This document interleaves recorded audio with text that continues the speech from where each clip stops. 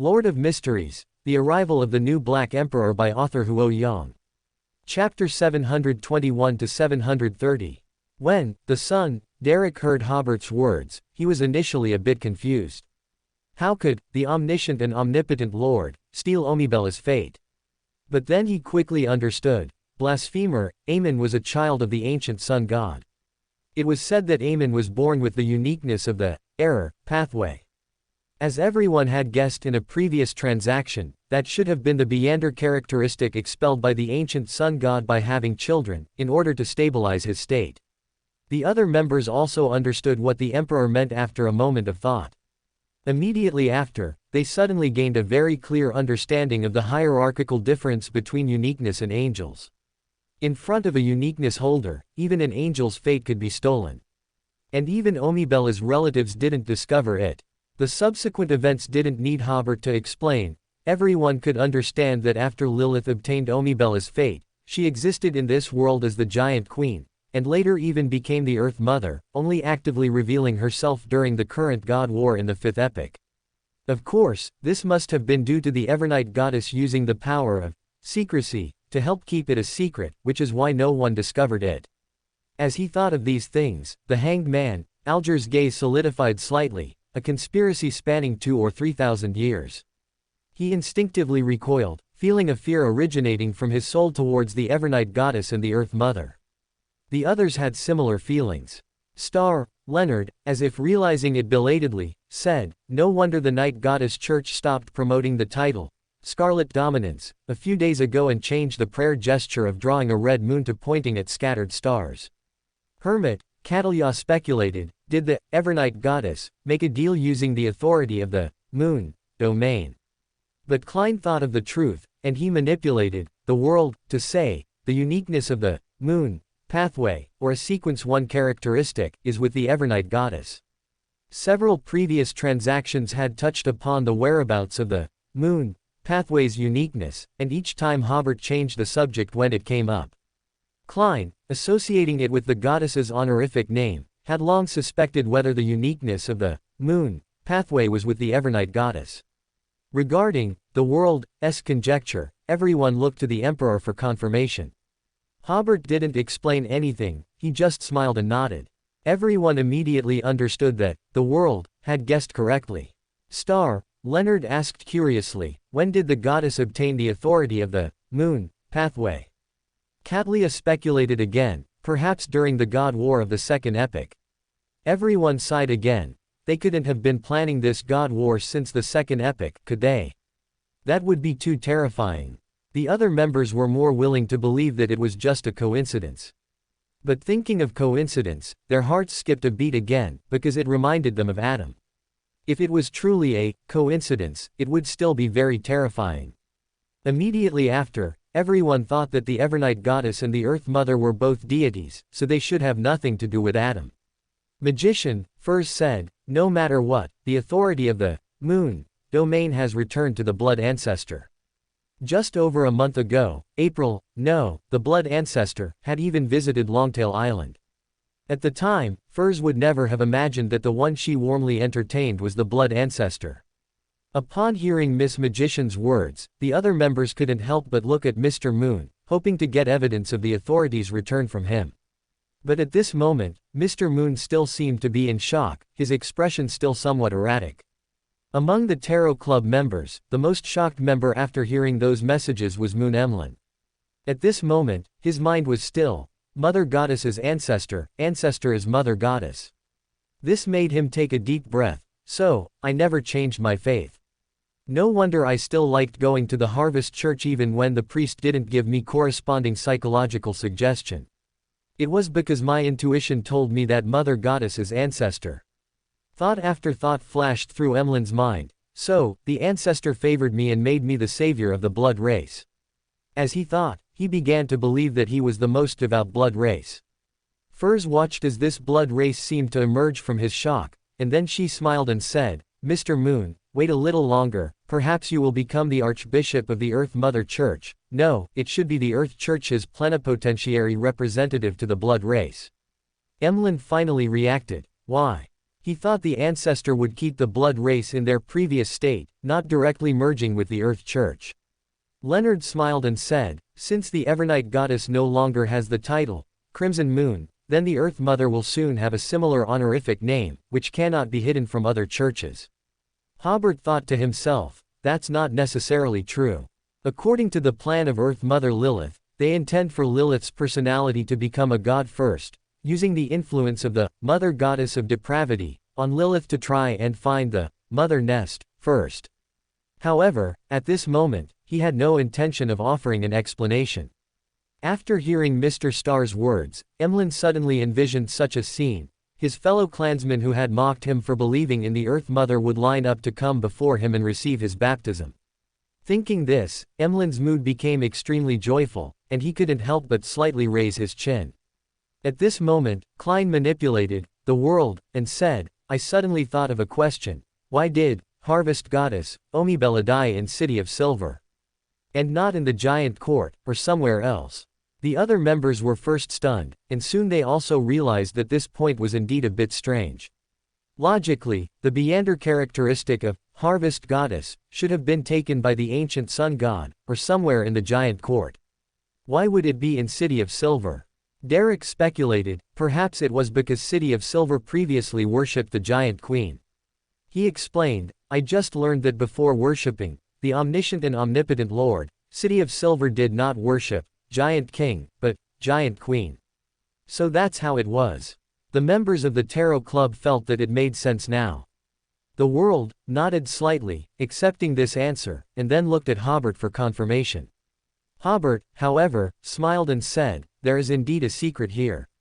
Of course, that's a guess of mine, and there should be discrepancies with the facts, but it's probably something like that. Anyway, the god of war had already fallen, so there was no harm in revealing that information. It had been a while since they had heard the Emperor's conjectures, and for a moment, everyone was very interested in the secret Mr. Emperor spoke of. And this secret we have actually mentioned briefly before, Hobert said. We all know that after the ancient sun god awakened, he successively defeated the ancient gods except for demon monarch, Farbati. However, judging from the ancient sun god's later performance, he did not reclaim the authority of every ancient god. At least he never displayed the related authority of Giant King and Undying Bird Ancestor. However, the characteristics of Undying Bird Ancestor should have been taken by the ancient sun god. Later, he bestowed those characteristics upon Abraham, whom we know as Mr. Dor, and the god of the undead, who was the Nether Emperor of the fourth epoch. But the authority of the Giant King was obtained by this ancient god's child, who was then the god of dawn, and later, god of war, Badhael. This inheritance is quite special. Of course, everyone remembered the information the emperor had mentioned before. At that time, they had even speculated whether the origin of god of war had some dark history. Now it seemed that there was indeed a dark history within it. At this moment, the other members vaguely guessed something, but they felt they didn't quite dare to think further. Hobert continued, before clarifying this issue, we need to first understand another issue. As far as I know, a person whose fate has been stolen will enter a state similar to secrecy. Everyone will be unaware of his existence, and his words and actions will have no impact on the real world. Because without fate, he will be cut off from all ties with the real world. The whole world will reject him, and he will eventually die in loneliness. Everyone was slightly stunned, gaining a new understanding of Amon's abilities. Audrey sighed, although it's not the first time I've heard this kind of information, it always sends shivers down my spine every time. The other members nodded in agreement. At the same time, they also realized that the Emperor was explaining this point to help everyone understand Omibella's state. Hobert waited until everyone had finished sighing before he said, I don't know if the Giant King could perceive the existence of Omibella, who had no fate. However, if he was injured in the battle with the ancient sun god and was not in a good state, it would have been difficult for him to realize that his queen was already another person. At the same time, Badhael, taking advantage of the Giant King, returning to the Giant Court in a very poor state after the battle with the ancient sun god, killed the Giant King, and obtained this ancient god's Beander characteristic.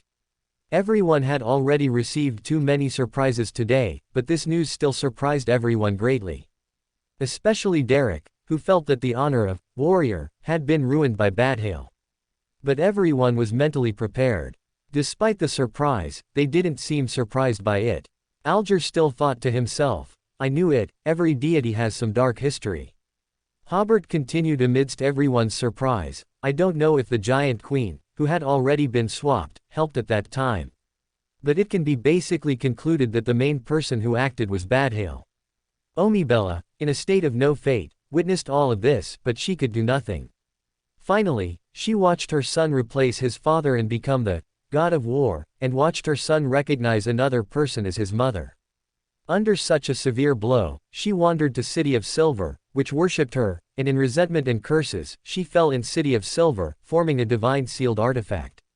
Amidst a series of shocks, Derek was the first to react. So we, who consumed black-faced grass, have to personally kill our relatives, otherwise our relatives will turn into evil spirits. It turns out, this is a curse from the giant queen. Hobert nodded and said, that's right. The other members all sighed inwardly, what a tragic deity. Emlyn was about to say, serves him right, for betraying our ancestor. But he also felt that the god's fate was indeed too tragic, so he didn't add any harsh words. Klein, behind the gray fog, thought to himself, the Tarot Club doesn't have much other information, but the dark history of gods often appears. Evernight goddess once betrayed her main god, destruction magic wolf. Eternal blazing sun, storm of lord, and god of knowledge and wisdom also did the same thing. Today, he learned two more dark histories. Lilith replaced the fate of the giant king's wife and later became Earth Mother. The god of war became a god by killing his father. Currently, it's just unclear if the god of steam and machinery has a dark history. Finally, Hobert said, it's still the same thing.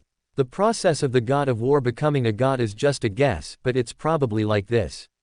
The other members all believed that what the emperor said should be closer to the truth, perhaps with only some minor details differing. With this topic concluded, the Tarot Club was quiet for 20 to 30 seconds before Alger cleared his throat and said to Hobert, I have already found out the background of those Beyonders in ancient costumes who appeared in Caesarport before. That was during a Tarot Club meeting when the war was more intense. Alger announced that a group of mysterious Beyonders had suddenly appeared in Caesarport and launched attacks on Lowen's Beyonders. Hobert nodded. What reward do you hope to get? The information you just announced can offset 10 rewards, Alger said with a smile. Hobert didn't continue to be polite. All right then. Alger continued, based on my extensive investigation, it has been finally confirmed that those Beyonders are members of the Trensust family. Everyone was stunned and looked at the emperor. They remembered that the emperor was a member of the Trensust family. And the subordinates of the Life Giver also seemed to have many members from this family. Hobert merely said lightly, thank you, I understand. He thought to himself, this batch of Truncest members must be the ones who came out of St. Yadro City. Currently, they should be loyal to Truncest. Thinking of this, Hobert realized that Truncest must have also taken advantage of the previous war to gain many benefits. He decided to have Hugh investigate in this direction to see if he could find out what specific benefits the Trensust family gained in the previous battles. Seeing that the emperor did not discuss this topic further, everyone automatically moved on to the next topic. Alger again said in a deep voice, most of us are already demigods. The promotion cycle has become very long, and we have our own forces. The demand for Beyonder characteristic, potion formulas, and sealed artifact might only occur once every few years. The focus of the gathering might have to shift towards intelligence exchange and secret cooperation. Audrey, Katlia, Leonard, and others all nodded, agreeing with the Hanged Man. Then the world initiated another topic. Everyone, I must remind you of something. After the Tarot Club members all looked over, Klein manipulated the world to say, the apocalypse will arrive in just over 10 years. Everyone may be destroyed, including gods. He had recently obtained information about the approximate time of the apocalypse's arrival, and he felt it necessary to remind the other members. The other members had heard about the apocalypse for the second time in the Tarot Club. Fool had said before that the so-called apocalypse was the destruction of the barrier formed by the original creator, leading to the invasion of outer gods. But at that time, everyone didn't take it too seriously, always feeling that the apocalypse was still far away. However, the world mentioned the apocalypse again and even gave an approximate time.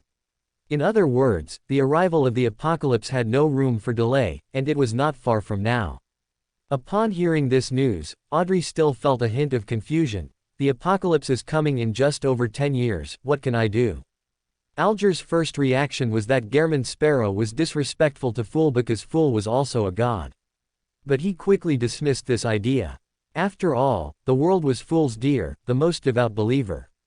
The other members of the Tarot Club might accidentally blaspheme Fool in their words, but the world Gehrman Sparrow absolutely could not. Based on this, Alger quickly came to another conclusion. This must be a reminder under Fool's instruction, to let us prepare for the apocalypse in advance. But if even gods can be destroyed, what can we do? Katlia was equally lost about the future. Besides improving herself, she didn't know which direction to strive for. Furs, on the other hand, decided not to delay any longer and to prepare for promotion to demigod after the gathering. With the apocalypse approaching, it seemed that only by becoming an angel could one see a glimmer of hope. Derek, at first, was uncontrollably disheartened, because City of Silver had just left the apocalyptic forsaken land of the gods and arrived in the world of light, only to face a new apocalypse soon. But soon, he adjusted his mindset and chose to trust Fool.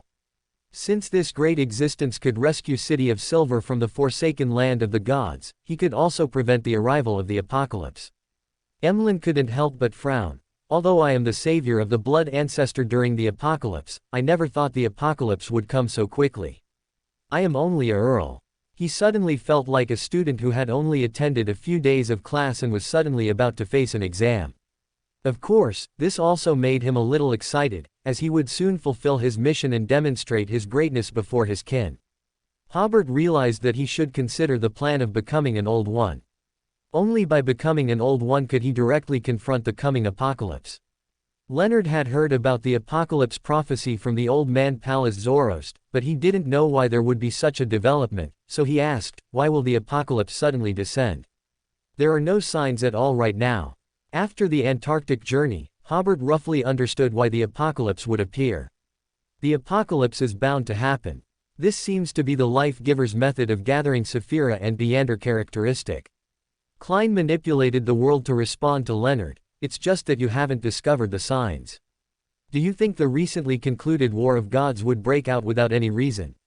Seeing that the members around the Tarot Club were all awed by these words and fell into thought, the world added, you are temporarily not qualified to know the specific reasons. Merely understanding them would bring an irresistible contamination. Only beings above angels might be able to contend with it. Audrey was the first to realize, Mr. World seems to have understood the reason. He's not afraid of being contaminated. Could it be that he's already an angel?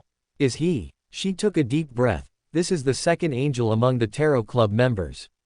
Immediately afterward, Alger and Katlia both had similar interpretations, knowing that the world Gehrman Sparrow had already become an angel walking on earth. In ancient times, this was a subordinate god, a member of the gods. The world looked around and said, you can think carefully about what you plan to do next and how you plan to do it. The other members all nodded slightly, indicating that they understood, but at the same time, they felt a bit lost. Mr. World has given me a reminder. Everyone should improve themselves as soon as possible. Hobert said to Emlyn, I have clues for the Summoning Master, and the Life Giver, Beander characteristic. Are you interested in this? The clue he mentioned was the 0 to 70 Genesis bracelet. Hobert basically no longer needed this sealed artifact, so it would be better to crush it and cultivate the Life Giver. Of course, I'm interested. Emlyn said immediately. Then he thought to himself, sure enough, I am the one chosen by the ancestor. I was just worrying about the apocalypse, and now I have the opportunity to become an angel. Emlyn saw the other members casting envious glances at him, and after praising the Son of God, in his heart, he asked, what kind of price do I have to pay? Hobert pondered for a moment before saying, I will recommend you to my mother to become the head of the Loan Diocese. In the future, I will need you to provide some information, protect the interests of the South Balam Duchy, and so on. Everyone was stunned. Aren't Loan and South Balam allies? Judging by the Emperor's words, it seems that the relationship with Lowen is not very optimistic in the future. Audrey and Furs had already realized that Hobert was preparing for the worst-case scenario. They understood very well that the South Balam Duchy was an anomaly in the current world. They hadn't felt much when they were in a state of war, but now that the war was over, some contradictions that everyone knew about but were masked by the war would gradually be exposed. Emlyn said as if he had heard a command, I will try my best. Hobert nodded and then said to Leonard, do you have any thoughts about jumping to an adjacent sequence? Leonard was about to say, no, but Hobert spoke first, I have a clue for a death console, Beander characteristic here. He was referring to 0 to 73, death domain. After becoming Sequence 1, a sealed artifact corresponding to Sequence 2 would not be of much utilize. Everyone was a little surprised. This was already the second clue for an angel-level Beander characteristic. If everyone knew that Hobert had actually already obtained these Beander characteristic, even Fool would probably exclaim, how can the gap between angels be so huge? Leonard was slightly stunned before saying, I'll think about it. Hobert nodded, and this round of transactions ended here. The giant hall was completely silent for half a minute. Everyone found that the trades initiated by the Emperor just now made them lose any desire to continue communicating. How they wished the Emperor would also ask them if they were interested in angel-level Beander characteristic. Unfortunately, the Emperor did not. Seeing that everyone was no longer communicating, Klein promptly announced the end of this Tarot Club meeting. 10 days after the God War ended, the heads of state of South Balam, Fenaport, Intis, Fursak, Lindbergh, Masik, and Seeger gathered in Backland, Lowen Kingdom, to discuss war reparations and the future international order. On the first day of the talks, this city, which clearly still bore traces of war and in many places resembled a primeval forest, seemed to become very lively. People were generally excited. After such a long war, peace talks were finally about to begin. King's Avenue in front of Sadalak Palace, the venue for the talks, was already crowded with onlookers who wanted to see how the most powerful people in the world would guide it back to peace. The Intis Prime Minister and the Fursak Emperor, the heads of the two defeated nations, arrived first with their enormous teams of advisors. Seeing the Intis and Fursak flags hanging on the carriages, the public began to curse and pick up stones from the roadside to throw at the carriages. Many carriage windows were smashed, but the stones completely avoided the carriages carrying important figures. Only the carriages carrying ordinary civil servants had their windows broken. Next, the kings and dukes of Lindbergh, Masik, and Seeger arrived one after another with their teams. They also had their own demands, especially Lindbergh, which suffered huge losses in this war and greatly desired some compensation in the peace talks. Among these three countries, only the king of Lindbergh was greeted by a prince at the gate when he arrived at the gate of Sadalak Palace. This was because Lindbergh was an ally of Lowen, while Masik was a neutral country. Seeger, whose territory did not border Lowen and was even very far from Lowen, had not yet established diplomatic relations with Lowen. Next, when Fernando II, the current king of Fenaport Kingdom, and his team arrived, everyone did not know what expression to face them with. Although at the very beginning, Fenaport Kingdom attacked Lindbergh and later occupied more than half of Lowen's Disi County. But as soon as the God War ended, this country declared war on Intis and Fursak separately. It was then that everyone noticed that although Fenaport Kingdom occupied more than half of Lowen Kingdom's county, they had never declared war on Lowen. Thus, this country transformed itself and became a victorious nation to participate in the conference. The last to arrive was Duke Hobert of South Balam Duchy, and his diplomatic team. Initially, the public cheered, because South Balam Duchy chose to help its suzerain and ally during Lowen Kingdom's most difficult time. Even when Backland was surrounded by enemies, he still helped resist the Intis army attacking Backland. More importantly, in the final stage of the war, the South Balam army dealt a heavy blow to the enemy. It is said that it severely weakened the two enemies, Intis and Fursak. This was a true ally, this was a true victorious nation.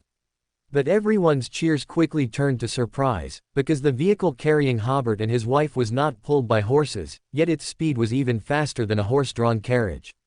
That kind of car was somewhat like a steam locomotive, but it was not as bulky as a steam locomotive at all. Its appearance not only had an industrial aesthetic, but its lines were also very beautiful.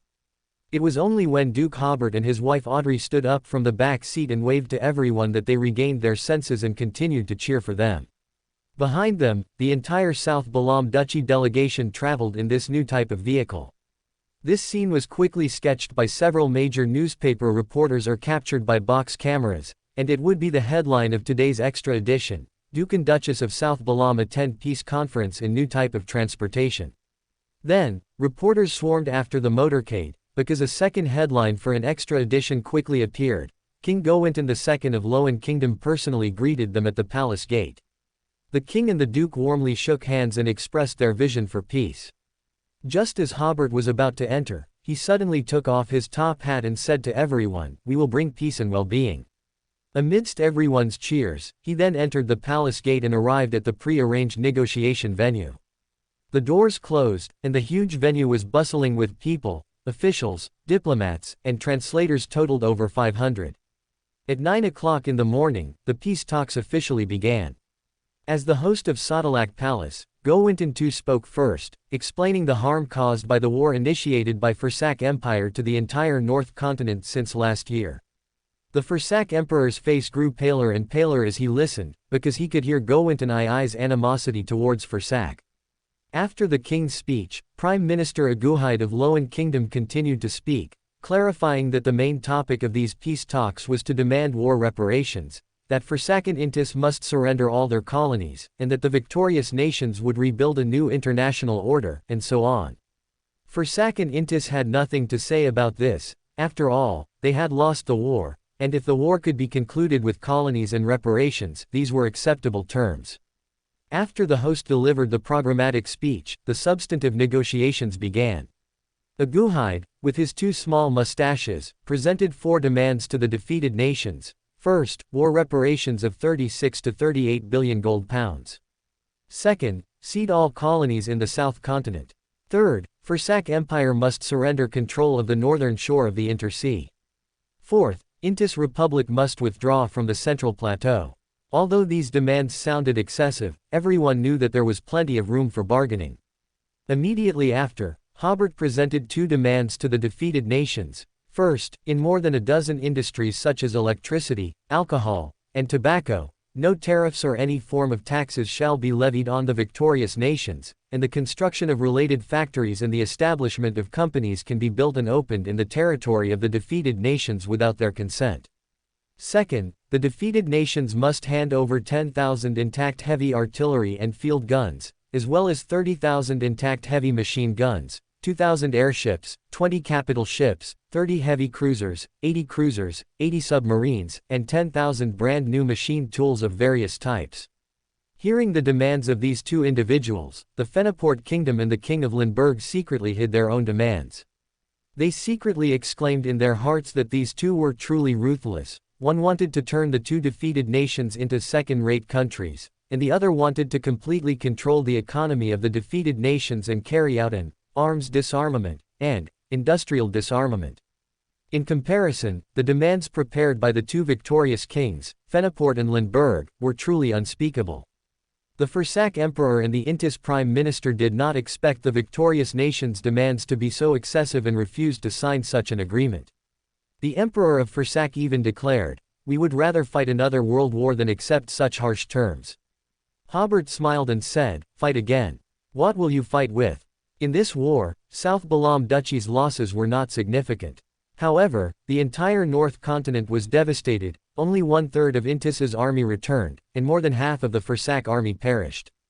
Crucially, South Balam Duchy's Beyander troops hunted down too many of their Beyanders. At this time, the War God Church had collapsed, and concurrently with the peace talks in Backland, religious negotiations were being held in York City, the former capital of the Evernite goddess's divine kingdom, at the southern foot of the Amanda Mountains. It can be affirmed that the original War God Church will be absorbed by the Night Goddess Church.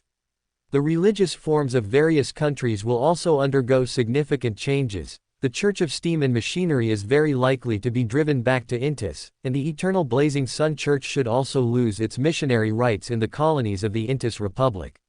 In such a prospect, Hobert had the confidence to propose harsh terms. Just as the Fursak Emperor was about to get up and leave, expressing his anger, Intis Prime Minister Bivies began to discuss war reparations with the Loan representative. This surprised everyone present, meaning that Intis basically agreed to the terms proposed by the victorious nations, but had objections regarding the specific amount of compensation, the industry interests to be ceded, the number of weapons to be handed over, and so on. Thus, the first day of negotiations passed in bickering. On the way back, Audrey, sitting in the back of the new electric car, suddenly told Hobert, Bivies did not intend to agree to the terms you and Prime Minister Aguhide proposed. Hobert smiled and said, it's so convenient to have an audience present during negotiations. Then he took a deep breath. I also thought he agreed too quickly. Hobert pondered for a moment and asked Audrey, can you decipher his true thoughts? No, Audrey said, this Prime Minister is prepared, he should have a sealed artifact on him to prevent his intentions from being observed. But I can roughly decipher that he is planning a conspiracy, and it's a conspiracy against our South Balam Duchy. Because I clearly saw the hostility he showed towards us. Hostility was certainly present, after all, so many people died in the South Balam Army's guerrilla warfare and final siege. Also, more than 300,000 Intis prisoners were sent to the South Continent via teleportation arrays and assigned to various counties to do hard labor. Hobert pondered for a long time, and it wasn't until dinner that he had some inklings. So he immediately went to the military camp in the western suburbs of Backland and had a secret talk with Medici. As of now, no matter what schemes or tricks one faces, strength is the best solution to problems. Just as Audrey perceived, that night, Intis Prime Minister Bivies and the Fursak Emperor found Aguhide together. They held a secret talk with only the three of them present, and no one knew what they discussed. Much later, in the memoirs he wrote in his old age, Aguhide briefly described this secret talk. Bivies was indeed one of the most outstanding diplomats of the 14th century, he keenly perceived the irreconcilable contradictions between Loan and South Balam. Yes, we have always been wary of South Balam, especially with 80,000 South Balam elites still in the western suburbs of Backland. It is very difficult for me to pretend to be close allies with South Balam. Bivies, with his excellent eloquence, reminded me that it is very important to preserve the strength of both Intis and Fursak. On the second day of the talks, the format of the talks suddenly changed.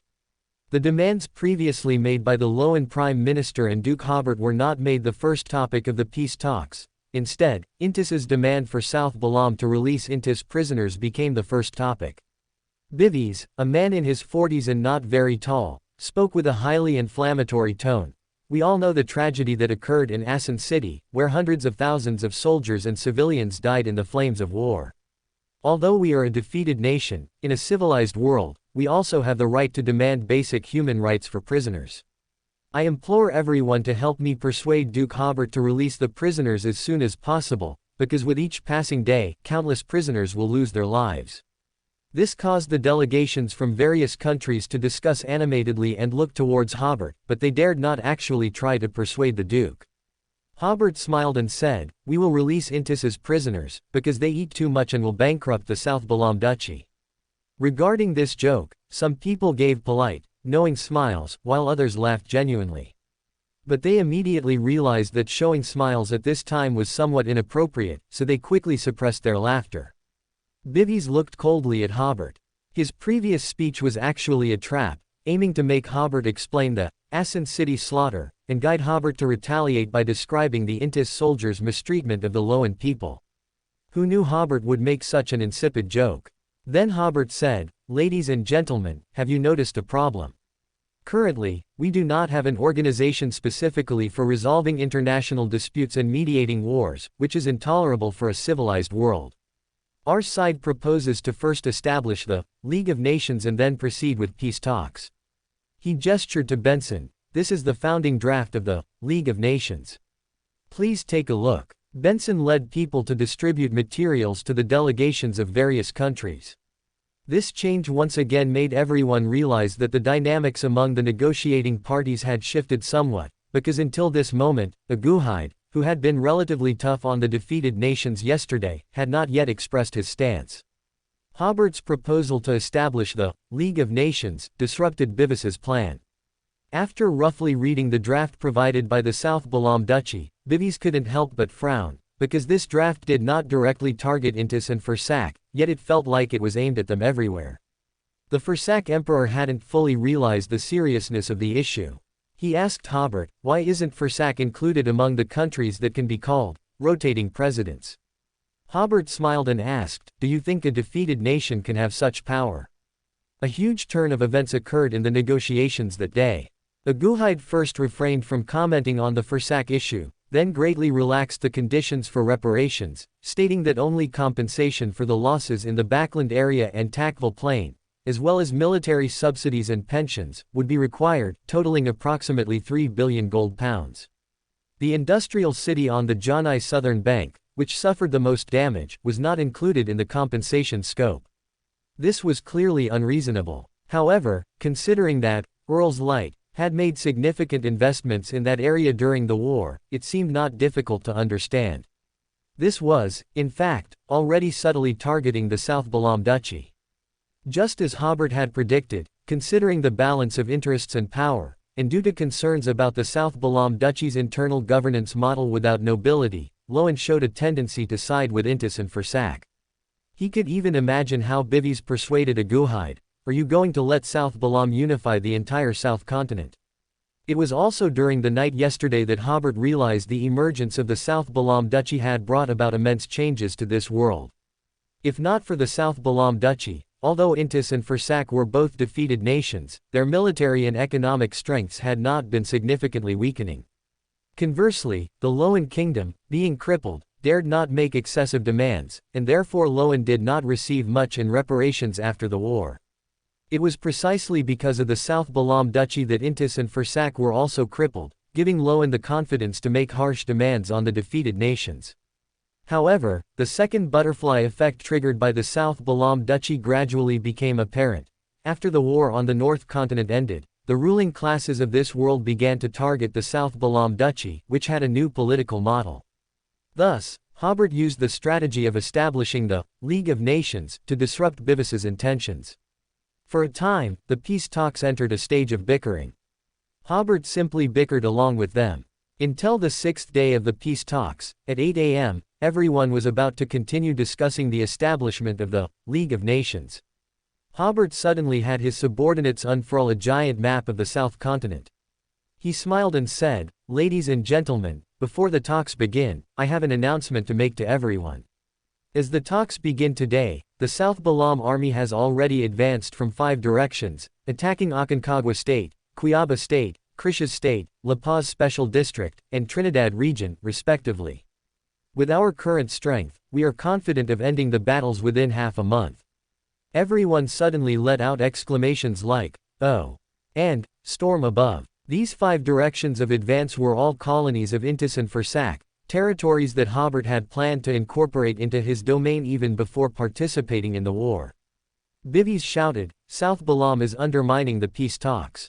I just want to tell you a very simple truth. Hobert also said sternly, currently, I have the strength to get everything I want. The essence of these Backland peace talks was the redivision of the world. However, starting from the second day of the negotiations, the politicians of various countries began to reveal their sinister side. To balance the interests and power in this world, former allies turned into enemies. If Hobert hadn't, creatively, proposed the idea of the League of Nations, the South Balam Duchy would have been completely isolated. Of course, Hobert would not let the politicians' schemes succeed. While bickering with politicians from various countries in Backland, he ordered Medici to launch a war against the colonies of the Intis Republic and the Fursak Empire. Currently, the world rules set by the North Continent nations are basically about speaking with strength. Then the South Balam Duchy would speak with strength. At the negotiation site, Hobert very impolitely asked Bivis, what is it like to have 2 enemy angels in your own capital? The dignitaries present, of course, knew what an angel meant, and their faces turned very pale. Hobert then asked the Fursak Emperor, should I also send 2 angels to St. Milan? The Fursak Emperor opened his mouth but dared not say another word. Bivis then said, Mr. Hobert, are you going to restart the war? It's not me who wants to start the war. Hobert spread his hands. It's you, as defeated nations, who are trying to evade war reparations and territorial and economic compensation. Can the results of the Backland battle, which the South Balam Duchy won by expending all its national strength, be overturned like this?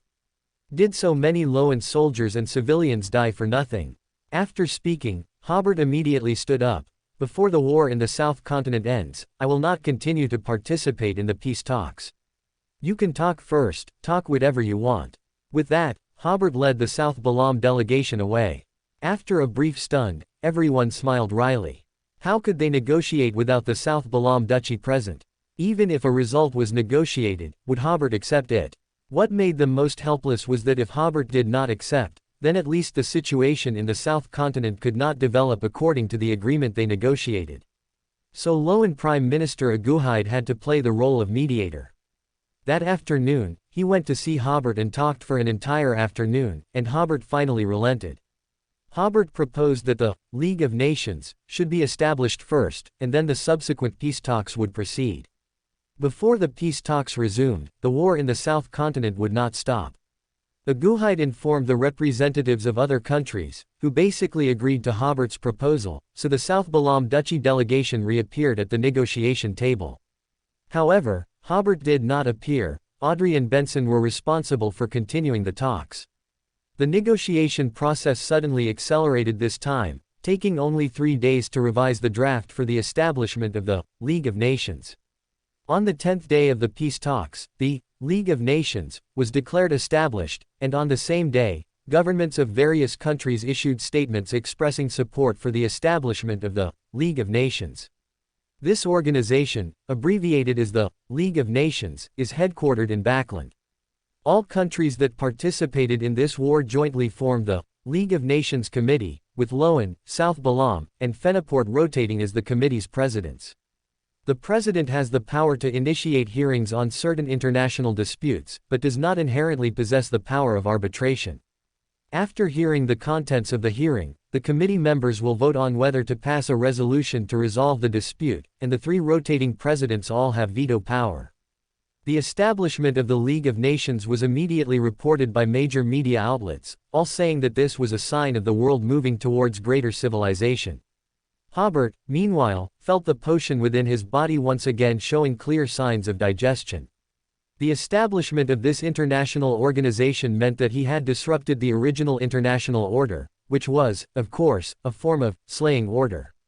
So Hobert reappeared at the peace talks.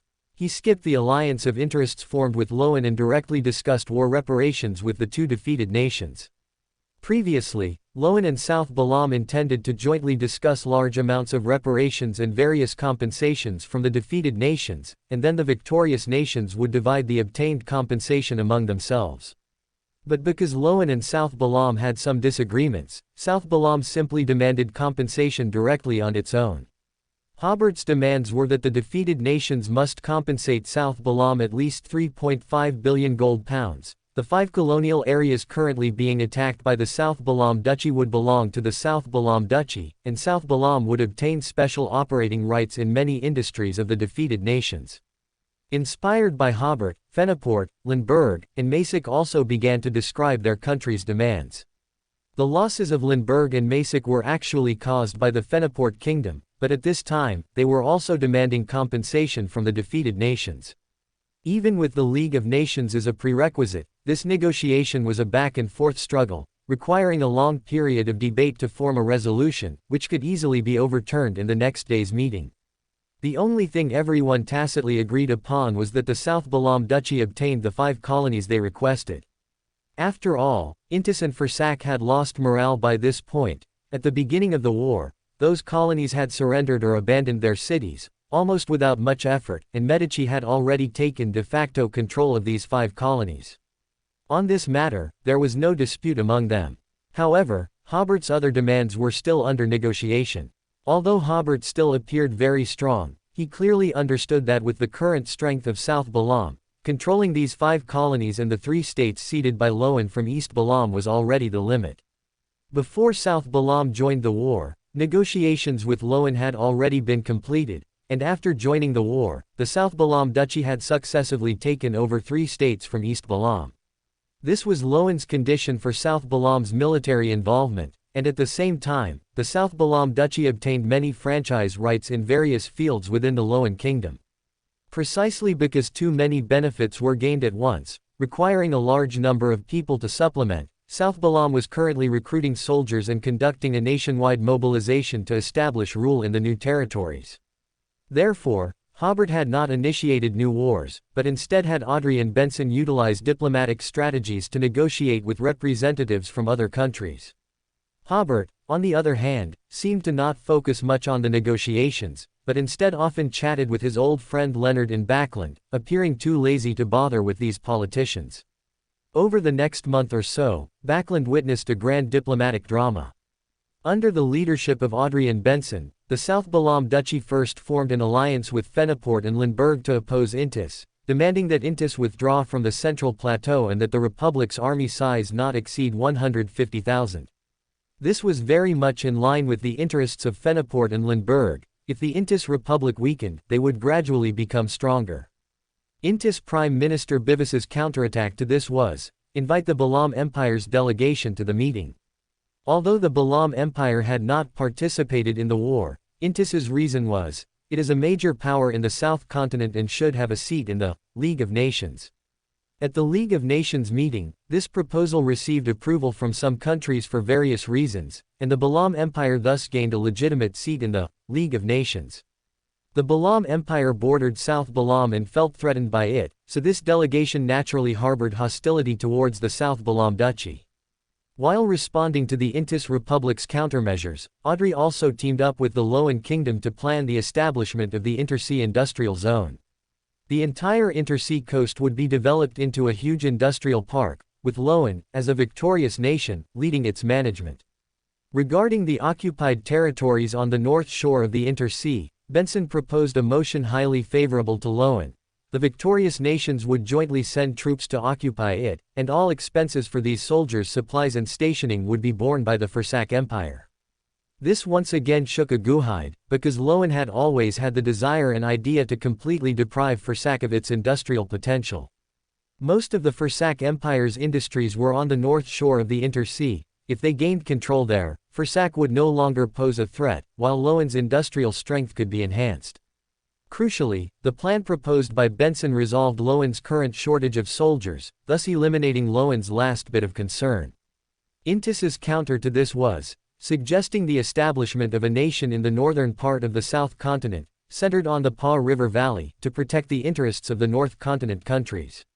The confrontational meaning of this proposal was already clear. It was to protect the national interests of the North Continent, while South Balam was a South Continent country. In essence, it was to create an enemy for South Balam. Out of geopolitical considerations, Loan and Fursak both strongly supported the establishment of this nation. The South Balam Duchy delegation, however, exercised its veto power, and this revived South Continent kingdom thus lost its chance for restoration again, while Audrey accused Bivis of using the interests of South Continent people as bargaining chips in the negotiations. Just as the negotiations had been going on for a month and a half, but still no decent agreement had been reached, Hobert once again demonstrated his extremely strong ability to control the situation. Negotiations on December 16 had just begun when Hobert spoke first. First, I will announce a very important matter. The religious negotiations in York City officially concluded yesterday. You may have received some news, such as most of the Church of Steam and Machinery's forces having to leave Loan, and the Earth Mother Church gaining the opportunity to proselytize in Loan and the Fursak Empire. But there are some contents in the agreement that you may not know. The Night Goddess Church will begin proselytizing in the South Balam Duchy. At the same time, the original parishes and churches of the Storm Church within the South Balam Duchy will be returned to the Storm Church, and among the newly acquired colonies, the Laba's special zone will become the proselytizing area for the Knowledge and Wisdom God Church. Representatives from various countries once again showed surprised expressions. The Orthodox churches had not announced all their negotiation resolutions yesterday, only informing the various governments of the changes in the North Continent parishes in the future. These changes were all within expectations and did not surprise them much. At this time, their main energy was focused on the peace talks in Backland, so they had not paid attention to the changes of the various churches in South Balam. Hobert continued, if anyone doesn't understand what this means, they can consult a professional next to them. His frequent meetings with Leonard recently were to inquire about the religious negotiations and to expedite the widespread proselytization of the Evernight Goddess Church in the South Balam Duchy. At the same time, Hobert also wrote to Iceberg Vice Admiral Edwina, asking her to contact the Knowledge and Wisdom God Church, promising to provide a territory approximately the size of a state to the Knowledge Church. Finally, it was through Alger's secret mediation that contact with the Storm Church was completed, inviting the Storm Church to resume proselytizing in the South Balam Duchy. Thus, the South Balam Duchy became a gathering place for religions, with the main religions being the Earth Mother Church, the Night Goddess Church, and the Fool Church. The Storm Church and the Knowledge Church also each had non-adjacent parishes. This was Hobert's way of binding to the victorious side of the divine war, and at the same time, pulling the negotiations back to a power-based game. After all, this world is fundamentally Beander, which gives the churches immense power and influence. The negotiations in Backland would ultimately take the results of the York City religious negotiations as an important reference. However, the North Continent part of the York City negotiations was expected, but everyone overlooked the South Continent part. Politicians, subconsciously, still regarded the South Continent as an appendage of the North Continent, and their thinking about its economy, politics, and religion remained in the colonial stage. The only drawback was that in the negotiations between the South Balam Duchy and the various churches, conflicts between the ducal government and the churches also emerged. At this time, the South Balam Duchy was a brand new political entity. It had extremely strong control over the grassroots, and the influence of the churches in the South Continent would be far lower than in the North Continent. Even with the Earth Mother Church, there were some unpleasant incidents due to the issue of the Inquisition. At this point, another characteristic of religion became apparent: the gods are gods, and the churches are churches. That is to say, if Hobert were in danger at this moment, the Earth Mother and the Evernight Goddess would never stand idly by, and even the Storm of Lord would lend a hand. But this did not prevent the Night Goddess Church and the Storm Church from opposing the national policy of the South Balam Duchy. This incident also made Hobert realize that before he became a god, he could only make certain compromises with the churches, which is why the negotiations with the churches were successfully completed. The final outcome of the religious negotiations was enough to deter other countries. They seemed to suddenly realize, the South Balam Duchy had also become part of the world's center. The major churches agreeing to proselytize in the South Balam Duchy meant the support of those churches for the South Balam Duchy's government, which was also a display of the South Balam Duchy's strength. The subsequent negotiations went much smoother. No one mentioned establishing a new nation in the South Continent again, and the main theme of the negotiations returned to war reparations and the construction of a new world order. Since the churches had acknowledged the political model of the South Balam Duchy, what reason did they have to object? After more than half a month of further consultations, the peace talks finally concluded. The South Balam Duchy received 3 billion gold pounds in war reparations, to be paid by the two defeated nations over 2 years, and obtained franchise rights in electricity, machinery, and other sectors in the defeated nations. At the same time, the South Balam Duchy would withdraw its angels from other countries and release all prisoners within 1 year. However, the geopolitical competition among the great powers still existed. LotM was unwilling to see Fenneport's influence increase, so it did not agree to Intis withdrawing from the Central Plateau. Fenneport likewise was unwilling to see LotM become stronger, so it also clearly opposed the victorious nations occupying the north shore of the Intersea. These two proposals were discussed for a long time and ultimately abandoned. The South Balam Duchy was relatively satisfied with the current situation in the North Continent and did not wish to see a powerful LotM, so it did not raise these proposals again. On January 22, various countries signed the Sodrak Agreement, marking the end of the 3-month-long negotiations and the redivision of the world. However, the conflicts among the North Continent countries were not alleviated by this agreement. After the signing ceremony, heads of state and government officials from various countries posed for a group photo.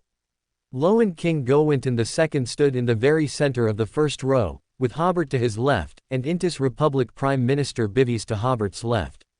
While waiting for the photo, Hobert extended his hand to Bivies and smiled. "You are a true diplomat." Bivies firmly gripped Hobert's hand. "Your diplomatic talent is also admirable." Facing Bivies's compliment, Hobert, though not refuting, gently shook his head. The reason Hobert was so strong in these negotiations and achieved excellent diplomatic results was based on the strength of the South Balam Duchy.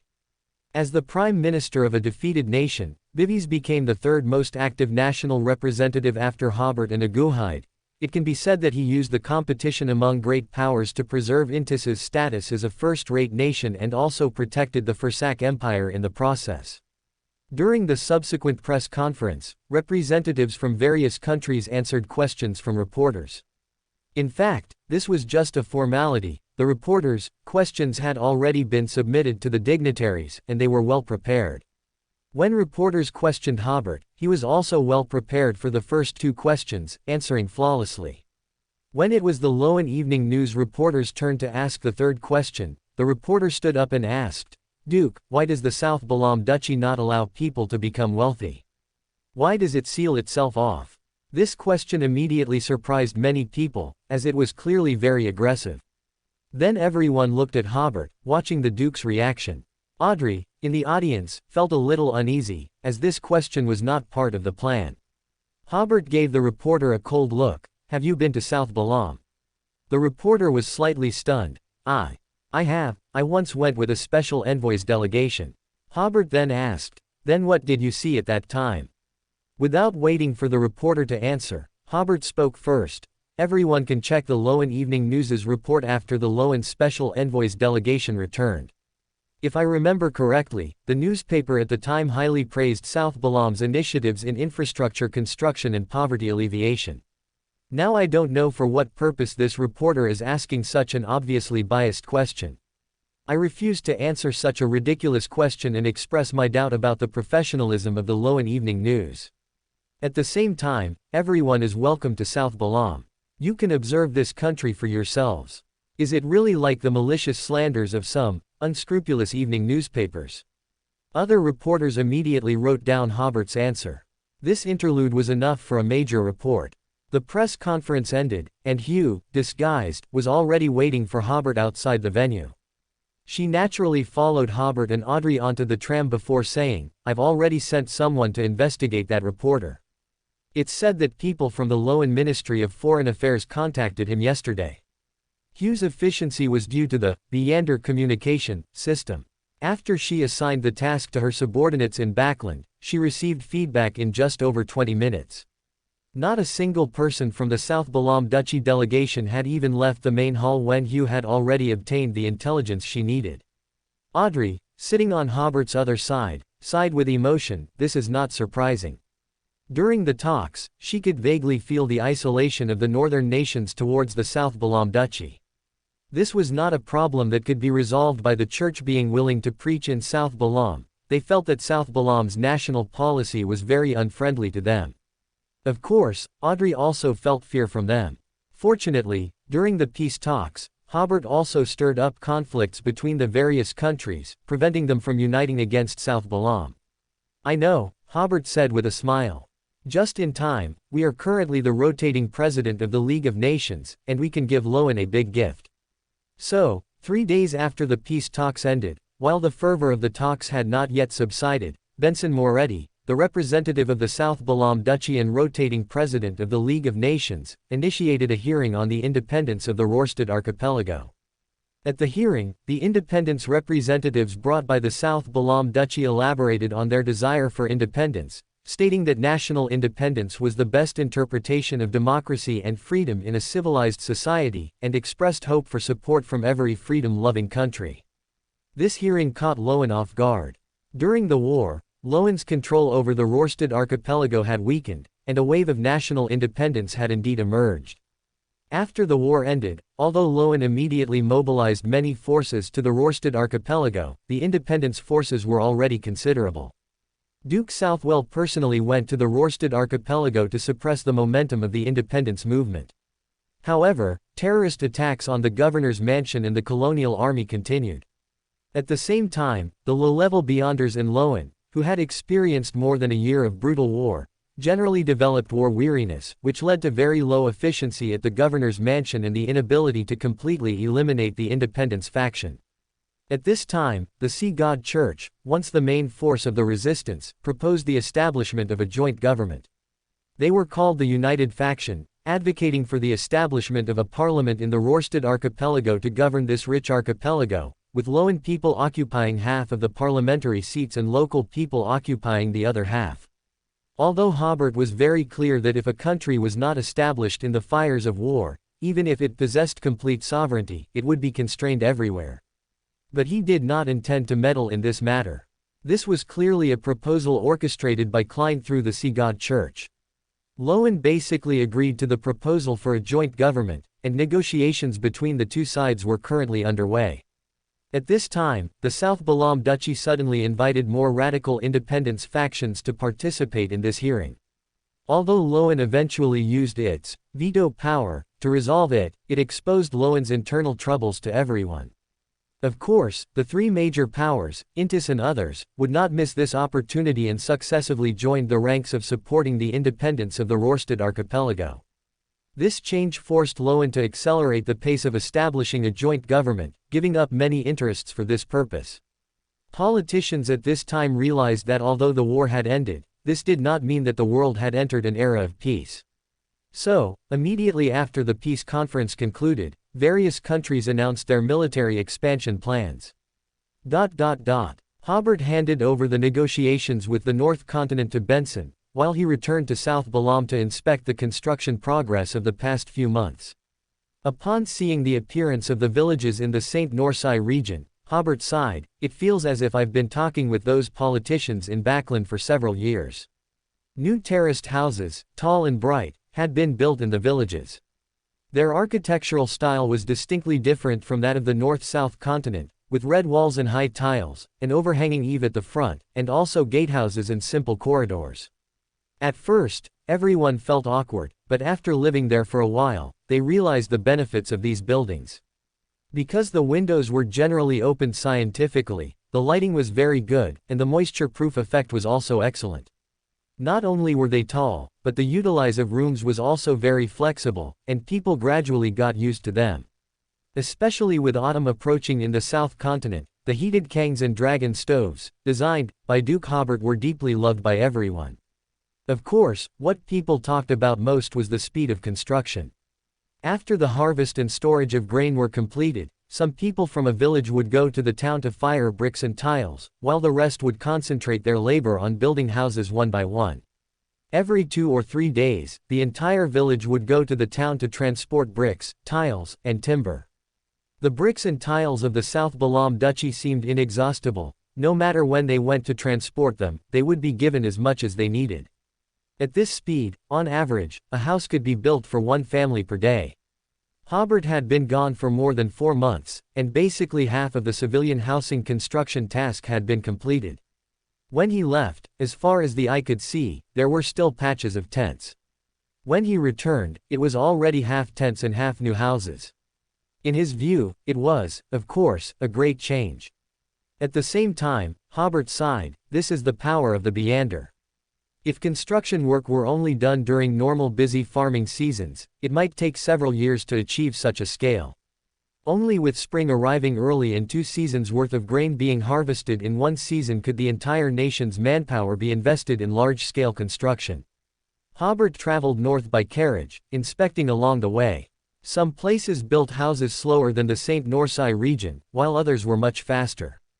The slower places were basically poorer villages, where the local houses were similar to the mud brick houses in Hobert's impression.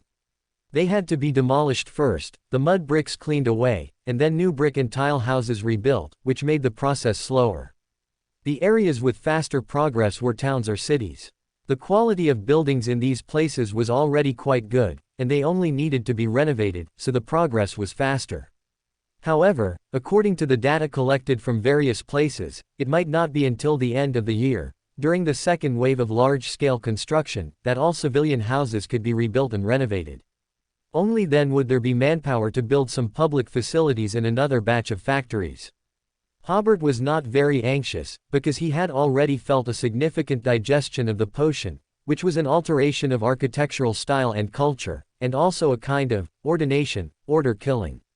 This not only helped digest the potion but also prepared for the Black Emperor's ritual. The second wave of large-scale construction would certainly not digest as much potion as the first wave, but Hobert estimated that after the second wave began, his potion should also be mostly digested. In addition, now when the people saw their houses, those universities, those factories, and every time they thought of having their own land, it deepened the impression of Hobert and the Creator. This was a political task Hobert assigned to grassroots officials. They must frequently publicize the rights given to them by Duke Hobert and the Creator, as well as the new changes brought to their lives. As Hobert toured his territory, he gradually felt the number of his anchors rapidly increasing, which should be the effect of the grassroots officials' propaganda. Before, the people only heard officials' propaganda. Now, Duke Hobert, who was in the propaganda, appeared before them, allowing them to connect that illusory image with the real person. So, after one tour, half of the people in this country became Hobert's anchors. So many anchors were enough for a deity. After returning to Anjou, Hobert began to worry about his mausoleum again. Currently, the second batch of mausoleums has been completed or renovated, and the construction of the third batch of mausoleums has also begun. Of the remaining 3 mausoleums, Hobert planned to build one inside a mountain. Hobert directly used Beyonder abilities to hollow out the mountain, then arranged teleportation arrays inside, building a tomb without disturbing a single blade of grass or tree outside the mountain, secretly. Hobert also planned to build one in the dense forest of the eastern mountains of Anjou. Although it would also be secretly built, he would reveal some information about this tomb, thereby breaking the rule of secret construction, and making this tomb different from other mausoleums, not belonging to the category of the 9 mausoleums. Because Hobert suddenly had the idea of a false tomb, he estimated that his advancement would probably not be peaceful, so it would be better to build such a false tomb to attract the enemy's attention. The true mausoleum Hobert planned to build at the bottom of a lake in that hilly region. At that time, he intended to advance there, and after successful advancement, he would rush out to the not-so-distant false tomb to chop people. As for the location of the last mausoleum, Hobert was very conflicted. He really wanted to build it in the country of disorder, but because the country of disorder is not in the real world, it might be difficult for it to pull him back to the real world during advancement. Hobert thought about it and decided not to take the risk. After all, the process of advancing to Black Emperor is the process of oneself becoming in shadow of order and becoming illusory. And the country of disorder is a Sephira detached from the real world, so the mausoleum built here might have very limited effect. So Hobert finally decided to build the 9th mausoleum on Longtail Island, where the Nether Emperor once sealed Megali, the mountain god. After the 3rd batch of mausoleums is completed, Hobert plans to try to accommodate the uniqueness. If the time is right, it is actually possible to try to accommodate it now, as 6 mausoleums have already been completed. As long as the corresponding connections are established, accommodating the uniqueness should not be a problem. Hobert guessed that Truncest should have become an king of angels, but he did not consider this a threat. He believed that after the God War ended, Truncest should have generally known the relationship between the Earth Mother and Hobert, plus his body was clearly shaped by a god. So he should be very clear that if Hobert was in danger, the Earth Mother would not stand idly by. Therefore, Truncest has not dared to trouble the South Balam Duchy to this day. After finishing domestic affairs, Hobert began to plan how to counter foreign enemies. First, there was the issue of the Balam Empire. Although the Pale Empress had previously helped Truncest, their diplomats acted as if nothing had happened and continued to discuss establishing embassies with the South Balam Duchy. Hobert also let the diplomats continue to talk with them, then secretly contacted the artificial death god, attempting to provoke internal strife within the numinous episcopate. However, when Hobert sent office to contact the artificial death god faction, he learned that this faction was disintegrating. The reason was that more and more members could not feel the death. Or, more precisely, could not feel the existence of the death pathway's uniqueness. Ever since the Evernight goddess took away the death pathway's uniqueness, this faction began to question the cause they were pursuing, and many members defected to the royal faction. Before this, the numinous episcopate was mainly divided into 2 factions, the artificial death god faction and the royal faction. The purpose of the artificial death god faction was to cause a certain activation of the uniqueness through rituals and prayers, thereby attempting to resurrect the Nether Emperor. The royal faction supported the descendants of the Nether Emperor to become the new Byron emperor and sought opportunities to advance to a new death. There were also other smaller factions such as the Anmian faction and the Nether faction. Dophus belonged to the Revival faction, a smaller faction. They realized that the struggles between the various factions had severely depleted the numinous episcopate internally. At this point, it was impossible to revive the Balaam Empire. They hoped to revive the Aegis family first through external or combined efforts. Because Evernight Goddess took away the uniqueness of the death pathway, the artificial death god faction clearly could not achieve its goals, so at this time, the Pale Empress-led royal faction grew stronger and stronger. Duke Hobert still paid relatively more attention to the numinous episcopate as an enemy. The organization's reputation wasn't as widespread as the Rose School of Thought, simply because they were more low-key and not as insane or evil. Duke Hobert had conducted a simple investigation, and the numinous episcopate was stronger than the Rose School of Thought. Just from what Dophus knew, there were 3 angels. The royal faction had 2, one being the Pale Empress, and the other a death consul. The artificial death god faction also had a death consul named Hyder, but this angel's condition was not very good, as he was suspected of being corrupted by uniqueness during a previous ritual. It was said that this angel's words and actions were becoming increasingly strange, and Duke Hobert strongly suspected that the Evernight Goddess was using the uniqueness of the death pathway to influence this angel. From the current situation, the disintegration of the artificial death god faction was a foregone conclusion, and even their leader might pledge allegiance to the Night Goddess Church. The leaders of other factions were basically ferrymen. According to Dophus, the leader of the Nether faction was also suspected to be an angel but had not appeared for several centuries. If he was indeed an angel, his condition was probably not good.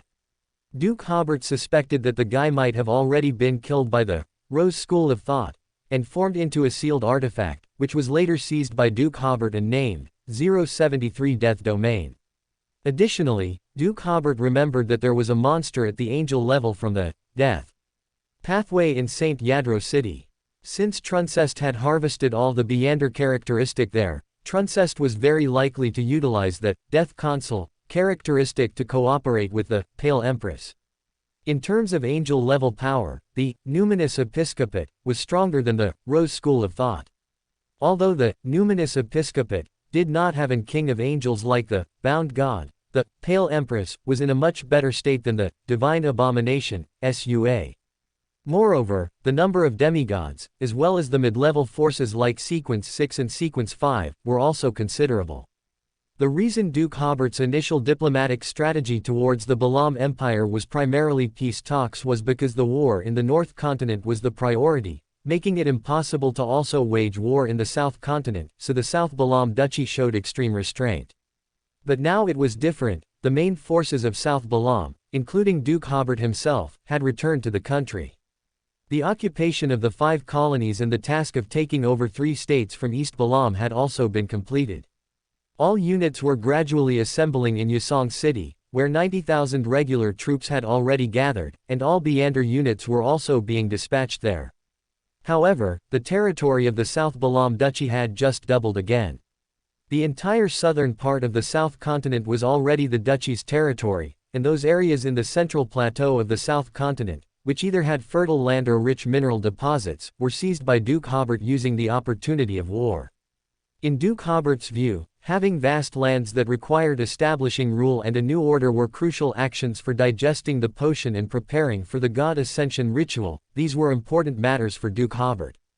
But considering that the enemy could not wait for the South Balaam Duchy to accumulate strength and eliminate the Balaam Empire in one fell swoop, Duke Hobert also had to prepare for the worst. Assembling forces to respond to emergencies as quickly as possible was the first step.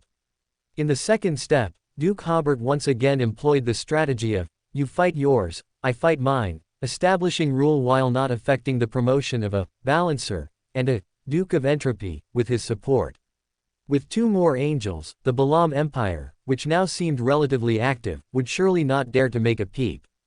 In fact, the Balaam Empire did not dare to actively attack the South Balaam Duchy now, because this country was currently occupied by the forces of the 4 true God churches, and the Balaam Empire simply dared not provoke them. But the power of the church could only be used as a fallback. For Duke Hobert, dealing with an opponent of the Balam Empire's level did not require the utilize of the church at all. He was also unwilling to ask the church for help, because the more one used the church's Beander power, the more dependent one became on the church, which was a situation Duke Hobert did not want to see. The first candidate for balancer was Duke Hobert's adoptive father, Christine. Duke Hobert trusted him absolutely, and he had almost completely digested the Chaos Hunter potion. However, if Christine were to be promoted to angel now, it would mean giving up everything he had gained in Backland. LotM would not trust an angel with such a close relationship to Duke Hobert. If he continued to stay in Backland, there might even be some danger. Duke Hobert took advantage of his mother Monlis's birthday to quietly discuss this matter with Christine. Christine considered it for a few minutes and then agreed to go to the South Balam Duchy. After all, this was an opportunity to become an angel. The title of Duke and a seat in the House of Lords were not worth mentioning in front of an angel. Then Duke Hobert considered the candidate for Duke of Entropy. Elliot would still need some time to digest the potion. Theoretically, Lawrence was the most suitable, but he represented the power of Beander families to a certain extent. And Duke Hobert had spent a lot of effort before to reduce the influence of Beander families on Beander troops. After much deliberation, Duke Hobert decided that it would be better to utilize the Ancient Bane, Beander characteristic to promote Sharon to angel. Duke Hobert had no trust in the Duke of Entropy, as the process of advancing to Sequence 1 was a process of betrayal. At least after he became a true god, it would be more reasonable for a Duke of Entropy to appear then, by which time Duke Hobert's confidant Elliot should have already digested the potion. As for promoting Sharon to angel, Duke Hobert did not directly talk to Sharon, but instead asked the fool for help, first discussing the matter with Klein on the gray fog above. Upon hearing this, Klein once again marveled at the Creator's wealth, as he immediately produced an angel-level Beander characteristic. But this Beander characteristic was not surprising. After all, in the previous war, the South Balam Duchy had killed at least one angel of the enemy. Then Klein leaned back in his chair. The war is over. Duke Hobert smiled. As you said before, the apocalypse is coming. Klein took a deep breath. All right then, you go talk to Sharon. The reason Duke Hobert first approached Klein was that after Sharon became an angel, she would completely join the Creator's forces and no longer belong to the demigods of the Fool Church. Of course, given the current cooperative relationship between South Balam and the Fool Church, when the Fool Church had a need, Sharon could certainly go back to help, but she would prioritize completing the tasks assigned by the South Balam Duchy. Duke Hobert nodded. For this, I will give you a puppet and a disciple of silence, Beander characteristic as compensation. Klein did not refuse. He currently also lacked means to control the Temperance faction. With these two Beander characteristic, his room for maneuver increased significantly. After this conversation, Duke Hobert went to Yusong City to find Sharon and discuss the matter with her. Sharon, of course, would not refuse the opportunity to become an angel. Her teacher Renee Tinikal had already instructed her in advance that if the South Balam Duchy wanted to recruit her as an angel, she should immediately agree. Rynette was very clear that during the process of destroying the Highland Kingdom, the South Balam Duchy had obtained at least one Ancient Bane, Beander characteristic. And the prisoner pathway Beander cultivated by the South Balam Duchy itself would not be able to utilize such a high-level characteristic until much later. If the South Balam Duchy faced external pressure, Duke Hobert, as Sharon's friend, would very likely allow Sharon to become an angel to help the South Balam Duchy alleviate the pressure. In any case, this was an excellent opportunity. After finishing the official business, Duke Hobert asked Sharon, "How is your current condition?" Sharon, like a delicate doll, nodded, indicating that she was doing well. Duke Hobert, and nodded. After becoming an angel, you will have to further contend with divinity. If the disciple of silence potion has been digested, it's best not to be so taciturn, right? Sharon listened quietly from the side. Duke Hobert said, I suggest you interact more with others.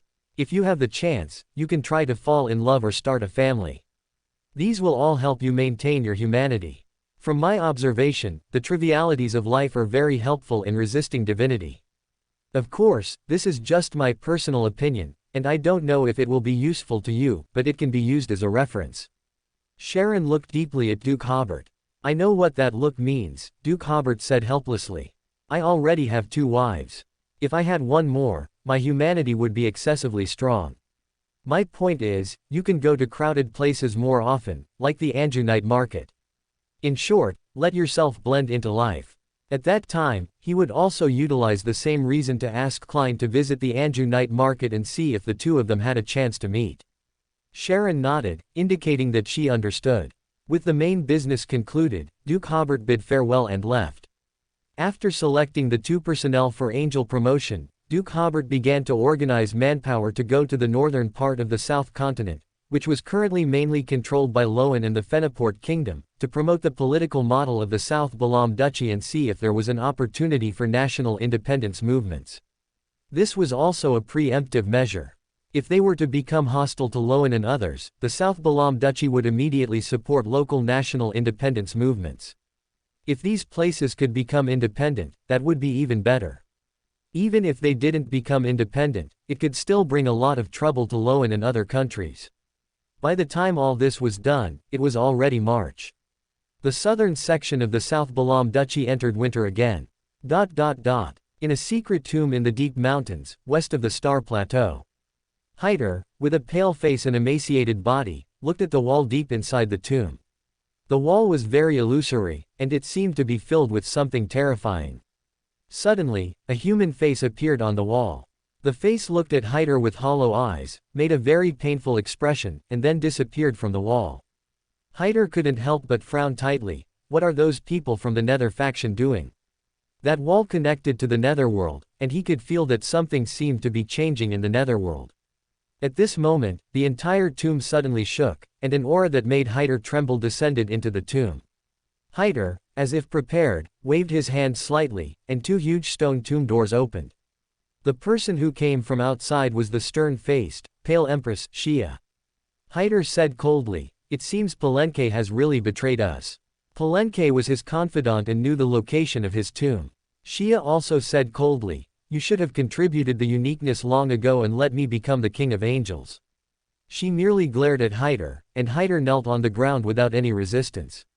At Pritz Harbor, inside a warehouse undergoing reconstruction, Furs met her teacher, Dorian. "Are you ready?" Dorian glanced at Hobert, who was following Furs, and went straight to the point. He trusted his student Furs relatively well, but he had some reservations about Hobert. For this reason, before meeting his student, he prayed to Fool to prevent Hobert from seizing the family's sealed artifact later. Furs replied with a hint of uncertainty, almost. It should be enough to meet the requirements. Today, Dorian was preparing to help Furs advance to demigod, or more precisely, to help Furs complete the ritual. The secret sorcerer's ritual requires the advancer to seal a demigod-level creature with clear hostility. The less external help used, the better the ritual's effect. "Believe me, you'll be fine," Hobert said with a smile. The potion was digested long ago, and with teacher Dorian's help, there won't be any problems. In addition, he would also provide some assistance, such as having Furs record 4 demigod-level abilities from the Beander forces. And Hobert was also preparing to help later, intending to utilize Furs's ritual to see if he could contact Mr. Dor. If such preparations still didn't succeed, Hobert would have to wonder if Furs had received the blessing of the Evernight goddess. Dorian nodded slightly, almost as fine. That ritual is truly too difficult for a Sequence 5 Beander who relies purely on themselves. Seeking appropriate help is indispensable, but you must grasp the limit. As he spoke, he handed the Class 1 sealed artifact, the oil painting of the devil, to Furs. There is more than one terrifying creature inside, but we lost a lot of data when we were attacked by the Aurora Order, so now I don't know what terrifying creature is sealed inside. This was Dorian's biggest concern. The key is, I also don't know what terrifying creature you can release. Furs had already thought of a strategy. I will make a wish to Fool to release a creature that is relatively easy to control.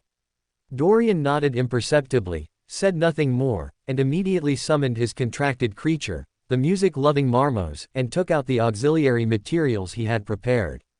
He also received the main material for the secret sorcerer from Hobert and immediately prepared a secret sorcerer potion for his student on the spot.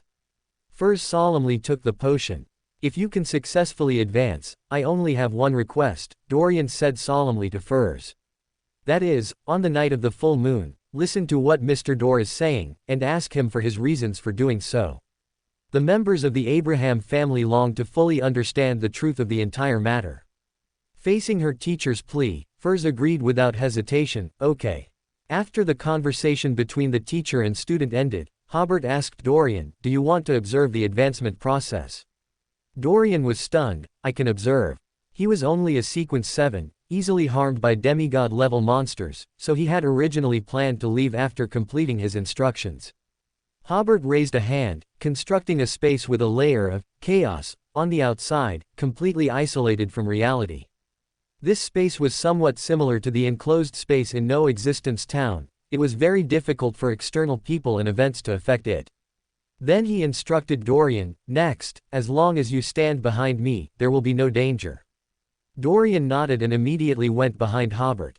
Under Hobert's encouraging gaze, Furs prayed to Fool, and after receiving a response, opened the oil painting in her hand. It depicted abstract, incomprehensible patterns. Just looking at them for a while could cause dizziness, nausea, and mental weakness. As Dorian had explained beforehand, Furs took out the pre-prepared herbal powder, sprinkled it onto the oil painting of the devil, and then she recited a spell in giant language to release a creature. Silently, the scattered herbal powder fell onto the oil painting and began to spin rapidly around a central point. The surface of the oil painting became illusory, and suddenly, a bluish-black, rotting hand emerged from within. Furs's body turned cold, as if she had fallen into a cracked, frozen lake. As soon as the monster fully appeared, Hobert decisively acted, weakening. PFF'd. The hideous, terrifying bluish-black monster suddenly seemed to deflate, becoming emaciated like a malnourished creature. Dorian wanted to call out a warning, but it was too late. This was a huge help for Furs. He was about to suggest stopping the advancement ritual, but thinking that Hobert would certainly not harm Furs, he did not speak. Imprisonment. Furs immediately used the demigod-level ability she had recorded from Angus. The monster, which had lost all divinity and was equivalent to a sequence 7, was instantly imprisoned in place. Then, Furs opened her mouth and let out a shriek that was difficult for humans to produce. This was the wraith shriek she had recorded from Sharon. The shriek formed a cold wind that blew the imprisoned monster back into the oil painting. Furs took a deep breath and quickly closed the oil painting. Because of the monster's influence, her hands and feet were still cold. Hobert took the oil painting from her hand. "You can drink the potion now." Dorian was a little uneasy. "Are you sure?" Hobert replied with great certainty, "Yes." Furs took out the freshly prepared potion and drank it in one gulp. At the same time, Hobert altered the association between Furs and the spirit world, as well as the association between the event of sealing the monster and the spirit world. Theoretically, every event that occurs in the real world will have a corresponding mark in the spirit world. The preparations for advancement are no exception. It is those marks that prove the advancer has made the corresponding preparations, and only then will they receive the corresponding assistance when taking the potion. What Hobert altered was the association between those marks and Furs, altering the sealing of the monster, which was completed with Hobert's help, into a sealing completed by Furs alone. Of course, the spirit world has a strong self-healing ability, and such alteration is only temporary. However, as long as the advancement is completed and Furs stabilizes her state, such an operation will have little impact on her. Even if there is an impact, Hobert only needs to grant her less favorable state away. This is a lawyer. If Hobert had accommodated the uniqueness at this time, Furs wouldn't have to do anything at all. Hobert could alter the marks required for the ritual for her. The moment Furs took the potion, a night sky immediately appeared before her eyes. In the darkness, countless dazzling stars intertwined into a dreamy river. Different stars in the night sky formed invisible connections. They writhed and distorted, like uncontrollable doppelgangers. Furs's thoughts became muddled, and she could barely control herself from resisting those doppelgangers separating from her body. Just then, she felt a vague mark from the spirit world. That mark was the mark generated in the spirit world from the sealing of the monster just now. Furs instinctively extended her spirituality. That mark immediately released the abstract power of the seal, sealing those doppelgangers back into Furs's body. Immediately after, that mark instantly transformed into a stack of doors, and Furs gradually regained her sanity, began to converge her spirituality, and gradually found herself again. Just as the stars before Furs's eyes gradually faded, a gloomy darkness suddenly appeared again. In the depths of the darkness were never-ending storms and occasionally flashing lightning. The next second, that familiar voice rose in Furs's ears. This voice pierced into her head, like steel nails stirring her brain. This was the full moon's gibberish. It took her several seconds, relying on meditation, to finally adjust her state and clearly hear what that voice was shouting. A cry for help. Mr. Door was frantically shouting, "Help me!" Every full moon. Suddenly, the incessant cries for help turned into an ethereal voice. "You are using an Beander characteristic from the Abraham family, and your advancement has received help from a high-sequence being." Furs immediately felt the blood vessels in her forehead throbbing. She stabilized herself again before deliberately asking, "Who are you?" The voice said, "You can call me Mr. Door. I think you should be familiar with me. Are you the ancestor of the Abraham family, His Highness Bethel?" "Yes." Furs said, "Then do you know that your cry for help has plunged the entire Abraham family into a curse lasting over 1,000 years, with hardly anyone becoming a traveler, making it even harder to know the content of your cry for help?" Mr. Door was silent for a moment and said, "I am exiled in eternal darkness, suffering from unceasing storms, unable to know what is happening in the real world." Furs, who understood the relevant information, immediately made a judgment, lying. At this point, Mr. Door continued, "Moreover, the cry for help during the full moon is not something I can control." Furs was a little surprised. "Why?" "Every time the full moon arrives, my insane part gets stronger, making me unable to control myself, only able to keep calling for help." Furs nodded slightly. "So that's how it is." Then she asked, "Is there anything I can do for you? And how can the Abraham family lift the curse?" Mr. Door said in a deep voice, "Set up a ritual to help me escape, and then the curse will cease to exist." There are two rituals. One is to utilize one demigod each of the seer, apprentice, and marauder as sacrifices. The second is to extract the blood of at least 99 Beyonders from the Abraham family and utilize it to draw a symbol like this. After Furs memorized the symbol before her, she said, "I will tell them." Mr. Door smiled, "If I can escape because of this, I will help you become an angel." Ha ha ha ha. Furs's expression suddenly changed. "That sounds like a curse." Mr. Door immediately noticed. "You, who are you?" Furs made a teasing expression, "Truncest." But Mr. Door was silent for a few seconds before saying, "You are not Truncest." "Just pretend I am Truncest." Mr. Door asked, "How did you get involved in our conversation?" "You only need to strengthen your association with the advancer, and then alter and distort your own concept with the advancer's concept, and you can appear before you at the appropriate time." The Furs now was, of course, Duke Hobert. Before the ritual began, he also held the mentality of giving it a try, to see if he could contact Mr. Door. When he felt that Furs had completed her advancement, but her consciousness had not yet returned to her body, Hobert knew that Mr. Door had actively contacted her using the advancement ritual. In the lightning and storm, Mr. Door's expression was unclear, but he seemed to let out a cold laugh. "You are Solomon." "Solomon has completely fallen," Hobert said, making a shrug with Furs's spiritual and mental body. "Let's make our conversation more efficient. I have received accurate intelligence that you frequently contacted a Beander more than 100 years ago, and I even know the general content of your contact. So, you don't have to hide anymore, do you?" Mr. Door was silent, either in surprise or because his lie had been exposed. Hobert asked, "I really want to know, can an ordinary old one harm the current mother goddess of depravity? Is her counterattack irresistible for an ordinary old one?"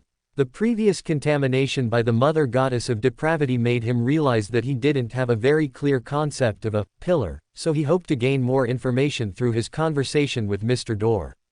At this time, Hobert distorted the concept of himself and Furs. Although he still used Furz's appearance, Furz could not hear their conversation, so there was no need to worry about Furz being contaminated. After a few seconds, Mr. Door's voice finally echoed from the darkness of the storm and lightning, "It seems you know a lot." He paused and then said, "First of all, I must tell you that I only have a very vague concept of her, but I know that an old one can harm her, but that's all. I don't know her specific strength, I only know that her level is very high." Then he asked, "Who are you exactly?" Hobert smiled and said, "My surname is Truncest." Mr. Door nodded. "I understand." Then he sighed, "It seems Rosal is also about to completely fall." Hobert then asked, "Do you know anything about Uncertain Mist? Any information at all?" Mr. Door replied, "I suggest you go find Tamara, or find a sealed artifact called a djinn. They both have some understanding of Uncertain Mist." Hobert shook his head. "Now Tamara and I are mortal enemies. As for the djinn, I can't go looking for it for a while, otherwise there might be some danger." Mr. Door then replied, "I heard the Lord once say that Uncertain Mist has some Beander characteristics very similar to the Black Emperor and the Justiciar, but it doesn't seem to conform to the general concept of adjacent sequences. In addition, Uncertain Mist can accommodate the characteristics of the Black Emperor and Justiciar sequences." Hobert slowly nodded. The ancient sun god's words, as relayed by Mr. Door, should have a certain degree of credibility, but this was somewhat different from his previous thoughts. Mr. Door then asked, "What is Rosal's current situation?" Hobert pondered for a moment before answering, "More than 100 years ago, he fell in White Maple Palace." Then he asked, "How much do you know about Lord of the Mysteries and the Jinn?" As time passes, Lord of the Mysteries' mental imprint will weaken until its influence on the world is very faint, but due to some unknown opportunity, he will definitely experience his next awakening. Mr. Door replied, "It is said that the Jinn was sealed by Lord of the Mysteries." Hobert's eyes narrowed. Lord of the Mysteries' state sounded very familiar. Its influence on the world being very faint, wasn't that similar to the state of the celestial worthy and God before the original creator awakened in the prehistoric era? In other words, the more one suppresses the revival of the celestial worthy and God, the easier it will be to make their states approach the sleeping original creator, thereby causing a certain aggregation and allowing the first to awaken. If one thinks carefully, the celestial worthy's influence on the real world has indeed become smaller and smaller. In the fourth epoch, Mr. Door still dared not become a god. If the ancient sun god and Klein's journey to become old ones also failed, it is estimated that the influence of God and the celestial worthy would be further weakened. However, neither Adam nor Klein would give up their actions to return to being an old one or become an old one, which means that God and the celestial worthy will have a certain degree of awakening in the future. At this time, Mr. Door asked, "Do you have a chance to become an old one?" "Not me," Hobert said. "It's the deity I serve." He asked the fourth question, "Does Tudor have any arrangements for resurrection?" Mr. Door was silent for a while before saying, "Not before I was sealed." This ancestor of the Abraham family also asked the fourth question, "Who is the deity you serve?"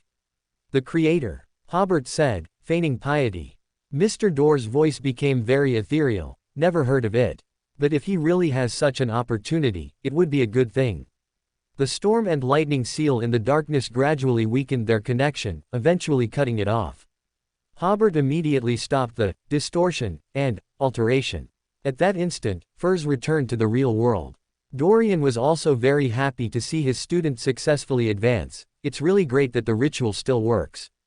He had been worried that Hobert's destruction of the ritual would affect Furz's advancement. Lanagua Port New City. A group of hired carpenters watched as half-giant people, reportedly from a northern Fursac island, carried heavy, freshly baked logs.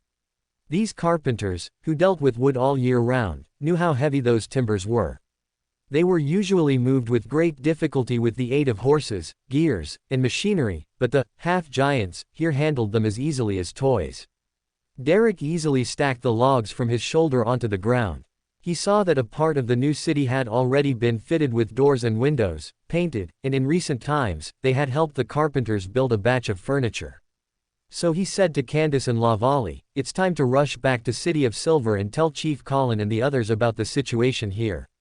None of the members of the City of Silver Pathfinder team objected, all enthusiastically agreed with Elder Derek's decision. Although they hadn't been here for too long, they had already deeply fallen in love with their new homeland, loved the warmth under the sunlight, and couldn't wait for their relatives and friends to also enjoy these gifts of nature. Derek instinctively straightened his back a little. He said to Candace, "You and I will return to City of Silver together to report the situation here to Chief Colin and the other elders. Ginid, you come along too.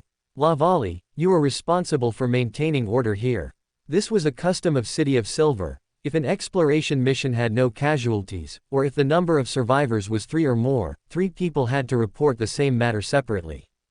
After a brief explanation, Derek led 2 members to a secluded spot in the new city and made a wish to Mr. Fool to immediately return to City of Silver.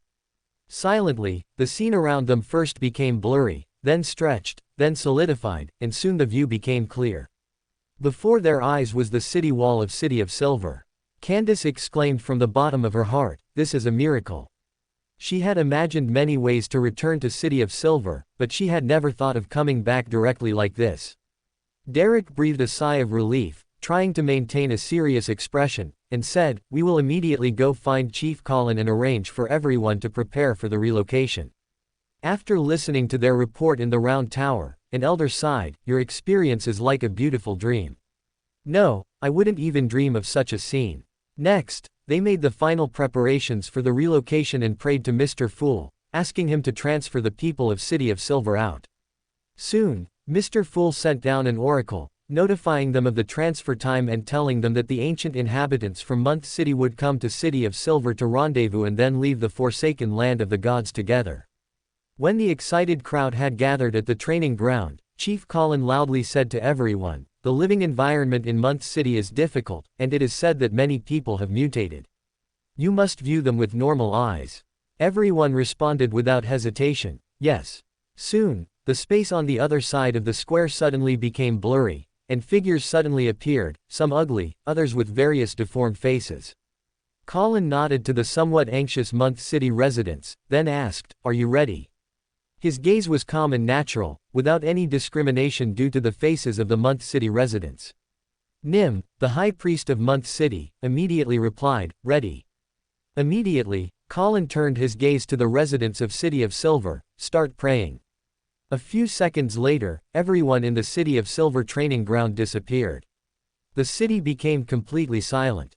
Before long, contaminated weeds would grow, and monsters would occupy the city. In the blink of an eye, the residents of City of Silver and Month City arrived in front of the giant king's palace, where the twilight glow was solidified. This was Klein's deliberate act, to give these ancient inhabitants of the forsaken land of the gods a ritual to bid farewell to the past. Everyone was shocked by the grandeur and epic feel of the giant court. They subconsciously turned their heads and looked into the distance. That was land completely swallowed by darkness. Only when lightning occasionally streaked across the sky did the ancient buildings in the distance become visible. Then they turned their heads back and saw the golden ocean outside the gate. Immediately after, the scene changed again, and they arrived at the center of a city with exquisite buildings and plants without any distortion. On the other side of this square, a beautiful lady smiled and said, "Hello everyone, I am Donna, an official of the South Balam Duchy. Duke Hobert sent me to bring you some food and daily necessities. From now on, I will be in contact with Mr. Derek among you, responsible for communication between both sides. May I ask who Mr. Derek is?" Derek was a little flustered. Although he often saw Miss Justice and the others at the Tarot Club, they were always separated by a layer of gray fog, so he could only roughly make out their attire. And standing before him was Donna, impeccably dressed, with rosy lips and white teeth, exuding a faint fragrance. Before this, Derek had only interacted with Danitz, the divine emissary, and various workers from different trades. This was his first time seeing a beautiful young woman in the outside world. Seeing no response, Donna asked again, "Excuse me, which one is Mr. Derek?" Hobert had told her that Mr. Derek understood rune language. "I am." Derek cleared his throat and said, "Thank you, Mr. Hobert, for the things you sent. We have some Beander characteristics here, which can." Donna smiled and interrupted him, "Duke Hobert specifically instructed that these are a free grant to you."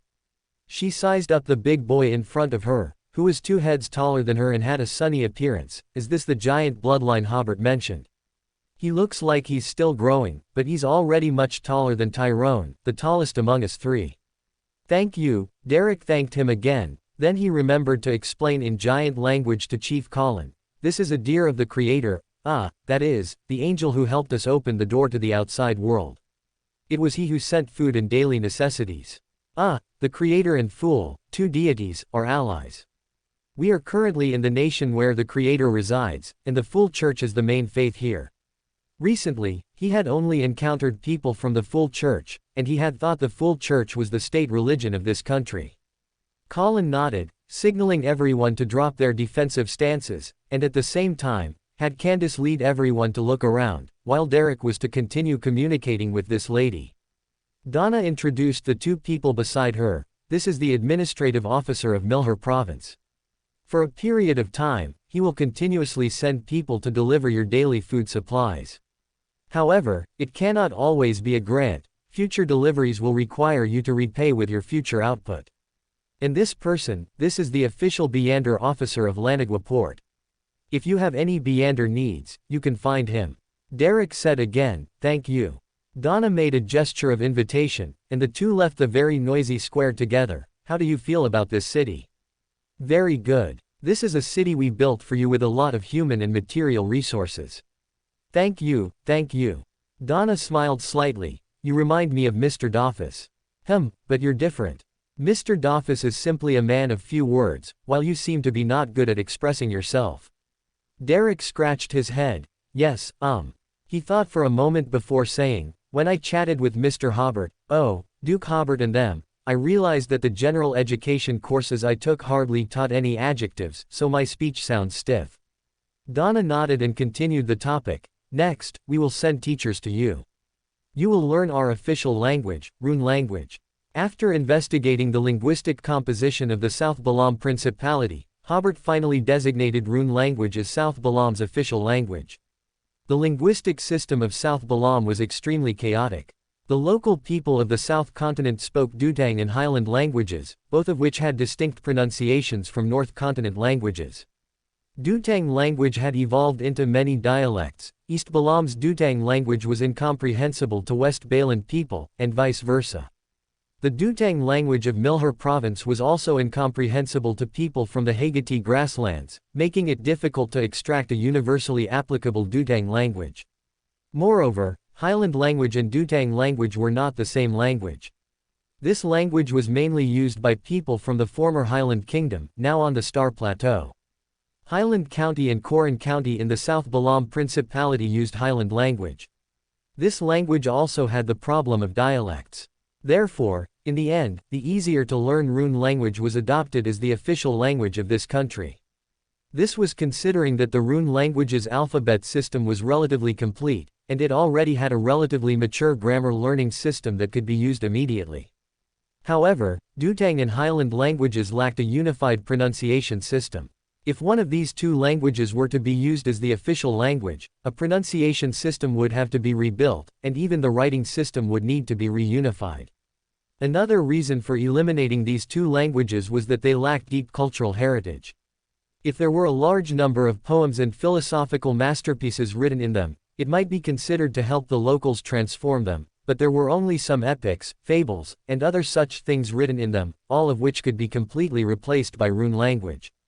Donna continued, once we can basically communicate, adults and children will study separately. We will teach your adults how to utilize modern tools and how to cultivate the crops here. The only requirement is that, due to seasonal issues, you must follow our advice on how to cultivate. At the same time, we will also teach you how to fish, hunt, and work in factories. Do you see the large buildings over there? Well, those are the factories arranged for you. The things you produce can be exchanged for our currency, and then you can utilize our currency to buy the things you need. You can also try to find job opportunities in Lanagua Port. Starting tomorrow, identification documents will be issued to you, and you will all gain the status of South Balam citizens, but you must abide by our laws. Children will begin to study the general education of the South Balam Principality. We mainly teach grammar, mathematics, geography, humanities, and science. For other knowledge, you can establish your own schools for education. Derek nodded and said, "We will." He believed that the history of City of Silver must be written into textbooks so that future generations would know that period of struggle in the darkness. At the same time, Beander general education should also be considered. Donna said directly, "For these constructions, education, and other assistance, some fees will be charged." Derek, however, breathed a sigh of relief. How should we pay for these rewards? If these did not require compensation, he would owe the Emperor a considerable favor. Duke Hobert will discuss this with you personally, Donna smiled. All right, now that the serious matters are done, what do you want for your first meal here? How about I teach you how to barbecue? Oh, right, we also need an unobstructed way to contact each other. If you feel it's necessary, you can bypass the local Beander and officials and contact me directly. After arranging the immigrants from City of Silver and Month City, Hobert, having nothing much to do for the next few days, went to his first mausoleum. This mausoleum was built in a huge cave within a mountain, from where one could see the vast forest outside. Within the enormous cave structure with Beander arrangements, there was a large pyramid-shaped building, much smaller than the mausoleum used by George III, but the promotion ritual did not require a specific size for the pyramid, so this size was sufficient. At this time, the cave was already empty, with only traces of workers having lived there.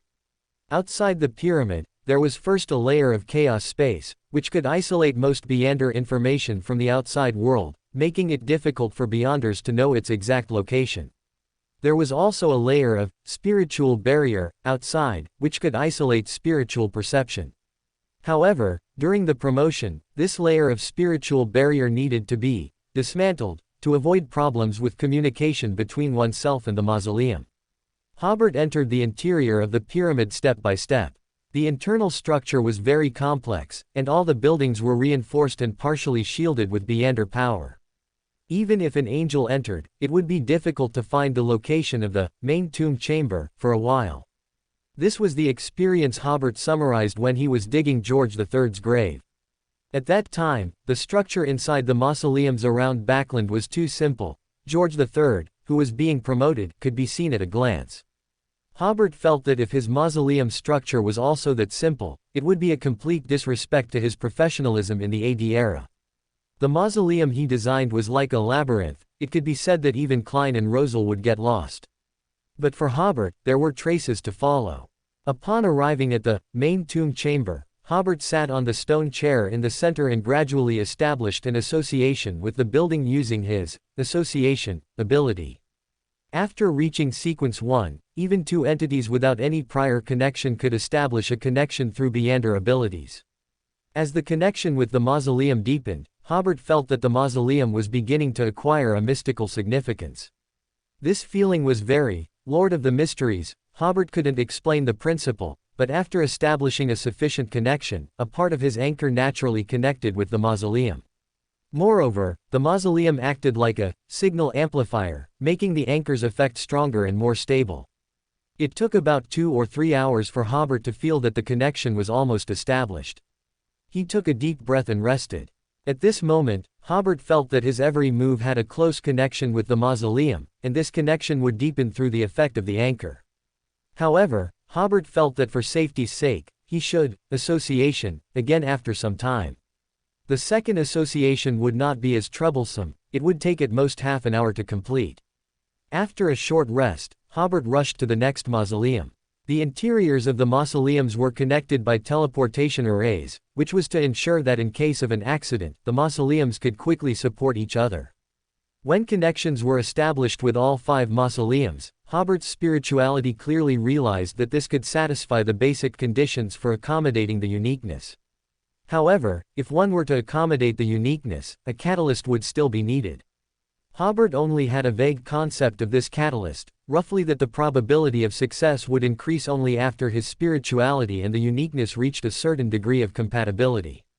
Hobert sat on the stone chair and pondered for a moment, feeling that this catalyst should be the creation of a order event. After all, the core authority of this sequence was shadow of order, which meant alter, chaos, and distortion. If his spiritual body were to fit the uniqueness more closely, it should be by being in the midst of an order-breaking event. Hobert thought for a long time and felt that changing the principality into a kingdom would be a good catalyst. However, from a strategic perspective, Christine had already completed her promotion by crushing the Beander characteristic obtained from the 0 to 75 Abraham crown. Sharon was preparing for the advancement ritual with the help of her teacher, and it was estimated that it would take some time to complete the preparations. To be safe, Duke Hobert also had Archibald prepare for advancement, which could be done by making St. Yadro City reappear before people. The Beander characteristic for advancement could be the miracle invoker obtained from shattering the 079 inches, Lord of the Mysteries, curtain. But Archibald still needed to adjust his state and spend some time preparing. In short, before either Sharon or Archibald advanced, the South Balam Duchy would not make any major moves. Thinking of this, Duke Hobert exhaled a long breath and used a teleportation array to go to his 6th mausoleum. Since 6 had already been built, he might as well establish connections with all of them. Fog Sea, Lachaux Island, Emerald Palace. Bernadette Gustave, with her long chestnut hair, finished writing the letter to Duke Hobert. Then, she had her spirit servant prepare donuts and a simple altar for her. Bernadette held the letter and began to summon Duke Hobert's messenger, in my name. As the incantation finished, the candlelight suddenly turned emerald green, and the flame grew tall, opening a phantom door. A lady wearing a classical court gown, with a circular jade pendant at her waist, and looking somewhat mischievous, walked out of the door. Bernadette was slightly stunned. Did Duke Hobert change his messenger? It wasn't until Beverly extended her hand to her that Bernadette seemed to suddenly react and hand the letter to her. Beverly turned and waved at the donuts. 3 donuts instantly appeared in her hand. The messenger ate the donuts while returning to the spirit world through the phantom door. It wasn't until the candlelight returned to normal that Bernadette realized the messenger was still the same messenger, but her state seemed different. She didn't continue to dwell on the messenger issue. After putting on a coat, she unscrewed a small silver metal bottle, dabbed a bit of the emerald green grease inside, and spread it evenly on both hands. Putting away the silver bottle, Bernadette grabbed forward with both palms, and as she pulled her hands back, it was as if she had grasped something. The next second, a cluster of phantom feathers appeared in each of Bernadette's hands. She quickly vanished on the spot, entering the spirit world, already riding on a spirit world creature with a long beak and 2 long legs. This spirit world creature spread its phantom wings, carrying Bernadette to her destination. This was an ancient, lost secret art, very simple and practical. Bernadette usually used this method when traveling long distances. Soon, arriving at Tutuja Harbor, Bernadette waited in a bar she had invested in. It was still daytime, and there were only a few patrons in the bar. The bartender lazily mixed a cocktail for Bernadette, then returned to a corner to doze off. A minute or 2 later, Duke Hobert suddenly appeared in the bar. His sudden appearance did not attract anyone's attention. The letter Bernadette had just sent was to arrange a meeting with Duke Hobert. Duke Hobert sat beside Bernadette. It's been a long time since we last met. How have you been recently?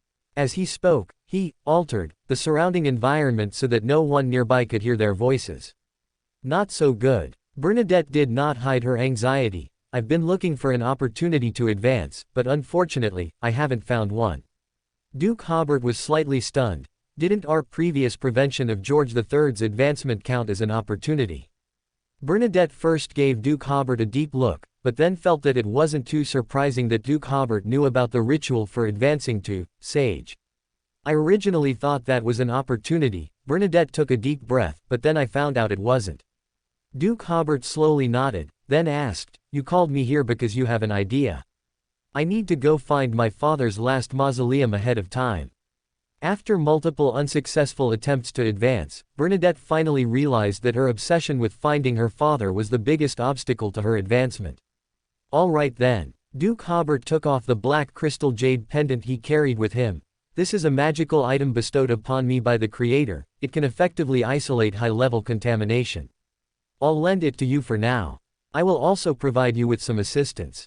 As long as you inject your spirituality into this magical item, I will be able to sense your location. Bernadette didn't stand on ceremony. She put away the magical item. Thank you. According to what I understand, with your current strength, you shouldn't be able to save your father, Duke Hobert added. So don't overexert yourself. Remember to notify me before exploring the last mausoleum. Even if my abilities are insufficient to solve the problem, the Creator will definitely provide some help, but the price is that he will need to obtain the Jinn in your hand in the future. This condition actually made Bernadette breathe a sigh of relief. If the Creator hadn't made any conditions, she would have been rather uneasy. No problem. Duke Hobert nodded. Then, set off when you're ready. After speaking, Duke Hobert got up and left. Bernadette drank the cocktail in her glass with a sense of melancholy, then abruptly stood up and returned to her Emerald Palace to make the final preparations for her voyage. Time came to April. The Fool sent down an oracle to the people of Month City, informing them that they could pray and make wishes to him at the same time to rid themselves of their bodily deformities. All the people of Month City cheered because of this. They guessed that Mr. Fool intended to grant their wishes. After gaining new lives, they desperately wanted to become normal people. So, on the morning specified by Fool, they all prayed to the Fool, and then made their wishes. Gray fog above, Klein, sitting at the head of the bronze long table, watched as the prayers of the believers turned into pure points of light before him, then slowly flowed, as if becoming a Milky Way. Klein took a deep breath, sensed the anchoring effect these prayers had on him, and then began to mobilize Saphira Castle. Invisible power, like ripples on water, rapidly spread, pouring into each point of prayer light and sprinkling onto the people of Month City. Every person of Month City seemed to sense something, raising their hands to touch their faces. They felt their facial features become normal, and at the same time, they saw the faces of those around them quickly become indistinguishable from normal people. They all sincerely praised Mr. Fool, bowing in the direction of Fool Cathedral with their highest formal etiquette. Dong. At this moment, throughout New Larnaca City, the melodious sound of the church bell could be heard, as if the Fool was responding to their praise. Even Duke Hobert, working in his palace hundreds of kilometers away in Anjou, heard the bell. He instantly appeared on the palace roof, looking towards New Larnaca City, and then suddenly understood what was happening. The Fool, Klein, gray fog above, was quite astonished and bewildered. The sudden ringing of the bell was not part of his preset process at all. He used the prayer light points of the believers to see the magnificent cathedral. In the bell tower at the top, there was a young man wearing a pointed soft cap and a classical black robe. This young man was holding a black bell hammer, striking the large bell repeatedly. Seemingly sensing the gaze from above, the young man paused and adjusted the crystal monocle over his right eye. Klein almost swore. At this moment, he didn't quite understand why, Angel of Time, Amen would suddenly appear, and even be so earnestly ringing the bell of his church. Klein had some psychological preparation for the appearance of Amen or Zeratul. However, because he could receive rapid support from Duke Hobert, and City of Silver also had a Sequence 0 sealed artifact, Klein was not afraid of their arrival. But Amon's current behavior greatly confused Klein. Inside the Fool Church, Archbishop Derek, who was on duty today, also looked up in astonishment. I didn't arrange for anyone to ring the bell. As a demigod in the Sun domain, he had a keen intuition for anomalies and knew that something must have gone wrong. Derek, while examining the surroundings with his unshadowed Beyander ability, quickly pondered whether bell ringing had any mystical symbolism. After ruling out one possibility after another, he suddenly remembered the relevant content about bell ringing in Fool's Holy Scripture compiled by City of Silver. It was used to describe the relationship between Angel of Time, Amen and Mr. Fool, because as Angel of Time, Amen was the angel who gathered believers, announced the end of Mass, and corrected time. To put it plainly, he was the angel who rang the bell for Fool. Derek, of course, disagreed with that description. He was very certain that Amen and the Fool were in an antagonistic state. However, the lies he had previously told made the people of City of Silver believe that Angel of Time was dispatched by Mr. Fool to sprinkle the initial light upon the people of Forsaken Land of the Gods. And Derek found that if he explained, it would easily be like what Miss Justice said, social death, losing his positive image in front of the public. Ultimately, he chose to delay, believing that Mr. Fool, upon seeing the Holy Scripture, would surely send down an oracle to give suggestions for revision. Who knew that Mr. Fool said nothing? tacitly approving the content of the Holy Scripture. Could it be Aemon who came to ring the bell? Derek was momentarily in a trance, finding it too incredible. Thinking of this, he quickly prayed and reported this matter to Mr. Fool. No sooner had he finished reporting than Derek heard another, even more melodious and comforting, bell sound from midair. He quickly went outside the church, but his spirituality warned him not to look up. Immediately after, his spirituality outlined such a scene in his mind. A towering figure in midair was striking a bronze bell that gave a very heavy feeling. All the surrounding loopholes disappeared, instantly returning to normal order. Aemon, at the top of the church, pouted, "So what if you have the order clock?" The loopholes Aemon created in New Larnaca City and throughout the South Balam Duchy all vanished. The most direct manifestation was that the bell at the top of Fool's Cathedral became normal, audible only within New Larnaca City. Aemon immediately lost interest, tossed aside the bell hammer, pinched his monocle, and released a gust of hurricane that he had stolen at some unknown time. He floated away lightly like a feather, and after leaving the range of the order clock, he stole the distance, disappearing from the sight of the Creator and Fool. Derek, at the church entrance, sincerely thanked the Creator. He took a deep breath, believing he must once again suggest revising parts of the Holy Scripture. Above the gray fog, Klein thought to himself, if Amon's father was Rosal and not the ancient sun god, then I could reasonably assume he was sending a bell, a pun on sending off to death, to me. Then, he used true sight to check the believers in New Larnaca City, ensuring no one had been parasitized by Aemon. Just as Klein was about to divine Amon's actions, he noticed that the sun, Derek's star, had lit up at some point. He had been so focused on Amon's movements that he hadn't noticed this. Extending his spirituality, Klein was slightly startled. Holy Scripture. So he raised a hand and summoned the Holy Scripture that City of Silver had sacrificed to him from the pile of miscellaneous items. Previously, he had only flipped through a few pages before feeling too embarrassed to continue reading. Of course, he was not careless and remained cautious enough to utilize divination within the Saphira castle to confirm that the Holy Scripture would not bring him actual harm. Klein took a deep breath, flipping through the scripture page by page. The muscles in his face gradually twitched, and he flipped faster and faster. Snap! Klein abruptly closed Fool's Holy Scripture and tossed it back into the pile of miscellaneous items. I don't know, I don't pay attention, so it doesn't exist.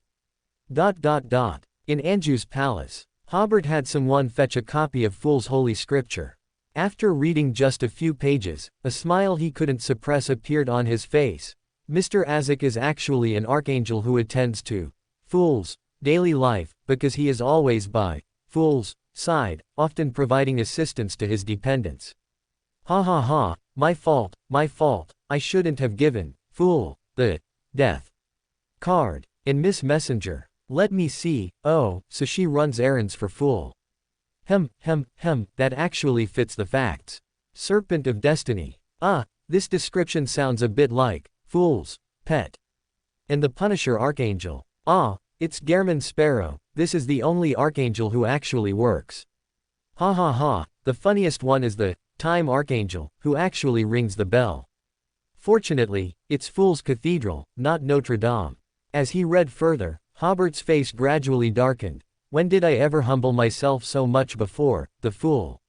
I'm an archangel, after all. It's as if I'm a delivery person, delivering whatever the Fool orders. Wait, when did the Creator request to form an alliance with the Fool? Snap! Hobert abruptly closed the Holy Scripture, took 2 deep breaths, then reopened it and tore out the sections about the Creator and the Archangel of Disorder. He then called Donna and had her personally deliver these 2 pages to Derek to express his dissatisfaction. Above the gray fog, Klein heard Derek's report about Donna delivering 2 pages of the Holy Scripture, and thought to himself, this is a normal person's reaction. Amon's reaction is absolutely not normal. He pondered for a moment and felt that he, as the Punisher Archangel, should personally explain this matter to Hobert to avoid misunderstandings. But this was not the most urgent matter. He now had more important things to do. Returning to the real world, Klein arrived at an uninhabited island on the west side of the South Continent. This island belonged to the Felix Islands, part of the South Balam Duchy. Because it was not on the main shipping routes, no one had developed it yet, and there were no natives on the island. This was an island Hobert had helped Klein find some time ago for conducting rituals, where Klein could freely perform his abilities. In a large forest, Klein chose an open area and prayed devoutly to himself, "I hope there is a city here suitable for 5,000 people to live in." Immediately after, Klein raised his right hand and snapped his fingers. Suddenly, this open area became extremely flat, and the surrounding forest retreated significantly, providing a large amount of trees, stones, and soil. Almost simultaneously, buildings rose from the ground, their architectural style similar to Anjou in the South LotM Duchy. The next second, residential buildings, libraries, police stations, telegraph offices, city halls, small hospitals, candy factories, waterworks, parallel railways, and so on were completed one after another, and the streets were paved with cement or stone bricks. Finally, a spire-topped church emerged from the ground. It was a Evernite goddess church. "I hope this island has a deep water port," Klein made his second wish to himself. He snapped his fingers again, fulfilling his wish. About 3 kilometers from the town, a small-scale port quickly took shape, with 2 piers, 5 warehouses, a waterfront hotel, and a lighthouse. Klein admired his masterpiece and walked into the church, named Saint Ariana. After a while, figures appeared, their movements initially a bit stiff, but becoming smoother with each step. Soon, they either turned into different streets or lingered in the square, admiring the not-so-scenic views. After a while longer, rats, cockroaches, mosquitoes, etc., flew or scurried out. Finally, a flock of white doves flew out and landed in the center of the square. Everyone seemed to suddenly come fully alive, some playing with the doves, some strumming 7-stringed lutes, some smiling brightly and chatting with friends. At this moment, the local mayor wrote the city's name on a wooden sign in front of the city hall, Utopia. On the avenue in the suburbs of Selvas, the capital of the LotM Empire. An uninhabited dirt road suddenly became illusory. When the illusion disappeared, a convoy of a dozen brand new trams suddenly appeared on the road.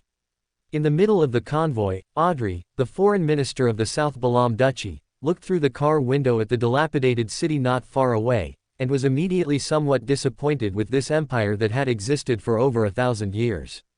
In fact, after the fall of the underworld gate, because the raging sea formed, the forces of the North Continent basically did not affect the South Continent, so the LotM Empire held on for a period of time. However, with the rise of the Highland Kingdom on the Star Plateau, it delivered the final blow to this nation that had lost the protection of its deity. Subsequently, the fertile Pa River Valley, as well as the resource-rich and vast Agadi region, also declared independence one after another, which became the later Pa Kingdom and Agadi Kingdom. At this time, although Byron still called itself an empire, its territory and population were similar to those of the other 3 kingdoms. Fortunately, the bound god soon sealed himself away to avoid the Mother Tree of Desire, which gave the LotM Empire a chance to breathe. Later, Sua became the leader of the Rose School of Thought, and coincidentally, the Pale Empress advanced in time, which is why the LotM Empire did not perish. This chaotic situation continued until the arrival of the colonial era over 100 years ago, when Loan and Intis first jointly eliminated the Pa Kingdom, which had fertile land. Then they extensively occupied the territories of the LotM Empire and the Highland Kingdom, and according to the wishes of the North Continent people, divided the South Continent into East LotM and West Baland. The Agadi Kingdom still has a royal court, but it has become completely a puppet of the Loan people, and the nobles of this kingdom have become various levels of agents for the colonizers. The LotM Empire and the Highland Kingdom, under the blows of the colonizers, were left with only a small, easily defensible territory, barely clinging to existence. Today, the North Continent has just finished a world war, and Beander power has been severely weakened. The LotM Empire, which did not participate in the war, has gradually become an object of wooing by various North Continent countries. They need this dying empire to help them block the surging South LotM Duchy, so as to give the North Continent countries a chance to breathe. Coincidentally, Hobert was also in a period of forbearance at this time, completely ignoring the LotM Empire's unprovoked provocations and even sending Audrey to the capital of the LotM Empire to conclude a peace treaty. This made the LotM Empire feel suddenly invigorated, and the state letter sent to Hobert was also written very arrogantly. Although there was a rune language translation, Hobert pretended not to understand it and continued to implement his appeasement foreign policy. Because at this time, he was already making the final preparations for war, and certainly would not disrupt Medici's battle plan over such a small matter. Outside Selva's city, Santos, the prime minister of the LotM Empire, who had received the news in advance, was already waiting at the city gate to welcome the special envoy of the South LotM Duchy. An empire and a duchy are not countries of the same level, but although the LotM Empire was arrogant, it would not ignore the strength displayed by the South LotM Duchy, so they tacitly agreed to receive a special envoy from a country of the same level. Santos saw the neatly arriving trams and, as a Beander, he was first somewhat shocked, for a moment even wondering if this was advanced technology or some magical item. The tram stopped in front of him, and Audrey, dressed in a South LotM-style long dress and wearing a veiled hat, alighted, making Santos feel even more self-conscious. South LotM's style of dress was primarily low in style, but it also incorporated features from the clothing of East LotM, West Bayland, and some areas of the Star Plateau. It was not only beautiful and elegant but also removed the cumbersome elements of low and noble attire, making it very practical. In contrast, the clothing worn by Santos, a noble, was simple in style and had almost no embroidery, appearing very monotonous. Furthermore, the industrial systems of the two countries were vastly different. Most of the embroidery on Audrey's clothes was done with the most exquisite embroidery machines available, and the fabric was excellent, the dyes vibrant. The LotM Empire's fabrics, on the other hand, were all local homespun cloth. The fabric for Santos's clothes had to be dyed in the North Continent before being purchased, but the workmanship was far inferior to Audrey's clothes. Of course, there was also a crucial reason. Audrey was beautiful and elegant, making Santos feel somewhat awkward. He felt that speaking in the rune language would offend this lady, while speaking in the rune language would not conform to diplomatic etiquette. Taking a deep breath, the Prime Minister of the Empire stepped forward a few paces and, smiling, welcomed Audrey's arrival in the rune language. After resting for a day, the Pale Empress, seated on her high throne, briefly met with Audrey, and then formal negotiations between the two sides began. The one responsible for negotiating with Audrey was Santos, the Prime Minister of the LotM Empire. Currently, the biggest obstacle to the conclusion of a peace treaty between the two sides lies in the demarcation of the national border. In essence, they were squabbling over a few small towns. Hobert was amenable to compromise in other areas, but when it came to territory, he wouldn't yield an inch, unwilling to give up even a single village or a hill. The LotM Empire actually didn't place that much importance on the border itself. They were still acting so aggressively because they wanted the South LotM Duchy to make concessions. Or rather, they valued the act of the South LotM Duchy making concessions to them in this negotiation more. Thus, the negotiations reached a stalemate, lasting about 10 days with no progress. The LotM Empire was not anxious about this. They believed that the South LotM Duchy was gradually becoming isolated in Backland at this time, and under pressure from the various North Continent countries, they could not possibly remain enemies with the LotM Empire. Therefore, they believed that the South LotM Duchy would definitely compromise. However, what they did not know was that the current world situation had already exceeded their comprehension. Audrey was not in a hurry either. Before setting off, Hobert told her that the core strategy of this negotiation was to stall, for as long as possible.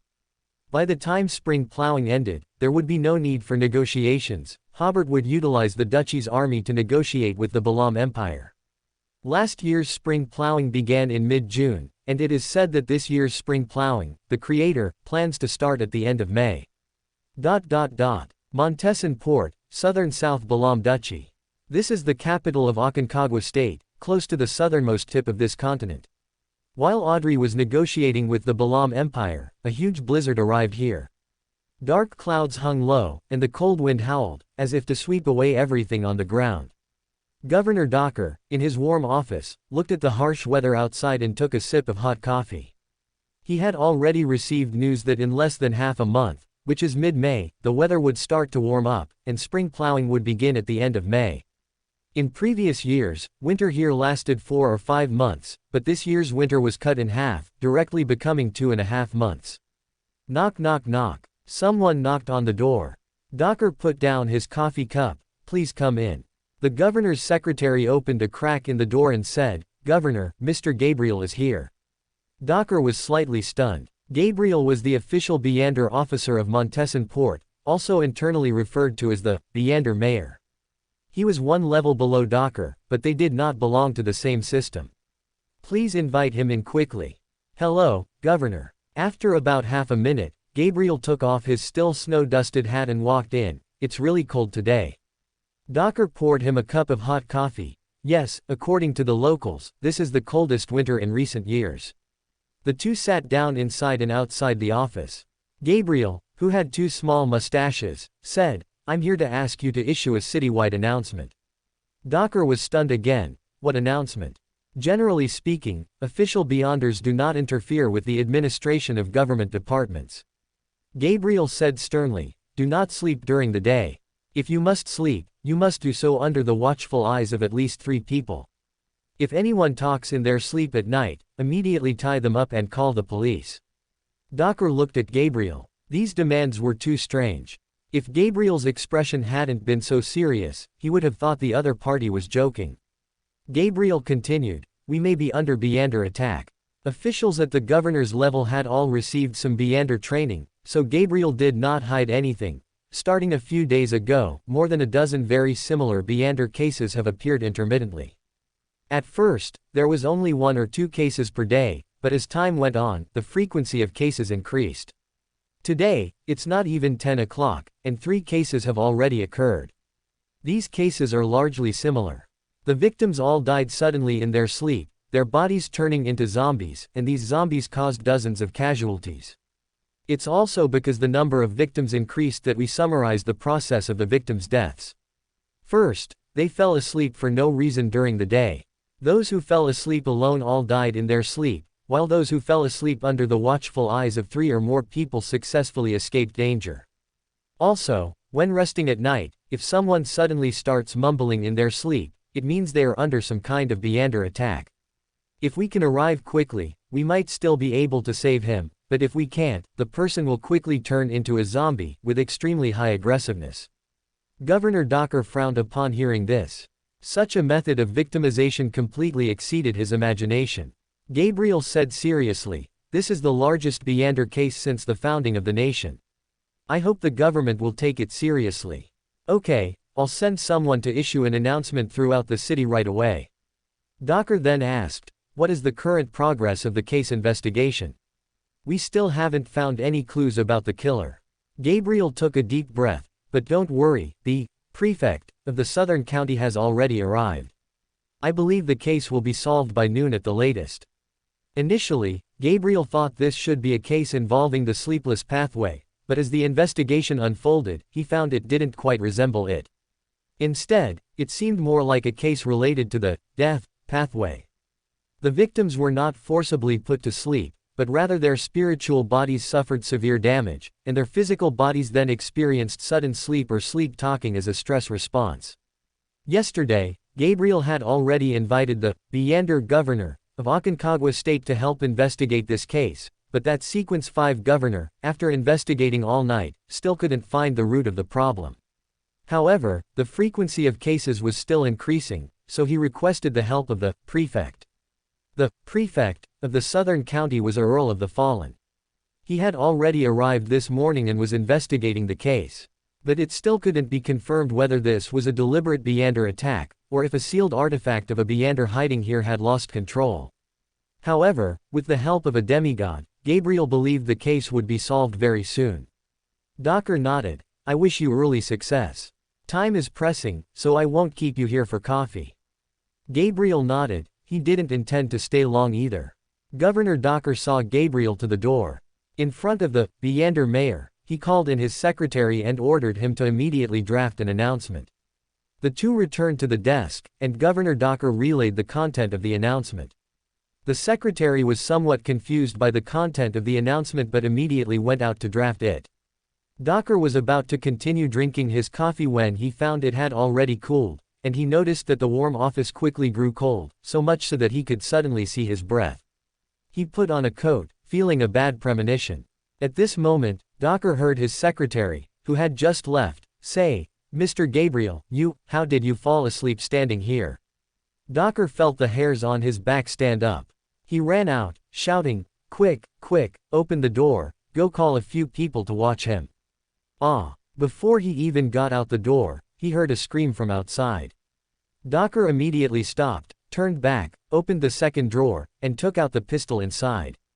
Clang! Docker looked up. The office door was already wide open. The secretary, who had just left, had a blurred chest and was twitching in a pool of blood. And Gabriel was nowhere to be seen. Docker took a deep breath, released the safety on his pistol, pointed it at the doorway, and rushed to the window at his fastest speed. Creak! Suddenly, Docker heard a strange sound behind him. As he was about to turn his gun backward, he suddenly felt something hit his back, and then something seemed to burst from his chest. Docker seemed to understand something. He lowered his head slightly and saw a blood-soaked hand protruding from his chest. The hand was slightly steaming, and his heart was still trembling. The next second, the hand and heart retracted together, and Docker collapsed weakly to the ground. In the last moment of his life, he saw Gabriel, who had just been polite, with only the whites of his eyes showing. At this moment, he was gnawing on the secretary's heart, half his face covered in blood, and in his other hand, he clutched Docker's heart. This was no longer a person, but a monster. Selva's city, the capital of the Balam Empire. Yesterday, Santos, the Prime Minister of the Balam Empire, had issued harsh words, telling Audrey to go back and reflect, so negotiations did not continue today. Audrey was leisurely reading a book in the accommodation arranged for her. Suddenly, she noticed that the surroundings had become much colder, and then her spirituality seemed to sense something, so she got up and put down the book. At this moment, she saw two not very large bronze doors appear before her. Then, an immense sense of oppression swept over her, making Audrey involuntarily lower her head. At the same time, she knew who had arrived, so she bowed slightly and said, "Your Majesty, Empress." The pale Empress, Sia Palenque Eggers, with a pale, expressionless face, emerged from the two bronze doors. The underworld gate behind her immediately closed. "This is your last chance," Sia said in a cold voice. Audrey was slightly stunned, not quite understanding what the pale Empress meant, but knowing the essentials of negotiation, she did not ask. Sia had no choice but to continue. "If you abandon the entire plateau region, I will help you solve the problem." She sneered. "This is the price you will pay for your arrogance." It was then that Audrey asked, "What problem?" "Go investigate yourselves." Audrey, with her head bowed, remained silent for 1 or 2 seconds before saying, "You're not very clear either, are you?" Sia snorted coldly, said nothing, and left through the underworld. Although the room was still very cold, the immense mental pressure was gone. Audrey smiled. It seemed she had guessed correctly. If the Balam Empire truly had some irresistible deterrent, they would have used it long ago. However, the Pale Empress personally coming to remind her of this matter still indicated the special nature of the situation. It was very likely that the high-ranking officials of the Balam Empire had also suddenly realized that a major Beyonder event was occurring in the South Balam Duchy, and Beyonders of the death pathway could relatively easily solve this problem, which is why the Pale Empress personally came to conduct strategic blackmail. Or perhaps they had noticed what was happening long ago but hadn't paid attention before, and now the situation was beyond their control, but fortunately, the incident erupted on the land of the South Balam Duchy. In any case, something that could make a sequence one personally engage in blackmail must be a major event. With this judgment, Audrey immediately prayed to the Creator and reported the matter. 2 or 3 minutes later, the space in front of Audrey became illusory again. Beverly, wearing a circular jade pendant made of black crystal, appeared from the spirit world. "Madam, the Grand Duke sent me to escort you back to the country." Audrey immediately asked, "Has anything unusual happened in the country?" "It's not very clear yet," Beverly explained, "but the Grand Duke judged that it should be related to a large-scale Beyonder case in Aconcagua State. The Grand Duke has already rushed to the scene, which is why he ordered me to escort you." Audrey then asked, "Can Hobert solve the problem? Or rather, does this problem require a high-sequence Beyonder of a certain pathway to solve it?" Then she briefly recounted the Pale Empress's threat from earlier. Beverly suddenly smiled. "You may not have such a deep understanding of the lawyer pathway. As long as it's a problem that the Pale Empress's level can solve, the Grand Duke can definitely solve it too.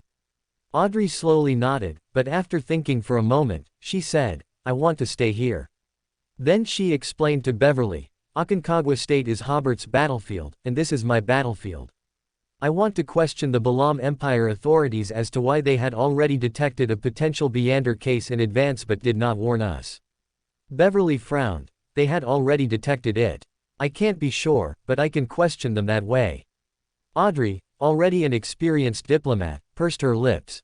This was very much to Beverly's liking. Wait a moment. She took out a small glass bottle with a red flame inside and infused it with her spirituality. Soon, 2 hands burning with flames tore open the real world, and Raymond arrived by his sister's side. Working together, the siblings dared to confront any Sequence 1.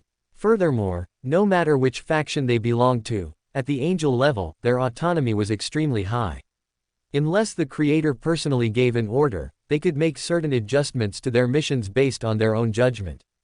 At this moment, Beverly thought, Hobert told me to safely escort Audrey back, but he didn't say when Audrey should return, as long as Audrey was safe. However, I still need to report to Hobert through prayer. If he doesn't insist, then I'll follow my own ideas. Soon, Hobert's feedback was received, stating that he respected Audrey's choice and instructed the 3 of them to leave immediately if there was any danger. Then, Beverly asked Audrey, what should we do next? Audrey said, accompany me to question the Pale Empress. Haha, no problem. After Hobert heard Audrey's prayer, he certainly had no intention of asking the Pale Empress for help, and it was even more impossible to hand over the hard-won territory like that. If he truly needed a Sequence 1 level ability from the Death Pathway, Hobert would rather go to Bernadette and borrow the sealed artifact in her hand that corresponded to the Pale Emperor. He made some preparations and immediately rushed to Aconcagua State. In the spirit world, Hobert felt the restlessness of the spirit world creatures, which made him realize that the impact of this Beander event would not be small. Just as he arrived in the suburbs of Montesson Port from the spirit world, Hobert received Beverly's prayer again and learned of Audrey's plan. With Beverly and her brother by Audrey's side, Hobert didn't have to worry about Audrey's safety, so after responding, he began to observe Montesson Port from afar. This port city, covered in heavy snow, gave people an extremely cold feeling, as if the temperature was about to drop to that of the Antarctic. In addition, Hobert felt the aura of death, as if the city before his eyes could turn into a city of undead at any moment. Hobert pondered for a moment, first weakening the ongoing, massive blizzard. The cold wind and swirling snow immediately disappeared, leaving only a few snowflakes still falling to the ground. Immediately after, Hobert waved his hand towards the sky, and the oppressive dark clouds immediately split open. The sun shone on the earth, and the snowflakes reflected specks of light, making the surroundings look somewhat dreamlike. The temperature gradually rose, gradually becoming normal, but the aura of death did not weaken at all. Hobert then twisted the aura of death. Although he easily completed the corresponding operation, the aura of death quickly enveloped the city again. He roughly understood that he had to find the source of the death aura, otherwise, no matter how he twisted it, the aura of death would quickly replenish itself. So Hobert took a step, the distance altered by him, and when his raised foot touched the ground, he had already appeared in the Beander Affairs Bureau of the city. Only 2 Beyonders were left on duty here, and they were looking out through the windows of the hall.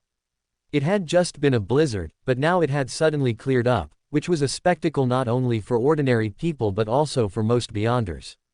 Hobert did not disturb them and sat down in the reception area of the hall. 10 seconds later, just as Hobert had set off, Earl of the Fallen Tide Bach, who had received the news through the Beander communication system, rushed in from outside. Grand Duke. The 2 Beyonders on duty then realized that Duke Hobert had already been sitting on the sofa in the reception area at some unknown time, so they also quickly came over to salute. Hobert waved his hand at them and asked Tide, how is the investigation progressing? We can now confirm that it was due to a mutation in the spiritual bodies of some people that they suddenly turned into zombies, Tide reported concisely. I suspect, could there be an entrance to the underworld hidden in this city? This entrance was previously sealed, but now it has been opened by some people with ulterior motives. Hobert first praised, a very reasonable guess. Then he added, I just learned a very important piece of information. The Pale Empress of the Balam Empire seems to know the inside story of this matter. Tide, who was around 30, was slightly stunned. They did it. Hobert shook his head. Things might not be that simple. Then he asked, how many people are in this city? Tide looked at the two local official beyonders beside him, and one of them said, about 30,000 people. Because winter lasts for about 5 months here each year, the population was not large to begin with. After the South Balam Principality occupied this place, they hadn't yet had time to massively transport immigrants here, so the capital of this state only had 30,000 people. Hobert pondered for a moment and said, issue a notice to the state government and the city government. I am now taking over here. Have them quickly organize personnel to evacuate all ordinary people here. The evacuation method is, gather everyone in the square, and I will send them away. Tide was slightly stunned, suddenly realizing that the situation seemed more serious than he had imagined. Then he reacted and had the two beyonders next to him, one to recall his subordinates, and the other to make the corresponding prayers and notifications. Hobert also used the Beyonder communication system to directly contact the Southern County government and the Principality government, asking them to prepare to receive the refugees from here. Currently, the entire southern part of the South Balam Principality is in a state of freezing cold. Sufficient food, tents, heating materials, etc., must be prepared, and they must be resettled. All of this requires coordination from higher-level governments. After giving the orders, Hobert came to the rooftop and looked at the streets outside. The aura of death was getting stronger and stronger. He took out the uniqueness of the Black Emperor pathway from the country of disorder, and waved his hand towards the snow-covered city, fundamentally altering the concept of death in this city. The increasingly dense aura of death was finally temporarily curbed, but the negative effect of doing so was that the elderly and sick in hospitals or some homes, who were originally about to return to the realm of the undead, could not die now. They would only complete the process of death after leaving here. Hobert was very clear that such an alteration could only last for a period of time, so the evacuation still needed to be completed as soon as possible. He did not participate in the efforts to gather all the residents but instead began to search for the connection between this place and the underworld. In Hobert's true sight, this place was only filled with the aura of death, but he couldn't see where the entrance was. So he used the mark Mr. Azek gave him, using the ability of association to search. After using the ability of association, Hobert found that the surrounding light seemed to dim a lot, which made him frown slightly, not understanding why there would be such a reaction. But in the next second, Hobert's eyes widened, as far as his eyes could see. All were entrances to the underworld. How could this be an entrance? The underworld was about to appear in the real world. Immediately, Hobert was somewhat strange. Why would such a thing happen? After thinking for a moment, he couldn't think of any clues. So he decided not to think about it for now, because at the current evacuation speed, it was too late. So he altered his voice, making it audible to everyone within 200 kilometers. Take 5 minutes to put on your cotton clothes, and bring some food and cold weather items. In 5 minutes, I will take you out of here. With Hobert's current ability, he could completely twist all living beings within such a large area to another place. But this would certainly cause a certain degree of panic, so unless the situation was already very serious, he was unwilling to do so. Fortunately, the winter population in Aconcagua state was not large, and a large part of the population was concentrated in the cities, while people in the countryside were also cooped up in their homes. Except for individual cases of hunting or chopping wood outside, everyone should be able to prepare within 5 minutes. Of course, some people would certainly panic, and some would certainly not understand why, but none of that mattered anymore. The priority was to get everyone out first. During these 5 minutes, Hobert confirmed 2 resettlement locations with the Principality government, and then the large-scale evacuation began. Hobert first twisted some of the residents of Montesson Port, sending them to Rocklear City, several hundred kilometers away.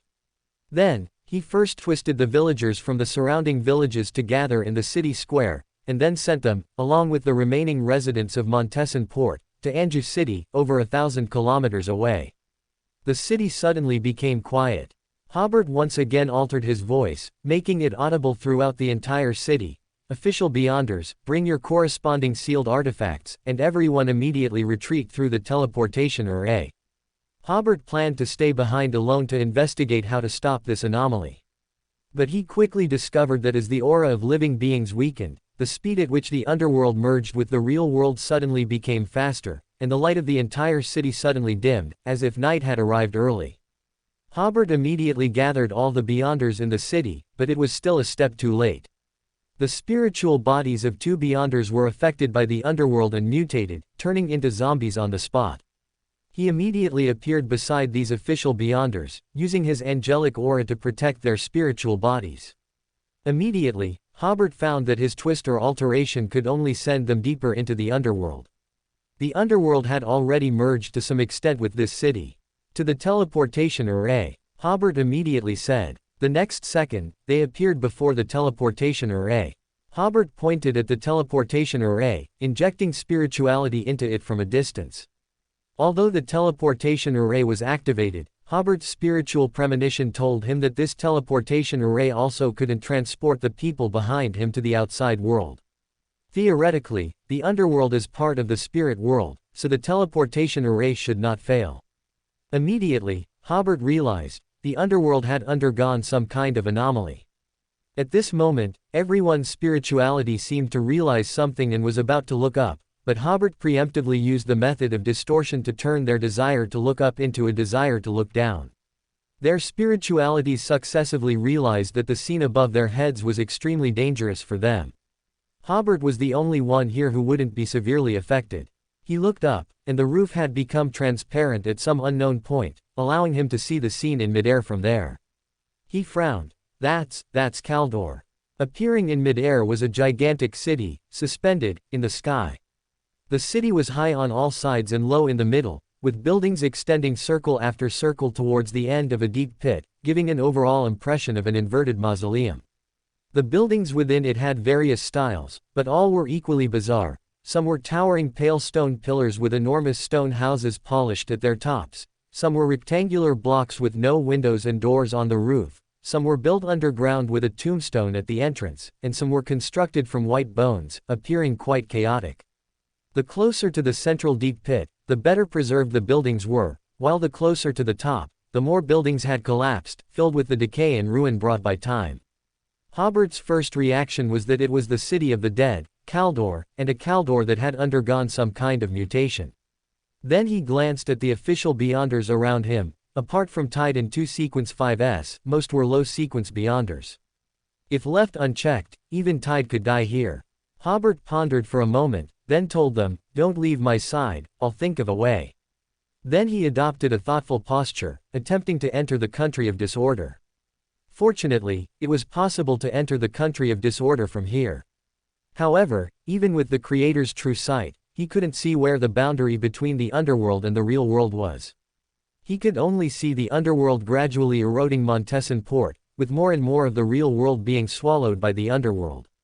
Hobert, using the enhancement of his spirituality by the country of disorder, also perceived that the underworld, or rather, Kaldor above, had undergone a certain mutation. Moreover, his spiritual consciousness realized that while the Creator could transfer Tide and the others to the real world, he could only send their physical bodies out. Their spiritual bodies would remain here, effectively killing them.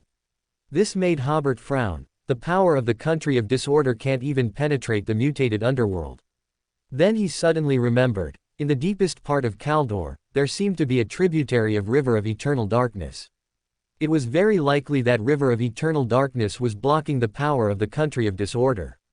Hobert, seated on the Iron Throne, sighed. This means that purely by force, there's no way to stop the current anomaly. So he first returned to the real world and glanced at the Beyonders behind him. Many low-sequence Beyonders already had purple lips from the cold. Hobert stretched out a hand and altered their state into that of a zombie plus wraith, so they would temporarily not be harmed by the surrounding environment. But if the alteration lasted too long, they might truly turn into zombies or wraiths in such an environment. The official Beyonders all breathed a long sigh of relief. Although their faces were pale and expressions stiff at this moment, making them look more like corpses, they no longer had to resist the surrounding undead aura. Fortunately, this port isn't strictly Kaldor yet, Hobert said with a smile. If everyone had immediately fallen into that city of death, these Beyonders would have died instantly. Hobert glanced outside and noticed that the buildings in Montesson Port were gradually becoming dim, as if they were slowly losing their color. Within the hazy buildings, streaks of pale light suddenly appeared, clearly indicating that the city was gradually being assimilated by the underworld. Now we face such a problem. Hobert briefly summarized the problem they were currently encountering, though information about Saphira and the like, of course, could not be disclosed to them. Hobert wanted to mobilize everyone to help him think about this problem. My idea is that the spirit world suddenly descending into the real world must have a reason. Next, while we look for clues, help me think about what this reason might be. For a time, everyone was eager to try, not expecting to be able to participate in such a high-level event and even act as the Grand Duke's advisors. Hobert led everyone out of the building with the teleportation array and onto the street outside. When they first entered the street, there was nothing, but soon, phantoms appeared on the street, wandering back and forth with dull eyes, as if imitating the residents of the city. Gradually, they became more and more solid. They were decaying or skeletal humans and monsters. They were no longer so dull. They suddenly stopped wandering and all looked towards Hobert and the dozen or so people. Hobert spread his palm, revealing the mark Mr. Azek had given him. This seemed to be an identity proof. The surrounding undead all bowed to Hobert, which greatly surprised Tide and the others, suddenly giving them the illusion that they were important figures in the world of the undead. Hobert and the others walked forward, and the undead in front all bowed, while the undead behind only rose after they passed. At this moment, Tide, who was behind, suddenly said, "Grand Duke, besides us searching for clues and reasons ourselves, do we have any other ways to obtain information?" Hobert was slightly taken aback. That's a good idea. He had only thought about not asking the Pale Empress for help, but that didn't mean he couldn't get information from her. Wait a moment. Hobert adopted a praying posture, actually entering the country of disorder to briefly explain his situation to Audrey and see if she had any channels to obtain information. Selvas, the capital of the LotM Empire. Audrey was waiting in a side hall of the palace, with Beverly and Raymond behind her. She had just questioned the Pale Empress. Does the Beander incident occurring in our country mean a formal declaration of war by the LotM Empire? You are also a country that signed the Backland Treaty. Your current actions are a sneak attack. We will protest to you in the League of Nations and condemn your actions in the international community. This line of questioning hit the LotM Empire's current soft spot. This empire currently values its international image greatly. It's like someone who has been accustomed to being self-conscious suddenly realizes someone is paying attention to him, then he will definitely care deeply about his image. Of course, the Pale Empress did not take such questioning to heart at all, but the ministers present cared very much. The Pale Empress was similar to Hobert. She only managed the overall strategic direction and had long since ceased to inquire about such daily management affairs, which were basically all handled by the ministers. So Prime Minister Santos stated that they also did not know the specific situation and asked Audrey to wait a moment in the side hall. He promised to give Audrey a satisfactory answer. While Audrey was in the side hall considering how to bring this matter into the current negotiations to gain the moral high ground, a majestic figure seated among a cluster of sharp swords suddenly appeared before her eyes. Immediately after, the scene in front of her changed to Hobert's figure. He briefly described the problems he was currently facing and asked Audrey to gather as much information as possible. Audrey pondered for a moment, and after forming a plan, she had the attendant outside invite Prime Minister Santos there. 4 or 5 minutes later, Santos arrived in the side hall. We believe this incident has nothing to do with us. We can provide corresponding evidence to the League of Nations. But if you need our help, as neighbors, we will, of course, lend a hand, but the question is what kind of compensation you can offer. Audrey shook her head, looking disappointed. Is this the sense of responsibility of a great nation? Santos, however, smiled. We have already issued a statement severing all ties with the Nether faction, and we will certainly not be responsible for any actions. This is well documented. I can bring the relevant files. Audrey seemed to understand something. Does the Nether faction not support your Empress? Those lunatics even live in the underworld. Santos spread his hands and explained, I haven't seen anyone from the Nether faction for a long time. Audrey, while observing Santos's expression and body language, used her abilities to follow the topic. All right, I'm convinced by you, because I also suspect this might be the Nether faction's doing. But I need to report this matter to the duchy's government. My belief alone isn't enough, you still need to provide some evidence. What evidence is needed for this? Santos had no idea that he was providing information to Audrey. The Nether faction's aim is to merge the underworld with the real world. They believe that only then can Beyonders of the Death Pathway become the masters of this world. So they have been studying the City of the Dead. Audrey appropriately showed her curiosity. I'm very curious about their research results. I'm also very curious. Santos, guided subtly by Audrey, said, I heard they have been trying to become residents of the City of the Dead while retaining their sanity. I also heard that they discovered a very powerful force in the City of the Dead, but I don't know what specific force it is. Audrey nodded and brought up another question. To provide sufficient reference for the duchy's government, please tell me how you would help us if we requested your assistance. You should know that they also need to estimate your help before making a decision. Of course. Santos turned back, gestured with his eyes for his guards to close the door, and then whispered, for us, this matter is not very difficult to solve, because our archangels can freely travel the outskirts of Kaldor City for a short period. If an anomaly occurs there, they can also utilize their abilities to help identify the people from the Nether faction and obtain more information, so that we can know how to stop the underworld's erosion of the real world. Audrey nodded thoughtfully. I will report this to my superiors.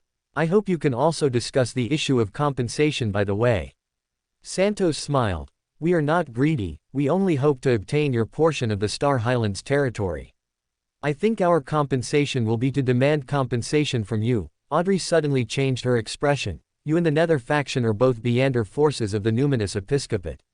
I will temporarily make no statement regarding your remarks about drawing a clear line with the Nether faction, but I am not very clear about the Night Goddess Church's attitude. I need to remind you that the war god has fallen. If I were you, I wouldn't be so impolite to the South Balam Duchy, which has close cooperation with the Night Goddess Church. Santos opened his mouth, not only marveling at how quickly this envoy's expression changed, but also because Audrey's words once again hit home for Santos and the other ministers, or more precisely, for the Pale Empress's concerns. The Night Goddess Church had previously allowed so many Beyonders of adjacent sequences to operate on the South Continent because their main enemy was the War God Church. The Balam Empire's efforts to integrate into the North Continent's international social system after the war were precisely in hopes of finding an opportunity to utilize the power of other churches to restrain the Night Goddess Church. This was their core strategy recently, and it was unexpected that Audrey would reveal it so casually. All right, please leave now. I will give you a reply later. Audrey saw off a somewhat surprised Santos and informed Hobert of the intelligence she had gathered through the Beyonder communication system. Montesson Port. After Hobert heard Audrey's intelligence, he roughly understood the entire story. He looked up again at Kaldor City above. As long as one was a Beyonder at the demigod level, one could operate on the outskirts of this city, so theoretically, the Pale Empress should be able to penetrate deeper into the city. However, if she went too deep, she would be more susceptible to the erosion of River of Eternal Darkness. Once the cause was known, it became easier. Hobert didn't even need to borrow a sealed artifact from Bernadette, he only needed to utilize the 0-73 Death Domain, and he could also walk there unimpeded. Even without the Death Domain, with the protection of the Country of Disorder's power, he could even enter the very center of the City of the Dead. But going there was meaningless to him, and he suddenly thought of a better idea. Hobert smiled at Tide and the others, saying, there is strength in numbers. Tide's reminder just now gave me another crucial piece of intelligence. Now, I will find a safe place for you, and then I will explore on my own. Tide was a little embarrassed by the praise, and the others, seeing that they weren't completely useless, were also happy for Tide. As they spoke, in the City of the Dead, near its core, many heavy coffins suddenly floated out. As they reached the area between Kaldor City and Montesson Port, those coffins emitted creaking sounds, like machines that hadn't been maintained for a long time. The coffin lids slowly opened, and from inside flew out undying birds with pale, illusory feathers. The undead of Montesson Port also underwent changes. The undead wandering the streets gradually transformed from ordinary humans into somewhat simple and honest giants with large vertical pupils on their faces, handsome and somewhat arrogant vampires over 2 meters tall, and tall elves who looked difficult to mess with. The wandering monsters also changed from common Beander monsters into large demon wolves, demons with ram horns and wings, and werewolves whose eyes still flickered with madness. These monsters, upon seeing Hobert with his special mark, no longer saluted, and occasionally they would scrutinize the group, wondering why their stature was so small. The anomaly in the city of the dead seemed to be getting more severe. At this moment, an undying bird in the sky suddenly landed on a building in Montesson Port, and many illusory bricks and tiles were shattered and fell to the ground. The undying bird with pale, illusory feathers opened its mouth and spat out a stream of white flames, causing the surrounding undead creatures to scatter and dodge. The white flames spread out in front of Hobert and the others, forming a not very tall wall of fire. Tide and the others were on high alert, ready to protect themselves when the Duke dealt with this undying bird. Hobert, however, raised his hand, signaling them not to be nervous. An archangel-level altar was not so easily seen through.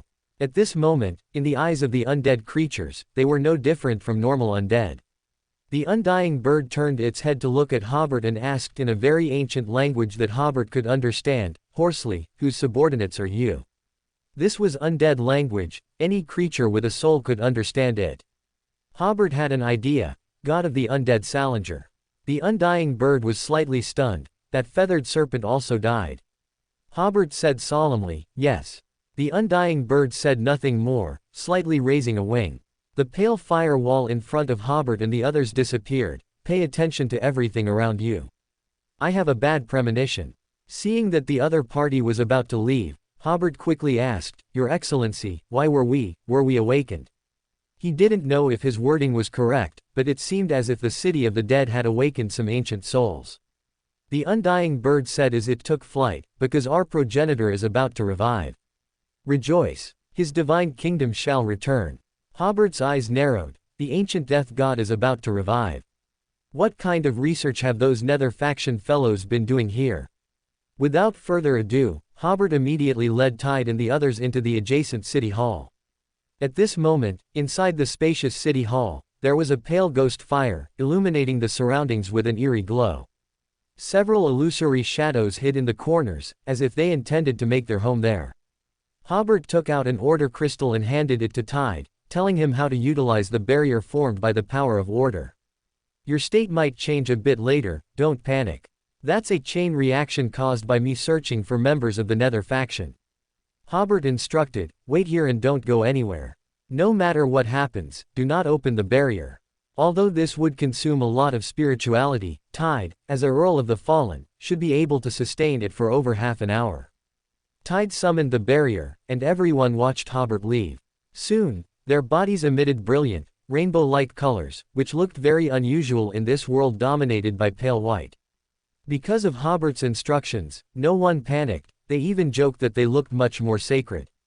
Originally, everyone just thought they would wait here, but soon a naive little girl ran in from outside, opening her arms towards them. "Daddy, hug me." "Rena." An official Beander rushed over in disbelief. "Is it really you? That's not your daughter." Tide quickly used his distortion space ability to twist the official Beander back behind him. "Everyone, pay attention. Without the Duke's protection, the mutated netherworld will notice us. But, no matter what, do not leave this barrier."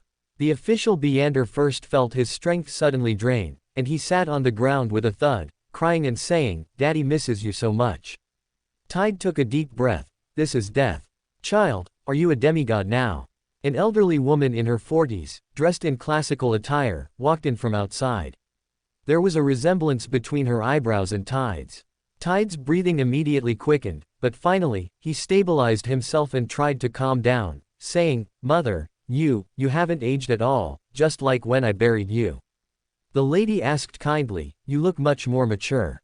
You must have gone through a lot of difficulties these past years." "Yes." Tide suddenly smiled with tears in his eyes. "Ida is 13 this year, and a few days ago, he said he dreamed of Grandma." The lady's expression instantly turned serious. Have you prepared the Beander characteristic for him?" "Mother, the curse has been lifted." "Ah, it's lifted, that's good, that's really good. Your father, because of the curse, even his spirit body was contaminated." I searched for him for a very, very long time in the netherworld, but I couldn't find him. Tide immediately broke down, and like the official Beander just now, he covered his face and began to cry bitterly. However, he still remembered his mission and kept injecting spirituality into the Order Crystal. Without the Archangel's protection, even with the barrier formed by the Order Crystal, these official Beyonders' spirit bodies were very small in front of the City of the Dead. After Hobert left the City Hall, he reached out and took out 0 to 80 Rules Brass Book from the Country of Disorder, which was the uniqueness of the Justiciar pathway, the former Trensused Brass Book. He injected spirituality into the Rules Brass Book. As the owner of the Country of Disorder, the master of this sealed artifact, the Brass Book understood Hobert's intention without him needing to speak. It opened by itself, and a line of silvery script appeared on a new page. This is the Netherworld.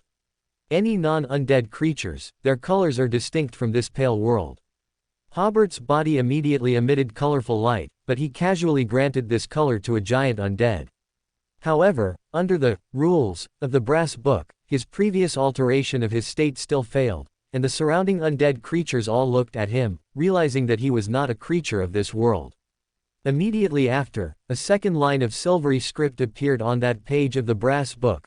The Great the Creator, as the owner of the Country of Disorder, possesses noble integrity and is a unique existence who can escape the constraints of many rules. Hobert was slightly stunned. Sealed artifacts really do flatter. It's just that the Brass Book has a higher status and isn't as shameless as the magic mirror erodes. Hobert, with the help of the Rules Brass Book, saw many brilliantly colored places in Kaldor, which should all be members of the Nether faction. Hobert altered his position, instantly appearing next to a brilliantly colored area at the edge of Kaldor. It was unclear whether that Nether faction member's physical body had mutated or if he had directly abandoned it. In any case, from his appearance, he was no different from a normal undead. At this moment, he was wondering why he was emitting light. Hobert waved his hand at him, and the Nether faction member was immediately struck by a huge force, falling against the wall of a building. That force immediately followed up, pressing him firmly against the wall. What research is the Nether faction conducting in the City of the Dead? Hobert asked. The Nether faction member knew he had encountered an enemy. His expression was indifferent, showing no intention of answering the question. Hobert did not insist. He altered his remaining, living, state into death, and so this member truly became a dead person. Hobert used the power of the surrounding City of the Dead to pull out his soul, completing the preparations for spiritualism. He asked again, "What exactly are you researching?" Bang! Just as the undead was about to open his mouth, he exploded on the spot. Hobert was slightly stunned. This was not a secrecy or similar ability, but rather that the other party's spiritual body was extremely fragile and could no longer withstand the torment of spiritualism. This made Hobert frown. Did he have to investigate himself? Hobert glanced again at the surrounding undead with colored markers. Because the city had a structure where the surrounding areas were high and the center was low, he could easily see the positions of the other Nether faction members. One of those positions was very close to the center of the city. At this time, the center of the city still looked somewhat illusory, and the specific situation was unclear. Hobert planned to approach the center to see if he could find any clues. The undying birds in the air had long noticed Hobert, but Hobert's movements were too fast, making it difficult for them to catch up. When Hobert was just attempting spiritualism, they finally managed to surround him. The undying bird who had previously interrogated Hobert and others sneered, "My feeling was right, you really do have a problem." The pale white light on their bodies became even denser, seeming to form a closer connection with the City of the Dead, creating a net of encirclement filled with rich netherworld power. On the latest page of the Rules Brass Book in Hobert's hand, a line of mercury-colored text slowly appeared. There is no air in the netherworld. Flying here obviously does not conform to the relevant rules of aerodynamics. Amidst the cries of alarm from the undying birds, they fell one by one, and the encirclement immediately disintegrated. Hobert glanced at the brass book in his hand. "You know a lot." The next second, Hobert used the method of distortion space to delve deeper into the City of the Dead. When he reached the middle section of this city, Hobert found that his Beander abilities were affected in some way, as if an ethereal force was constantly pulling at his spirituality, seeming less agile than when he was in the outside world. He guessed that this should be the influence of River of Eternal Darkness, and the deeper he went into the city center, the greater this influence would likely be. At this point, new text appeared in the Rules Brass Book. The Creator is a very special existence. He is the shadow of all rules, and even the shadow of death, so the influence he experiences in the city of the dead is limited.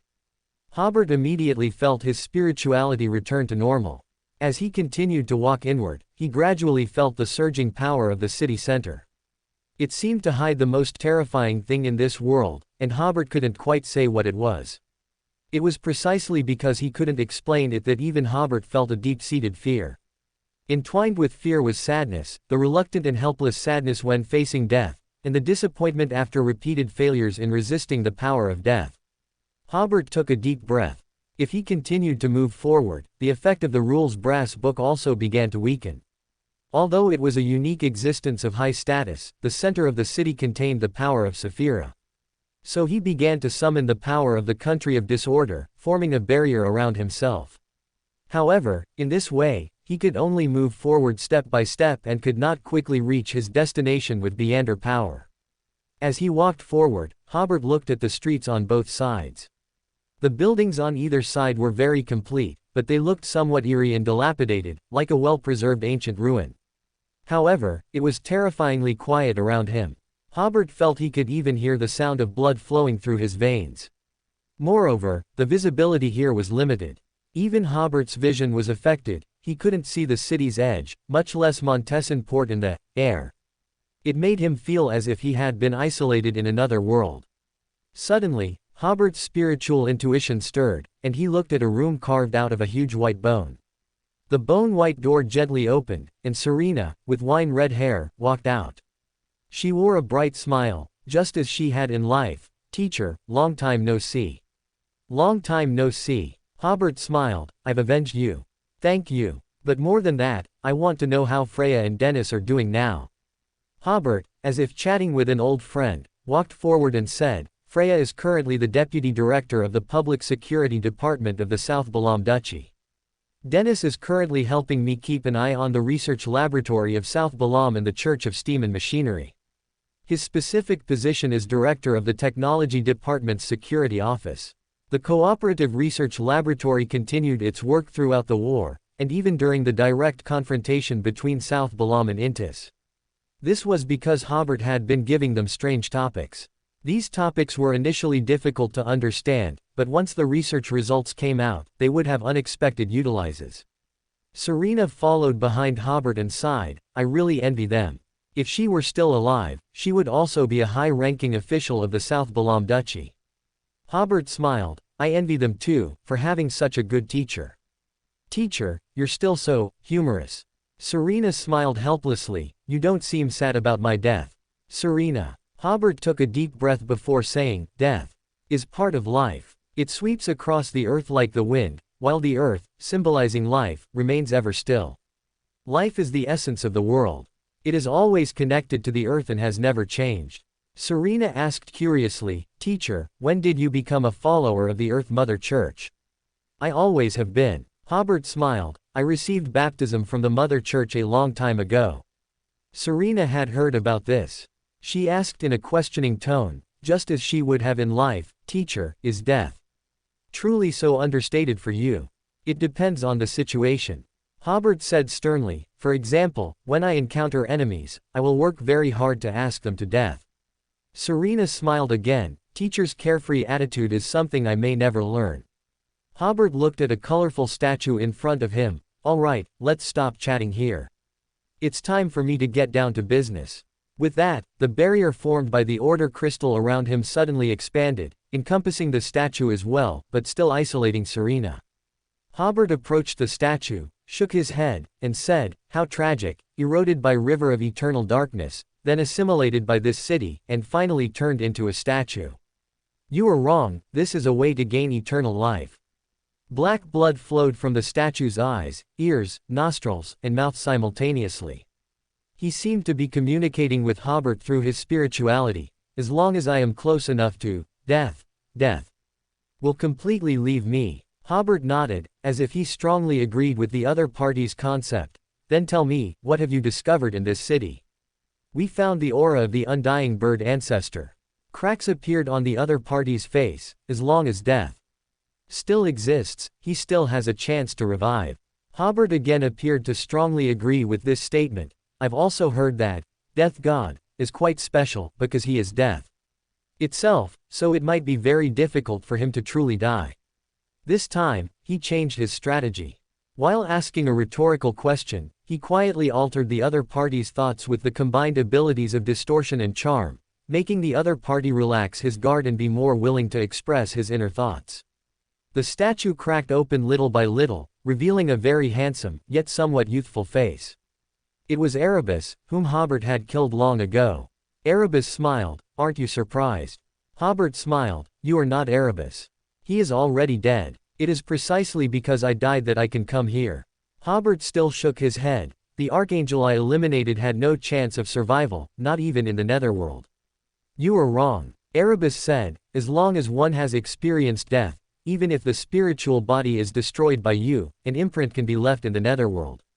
So, you are not Erebus. Hobert said, you are just an imprint.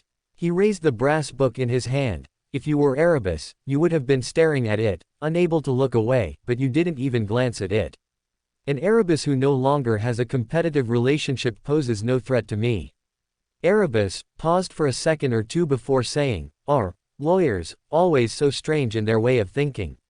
Hobert, however, countered, because you discovered the aura of the undying bird ancestor, you were contaminated and wanted to utilize those auras to revive him. But what does this have to do with the city of the dead, Kaldor? Why did this city mutate? Erebus replied, this city is a symbol of the undying bird ancestor's existence. As long as this city is not destroyed, the undying bird ancestor will not completely fall. We were not contaminated. For us, the Nether faction, as long as we can dominate the South Continent again, it doesn't matter who sits in the Death God's position. Before, we had been researching how to give the Netherworld a certain consciousness and integrate it with the real world, to provide us with a continuous stream of power. The connection between the city of the dead and the undying bird ancestor fits our expectations very well, which is why we have been researching in this direction. We are not being polluted or corroded, instead, these are modifications we have actively made to ourselves. He either said it intentionally or didn't realize it, but he just said, we are not being polluted, twice. Hobert opened his mouth. What a group of pathetic people. At this moment, he even speculated that the first Nether faction was likely influenced by this city in the Netherworld. With the fall of the Nether Emperor, and the absence of a deity in this pathway, their influence deepened daily, leading them to become a faction of the numinous episcopate. But this was not what Hobert cared about. He pondered for a moment before saying, so, interrupting the undying bird ancestor's resurrection process can make the netherworld normal again. Erebus scoffed, your idea is too naive. Although you are an archangel, you are currently in Kaldor, the city of the dead. Your power is simply insufficient to stop the Death God's resurrection. Hobert shook his head. In my opinion, the undying bird ancestor cannot be resurrected because he does not possess the uniqueness of the Death God pathway. Erebus, however, said, he is death itself. In his divine kingdom, he is the Death God. Hobert understood what the other party meant. This was somewhat similar to the relationship between the Moon pathway and the Crimson Moon. Their connection was very close, but ultimately they were two different things. One is an abstract manifestation, and the other is a truly existing entity. In the field of mysticism, they respectively represent the authority of the Moon, roughly on the same level, not a subordinate relationship.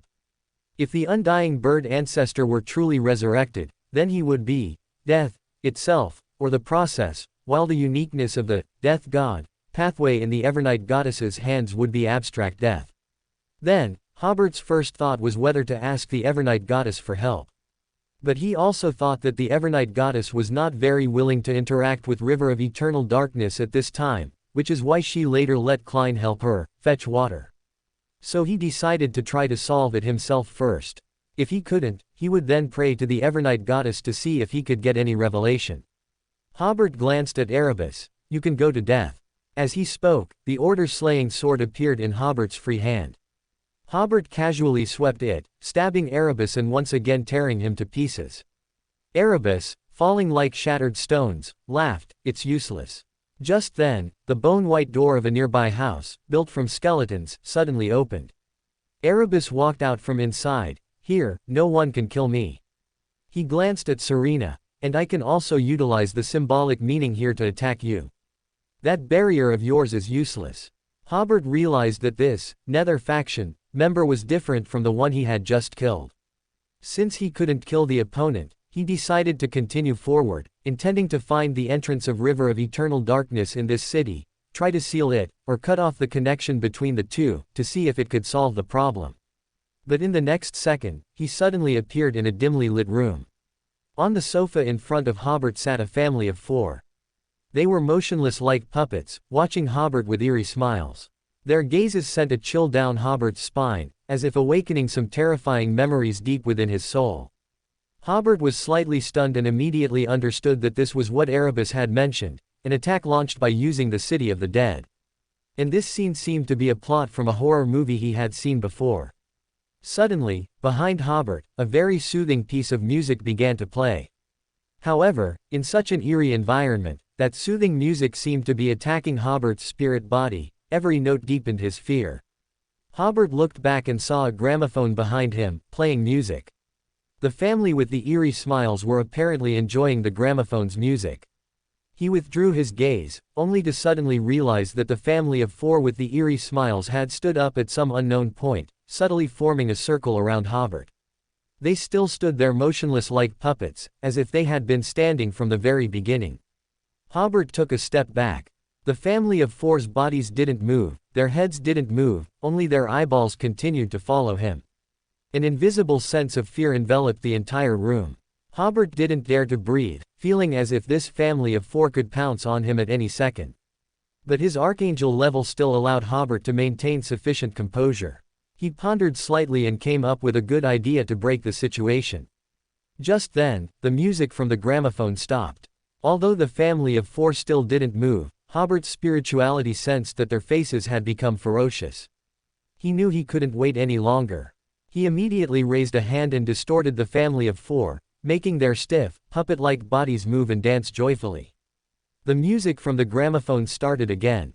This time, it was no longer soothing music, but music that seemed to strike Hobert's soul, every note stirring terrifying memories within him. Hobert looked at the gramophone. The music suddenly changed, distorted by him into a cheerful melody. The dim, unclear light overhead also became colorful, and the haunted house transformed into a dance hall. Hobert looked at the dancing family of 4. Their eerie smiles and the ferocious feeling they gave off made their movements appear even more comical. "What's there to be afraid of?" Hobert said disdainfully. The family of 4 suddenly merged into one person, who was Erebus. The haunted house-like setting around them also transformed into the streets of the City of the Dead. Hobert once again enveloped Erebus within his barrier. Without a word, he distorted the other party's emotions, making him laugh loudly. Erebus's face was full of reluctance, but he couldn't control his emotions at this moment. He laughed so hard he bent over backward and knelt on the ground. Only then did Hobert continue forward, pondering how to seal and deal with the resurrected ancient death god. This time, neither Erebus nor Serena followed. After only a few steps forward, Erebus's laughter could no longer be heard, and the surroundings returned to silence, as if time had stopped there. This gave Hobert the illusion that what he was currently doing had no urgency at all. Finally, Hobert arrived at the bottom of the city. Here stood a massive, deep black palace supported by giant pillars. The walls were inlaid with various types of skulls, and some areas were covered with a layer of bloody skin from different races. Protected by the country of disorder, Hobert stepped into the palace. What greeted his eyes was a hall filled with various styles of coffins. The coffin that had floated into the air earlier, from which an undying bird struggled to emerge, must have also come from here. As Hobert was about to take his second step, some sounds like rusty joints opening once more emanated from within these coffins. He immediately injected his spirituality into the rules brass book. This sealed artifact, as expected, once again displayed a line of quicksilver-colored text. "This is the City of the Dead. The dead should rest in peace." All the coffins suddenly fell silent. Hobert continued to walk forward. Deep within the main hall, there was a downward passage composed of grayish-white steps. At the entrance stood a massive stone tablet, topped with a slender, bronze-like giant bird statue. On the stone tablet were 2 sentences in undead language: even a deity cannot escape, even death will be imprisoned. Hobert nodded. This is the place. He immediately mobilized the surging power from the country of disorder to seal the downward entrance, but he found that a phantom power was resisting the country of disorder, preventing it from completely covering the entrance. That was the power of River of Eternal Darkness. Only Saphira could resist Saphira. Hobert frowned, feeling that he should change his approach. Just then, a giant bird's head emerged from the downward entrance. Hobert was very familiar with the appearance of this head. It was ancient death god Gregare. Hobert had utilized the ancient death god's corpse more than once, so he was extremely familiar with it. The ancient death god had resurrected just like that. Resurrected silently. There was no grand spectacle, no surge of power, as if he had never fallen, as if he had merely rested for a while in River of Eternal Darkness. His eyes seemed to be cast from bronze, with layers of phantom gates within them. Even Hobert, who had become an archangel, felt his spirit body impacted after looking into the ancient death god's eyes. Fortunately, there was a barrier formed by the power of the country of disorder, otherwise, Hobert's spirit body would have been severely damaged. Hobert had a contingency plan. He put on glasses made of order crystal. With the ability to look directly at his opponent, Hobert immediately expanded the barrier formed by the country of disorder, encompassing the resurrecting ancient death god within it. At the same time, a new rule appeared on the rule's brass book in his hand. The death god is dead, which is why he is called the death god. The feathers on the ancient death god's head fell off, revealing the already rotten skin underneath, oozing light yellow pus. On the Trenserost Empire in the Fog Sea, Captain Ifli felt a surge of power from the underworld. Boom! The Empire shook violently, as if about to leap from the sea. Within dozens of nautical miles centered on this giant ship, all living creatures instantly died and decayed. But Ifli and the others were not affected, because they were already between life and death. Boom! The Empire shook violently again, and a crew member frantically pushed open the door of the captain's cabin. Captain, it's the engine room. Ifli's eyes narrowed. The ancient death god's corpse. Immediately after, he prayed to the Creator, reporting the matter. The Creator had sealed the room where the ancient death god's corpse was kept, and Ifli was powerless to do anything about it, so he could only pray to the deity to strengthen the seal's power. However, the Creator was very busy at this moment. Duke Hobert was quite confident in stopping the ancient death god's resurrection. He not only possessed the Black Emperor Pathway's uniqueness but also the 0 to 80 rules brass book. Although the resurrected ancient death god represented death, he only had symbolic meaning and no uniqueness within his body. This was equivalent to a very high Beander, but his actual abilities were far inferior to a true death god. Even so, in ordinary sequence one would struggle to deal with such an existence, but Duke Hobert was not ordinary, he could utilize uniqueness. The ancient death god seemed to realize the danger. He blinked at Duke Hobert, and the phantom gate within his eyes seemed to possess a certain vitality, flickering with magical light. Duke Hobert instantly felt a blur before his eyes, and the next moment, he slammed hard into the barrier formed by the power of the country of order, nearly dropping the rules brass book. After a brief thought, he immediately understood that the ancient death god had just tried to send him somewhere unknown. But he was blocked by the barrier formed by the country of disorder. Taking advantage of this opportunity, the ancient death god suddenly emerged from the downward passage. His body was huge, covered in feathers composed of blazing white flames and mysterious patterns. However, he looked rather illusory overall, as if a photograph had faded after being exposed to the sun for a long time. This made Duke Hobert realize that the ancient death god had fallen in the Second Epoch, and the distant era, as well as the later promotion of the Underworld Emperor to Death God, had dealt a significant blow to the ancient death god. But now was not the time to ponder this. Duke Hobert amplified the damage the rules brass book inflicted on the ancient death god, causing the shedding of his feathers and the decay of his skin to rapidly spread downwards. The ancient death god discovered that Duke Hobert, this troublesome fellow, was still there, so he suddenly spread his wings and fanned out bone-chilling cold winds. Even with the protection of the Order Crystal, Duke Hobert felt cold all over, and his spirit body trembled uncontrollably. Fortunately, the rules brass book was not greatly affected, and mercury-colored characters once again appeared on the latest page. The larger the body, the more power consumed. The ancient death god instantly became even more illusory, as if the power drawn from River of Eternal Darkness was not enough to maintain his current state. Duke Hobert, having recovered, used the ability of association to cut off a portion of the ancient death god's means of acquiring power. There was a trick to this. Duke Hobert used this ability on the ancient death god himself, not between the ancient death god and River of Eternal Darkness, otherwise the success rate would be very low. The ancient death god's movements became jerky, as if he had turned into a machine with insufficient power. Duke Hobert seized this opportunity to alter the ancient death god's state, changing resurrection to fall, but he failed the first time. The ancient death god raised his head, and the battlefield Duke Hobert had opened with the power of the country of disorder ignited with blazing white flames.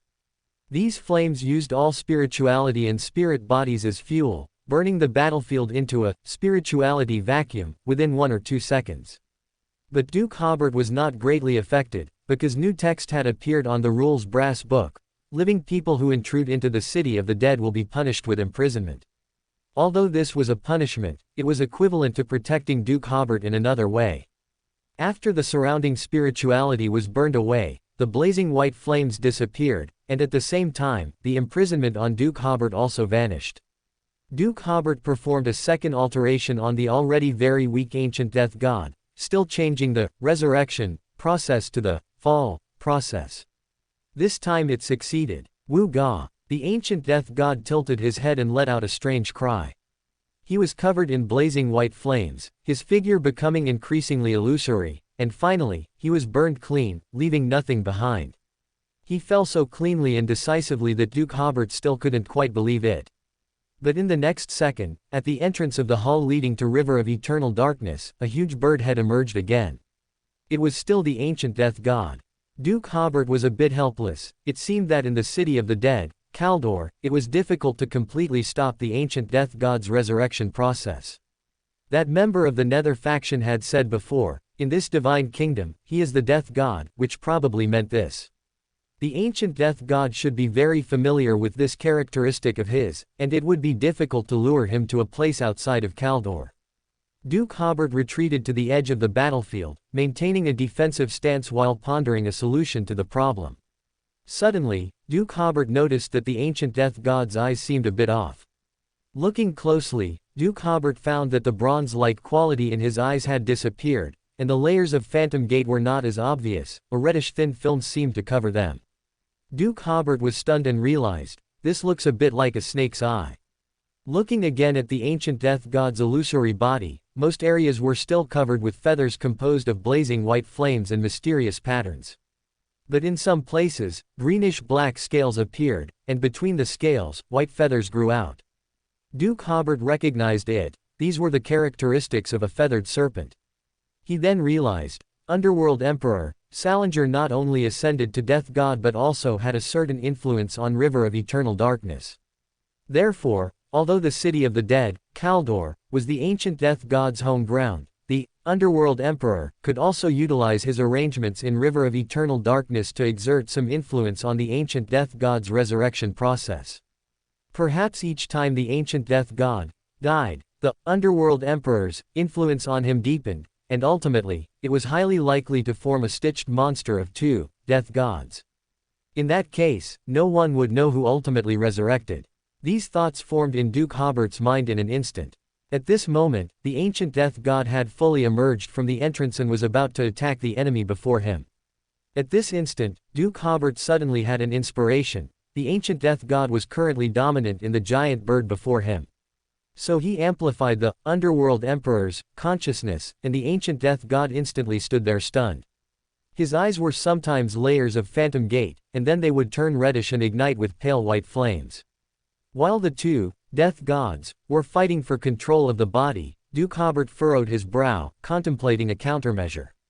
The key was still to seal the entrance to River of Eternal Darkness, otherwise, there's no telling how many times the ancient death god would have to be killed before his spiritual remnants were completely exhausted.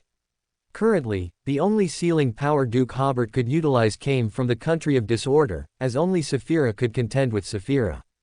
However, relying solely on the country of disorder would make sealing difficult. A way had to be found to strengthen the country of disorder's power, or weaken the power of River of Eternal Darkness. But a new problem arose: how could the power of Saphira be strengthened or weakened?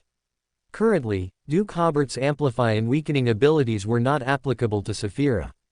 At this moment, the pale flames in the ancient death god's eyes gradually weakened, and the layers of Phantom Gate once again became much clearer. This indicated that the ancient death god was about to defeat the Underworld Emperor and regain control of his body. Duke Hobert took a deep breath, trying to keep himself calm. He then thought of another solution. Could he ask the fool for help? Ask him to try using the power of Saphira Castle.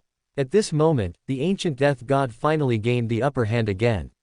After all, this was his resurrection arrangement, and currently, the Underworld Emperor could not affect him for a long time. Duke Hobert looked at the ancient death god's slightly illusory massive body, preparing to alter his state again. Just at this moment, Duke Hobert suddenly had an inspiration. The ancient death god was very illusory now, possibly because he had not yet found his body, or perhaps because he could currently only rely on the power of River of Eternal Darkness to sustain his existence. Duke Hobert then thought that River of Eternal Darkness was an illusory existence. More precisely, among the Saphira, all Saphira except Chaos C did not have substantial reality in the sense of the real world. This led Duke Hobert to think that if everything around them became more inclined towards reality, it could, to a certain extent, weaken the connection between the City of the Dead and River of Eternal Darkness. The moment Duke Hobert had his inspiration, the ancient death god had already begun his attack. He suddenly spread his wings, forming flowing illusory symbols within them, which finally combined to form the image of an undying bird emitting a ghastly white light. Duke Hobert's spirit body instantly detached from his physical body, uncontrollably moving step by step towards the ancient death god. If the opponent was truly a death god, Duke Hobert would have found it difficult to avoid such an attack, but the opponent had no uniqueness within his body, which meant Duke Hobert had not lost his sanity, only his spirit body was beyond his control.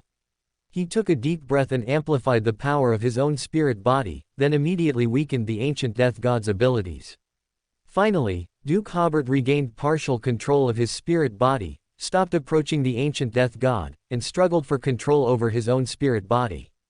In Duke Hobert's physical hand, the rules brass book spontaneously displayed text. For a living person, the spirit body being within the physical body conforms to the rules of this world. Duke Hobert immediately gained the upper hand in the struggle for control of his spirit body. He abruptly retreated a few steps, returning to his body. Even though both his body and spirit body had undergone qualitative changes, this ordeal damaged his spirit body, and the two seemed mismatched, making every movement very stiff. But Duke Hobert already had the idea of sealing River of Eternal Darkness, so he simply didn't confront the ancient death god head-on, but instead rolled behind a huge coffin, buying time for the rules brass book. Under the guidance of Duke Hobert's spirituality, new text appeared on the rules brass book. The City of the Dead, Kaldor, was once a city in the real world, so it is inherently more inclined towards reality. Creak, creak. The surrounding hall suddenly echoed with sounds like dry branches breaking, as if the city was reconstructing itself from within. Woo-ga! The ancient death god let out a strange cry, and Duke Hobert's thoughts immediately became sluggish. Just as his body was about to stiffen, Duke Hobert struggled to utilize the ability of chaos, making the ancient death god's attack target chaotic. This caused Duke Hobert to only endure a portion of the opponent's attack. Many surrounding coffins were shattered by the deity-level undead language, and complete or incomplete corpses rolled out from inside. At the same time, new text appeared again on the rules brass book. Because Kaldor's essence is inclined towards reality, even though it is deep in the underworld, it is still easier to establish a connection with the real world. Whoosh! The City of the Dead, Kaldor, suddenly approached Montesson Port. The two cities, one on the ground and one inverted in the air, were now very, very close, almost touching each other. And the illusory cold wind formed by the sudden close proximity of the two cities blew away many spirit bodies that appeared in Montesson Port. At the same time, Montesson Port rapidly became paler and more illusory, and this chilling tide was spreading outwards from the city as its center. The underworld's influence on the real world accelerated. Duke Hobert, in the lowest hall of Kaldor City, felt the city gradually solidify, while the power of River of Eternal Darkness receded and no longer surged out from the entrance. The ancient death god, whose power was based on River of Eternal Darkness, became weaker, and his massive physique became even more ethereal. He spread his wings again, emitting a pale white glow all over his body, like a king high above. Thump thump thump. The coffins in the battlefield were knocked by some internal force, and their lids opened one by one. The corpses of various creatures inside sat up, first devoutly saluting the ancient death god, and then charging towards Hobert. Hobert distorted their movements, turning their charge into a dance. But then the ancient death god regained control of them, and they all used Beander abilities to attack Hobert. Hobert distorted the Beander abilities of these giants, elves, demons, and other Beander creatures, turning their dawn light, lightning, and sulfur fireballs all into fireworks. As the dazzling fireworks exploded, the dim hall, corpses, and coffins all looked festive amidst the crackling sounds. While all this was happening, new text appeared on the rules brass book. As Kaldor returns to the real world, all illusory powers are weakened. Hobert, who had been staring at the entrance, noticed that the illusory River of Eternal Darkness had finally disconnected most of its ties with the city and the resurrected ancient death god. Its power finally receded from the entrance, returning to the river deep underground. Hobert, while somewhat awkwardly dodging the ancient death god's attacks, quickly mobilized the power of the country of disorder again to cover the entrance. This time it went very smoothly, and the entrance was sealed quickly. Theoretically, the power of River of Eternal Darkness could penetrate buildings and leak out from places outside the entrance, as it was illusory and had no substance. Precisely because it had no substance, when the city of the dead drew closer to reality, this entrance became abstract. As long as this abstract entrance was sealed, no power would seep out from other places. Phew! Hobert let out a long sigh of relief. The seal was finally complete. GAA. At this moment, the ancient death god had become almost transparent. He let out a resentful roar, but as his power weakened, he could no longer attack Hobert. The surrounding corpses seemed to be greatly shaken, instantly turning into motionless statues. On the street near the center of the city of the dead, Erebus was still laughing, but as time passed, he was no longer, ha ha ha, laughing, but, he, laughing. Suddenly, he looked towards the center of the city, as if he had a premonition of something. The next second, Erebus's appearance changed. His hair and beard first became thick, and his skin became rough and aged, completely transforming into another person. He suddenly recalled that he was the leader of the Nether faction. To achieve his goals, the Nether faction had sacrificed over 800,000 lives in the past 100 years. The spirits of those innocent lives supported the Nether faction members in various research, enabling them to move closer and closer to the center of the city. In return, they could occasionally possess angel-level abilities. However, their bodies and minds were irreversibly eroded and polluted, eventually making them forget who they were. The only thing they remembered was continuously sacrificing spirits to gradually vitalize the spiritual remnants of the ancient death god preserved here. Finally, the ancient death god was resurrected. But, he looked around. Cracks suddenly appeared on the bone-white buildings lining the street, followed by a collapse from the city center outwards. The ancient death god's resurrection stopped, and his remaining spiritual remnants suffered a great blow, making it very, very difficult for him to be resurrected again. Serena, standing nearby, suddenly became illusory. Before disappearing, she smiled. Teacher succeeded. It's so good to learn about the outside world from him. Her figure completely vanished, and the leader of the Nether faction, after regaining some sanity, quickly fled to the edge of the city. In the Montesson Port City Hall, cries of sorrow rose and fell. The deceased relatives of the official Beyonders were outside the barrier formed by the Order Crystal. They clawed and bumped against the barrier, wanting to hug their deceased children again, wanting to hold their loved ones' hands, wanting to embrace their parents. Tide deeply buried his head, trying to control his emotions, while holding up the Order Crystal with one hand, maintaining the surrounding barrier. Child, I must go, Tide's mother said with a smile. Tide then looked up and found that his mother had become very illusory. Thank Death God for letting me see you again, for letting me know that Ada can grow up carefree. Her figure completely disappeared. Tide wiped away his tears. I also want to thank the gods. Thank all Beander. As their relatives around them disappeared, it took a while for everyone to mostly recover their emotions. At this point, they saw that the city of Kaldor, which had been suspended in midair, was now very, very close to them, and it seemed to no longer possess the characteristic of being able to awe spirits and minds. However, the city was currently slowly moving away, and many buildings in the city were collapsing and scattering, slowly falling into Montesson Port and its surrounding areas. It gave the impression that the city of the dead was being shattered. In the fog sea, on the Trenserost Empire. The violent vibrations in the engine room stopped, and everything on the giant ship returned to normal. Captain Ifley breathed a sigh of relief, believing that the Creator had resealed the area. At this moment, the Creator was still in the central hall of Kaldor.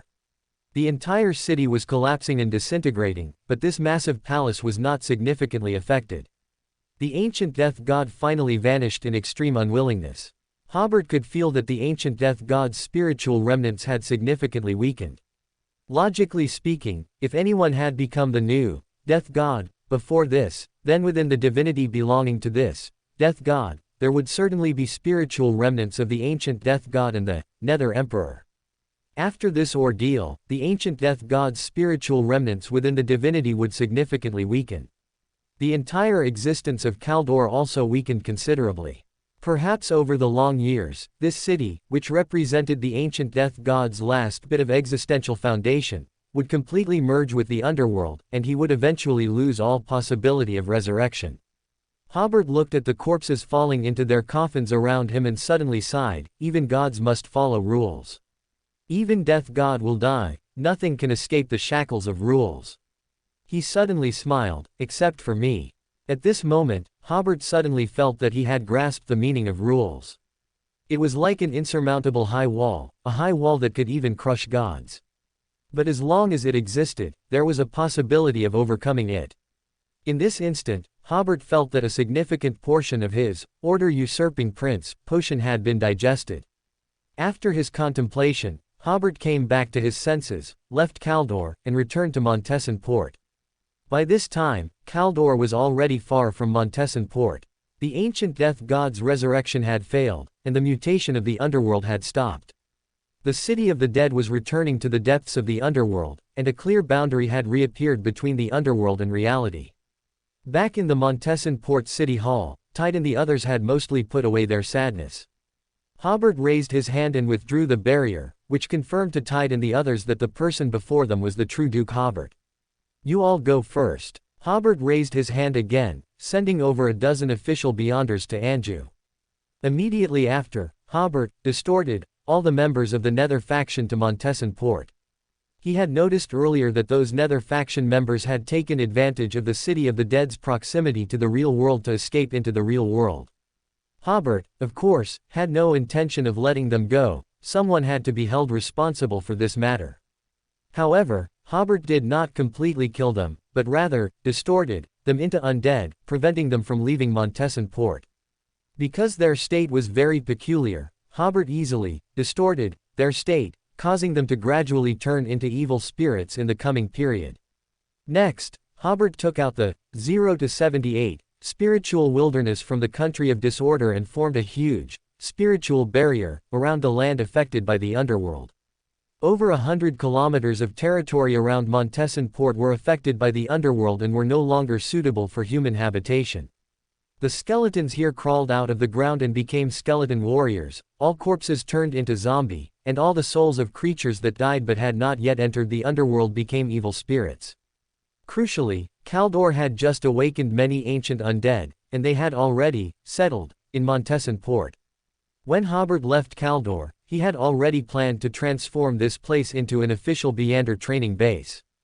After all this was arranged, Kaldor completely disappeared from sight, and the underworld was completely isolated from the real world.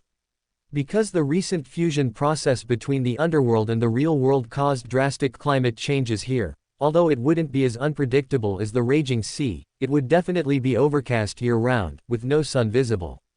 Hobert roughly estimated that it might take decades for this surrounding land to return to normal. After leaving a door on the spiritual barrier, Hobert returned to Anjou and immediately convened a high-level meeting to inform everyone about the incident, and ordered Lawrence and Tide, two demigods, to be responsible for the aftermath and the transformation of the training base. At the same time, Hobert ordered the Beander troops and regular army of the South Balam Duchy to gather at the border between South Balam and the Balam Empire, and instructed Medici to launch a battle against the Balam Empire. Then Hobert issued a mobilization order for the Anjou Grand region in Highland County, Corran County. Once the war began, these areas were to prepare for logistics. Previously, Hobert was unwilling to start a war immediately, thinking it would be better to wait until after the spring plowing, when all the laborers across the country were freed from the fields. Furthermore, starting a war with the Balam Empire was what the countries of the North Continent were most eager to see. And Hobert was very clear that once the war began, it would certainly not just be a fight against the Balam Empire. Truncest and others would definitely come to help, and the North Continent countries would also secretly aid the Balam Empire. To them, letting this dying empire consume more of the South Balam Duchy's vital forces was ideal. They hoped that even if the South Balam Duchy defeated the Balam Empire, it would pay a heavy price. Therefore, this war could not be delayed. It had to be fought with the confidence of achieving a decisive victory within 2 months. But what happened in Montesson Port touched Hobert's bottom line. That was the South Balam Duchy's vital rear. Anyone who dared to covet that area would be given a severe punch, preferably one that would leave them with psychological trauma. Hobert's demand to Medici was to launch a campaign that would truly hurt the Balam Empire. It was acceptable not to occupy any enemy territory, but it was crucial to greatly deplete the enemy's vital forces. This would ensure that the Balam Empire dared not be complacent in the slightest, with all their forces in a state of readiness, even sleeping with one eye open. Medici immediately understood Hobert's intention, a very clever strategy to exhaust the enemy. "Give me 3 days, we'll prepare." After the meeting concluded, the propaganda department immediately took action. When the people of Anjou learned that a large amount of the South Balam Duchy's territory had been destroyed and tens of thousands of people were homeless, they strongly supported Duke Hobert's decision. Because preparations for wartime logistics created a large number of job opportunities, the capital Anjou became lively again during the winter season when most people were resting. While the capital of the South Balam Duchy and the entire Highland region were mobilizing, Duke Hobert had Audrey continue to bargain in Selvas, while he himself used a teleportation array to personally go to Bakland to accuse the Balam Empire of sneak attacks at the League of Nations. He claimed they were disrupting the peaceful situation on the South Continent. The Balam Empire's representative vehemently explained that the attack was launched by the Nether faction, which was not under their control. Duke Hobert firmly grasped the point that the Nether faction was also a branch of the numinous episcopate, arguing that the Balam Empire bore inescapable responsibility. What made the Balam Empire even more flustered was that the nations of the North Continent all supported the South Balam Duchy. Duke Hobert was well aware that while they spoke nicely, claiming to stand on the side of justice, their true purpose was to deepen the conflict between these two South Continent countries. He was using this point to pressure the Balam Empire, aiming to cause panic among their high-ranking officials. Duke Hobert stayed in Bakland for only 3 days, returning to the South Balam Duchy on the evening of the 3rd day, specifically to Yaxen City, which was close to the front lines. It was at this time that Duke Hobert received important intelligence provided by Hugh. The next day, Selvas. Negotiations between the Balam Empire and the South Balam Duchy began as usual, with the Balam Empire's diplomatic staff expecting another day of arguments.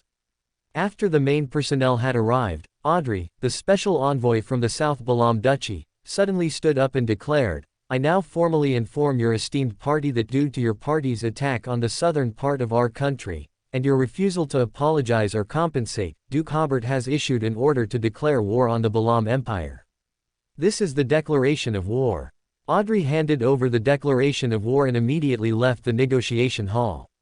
The Balam Empire's diplomatic staff were stunned for a long time. They knew, of course, that the South Balam Duchy was mobilizing troops at the border between the two sides, but these soldiers had already completed their mobilization in Yaxen City 1 or 2 months ago. Because Audrey was still in Selvas, and Duke Hobert had appeared in Backland to condemn the Balam Empire at the League of Nations. This led them to a serious misjudgment, believing that the South Balam Duchy's troop mobilization at the border was still for deterrence, solely to force concessions from the Balam Empire in negotiations. Of course, the Balam Empire also mobilized troops, but their high-ranking officials generally believed that this war would not break out. After all, after the World War on the North Continent, Duke Hobert had consistently pursued a policy of appeasement, seemingly very unwilling to engage in war again.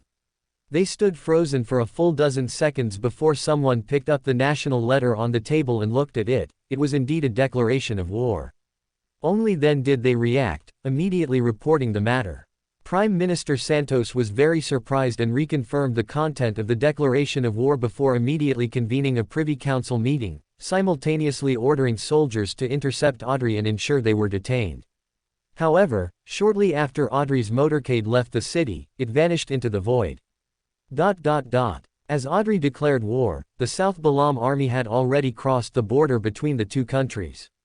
But Medici did not directly attack the Balam Empire's main force at the border. Instead, the entire army rushed towards the flank and rear of the Imperial Army's main force. The Imperial Army's main force at this time did not yet know that the war had begun. They saw a unit moving rapidly and openly along the main road from a distance, somewhat puzzled, and some officers even thought it was a friendly force on a drill.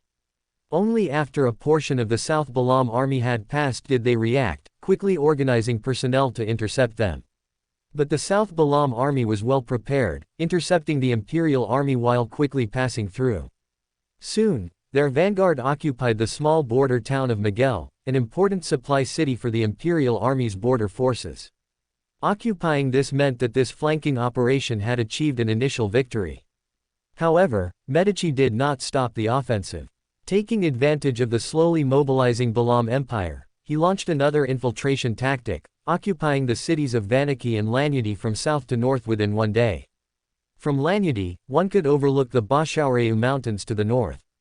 This made the Imperial Army somewhat puzzled, as these cities were not important cities.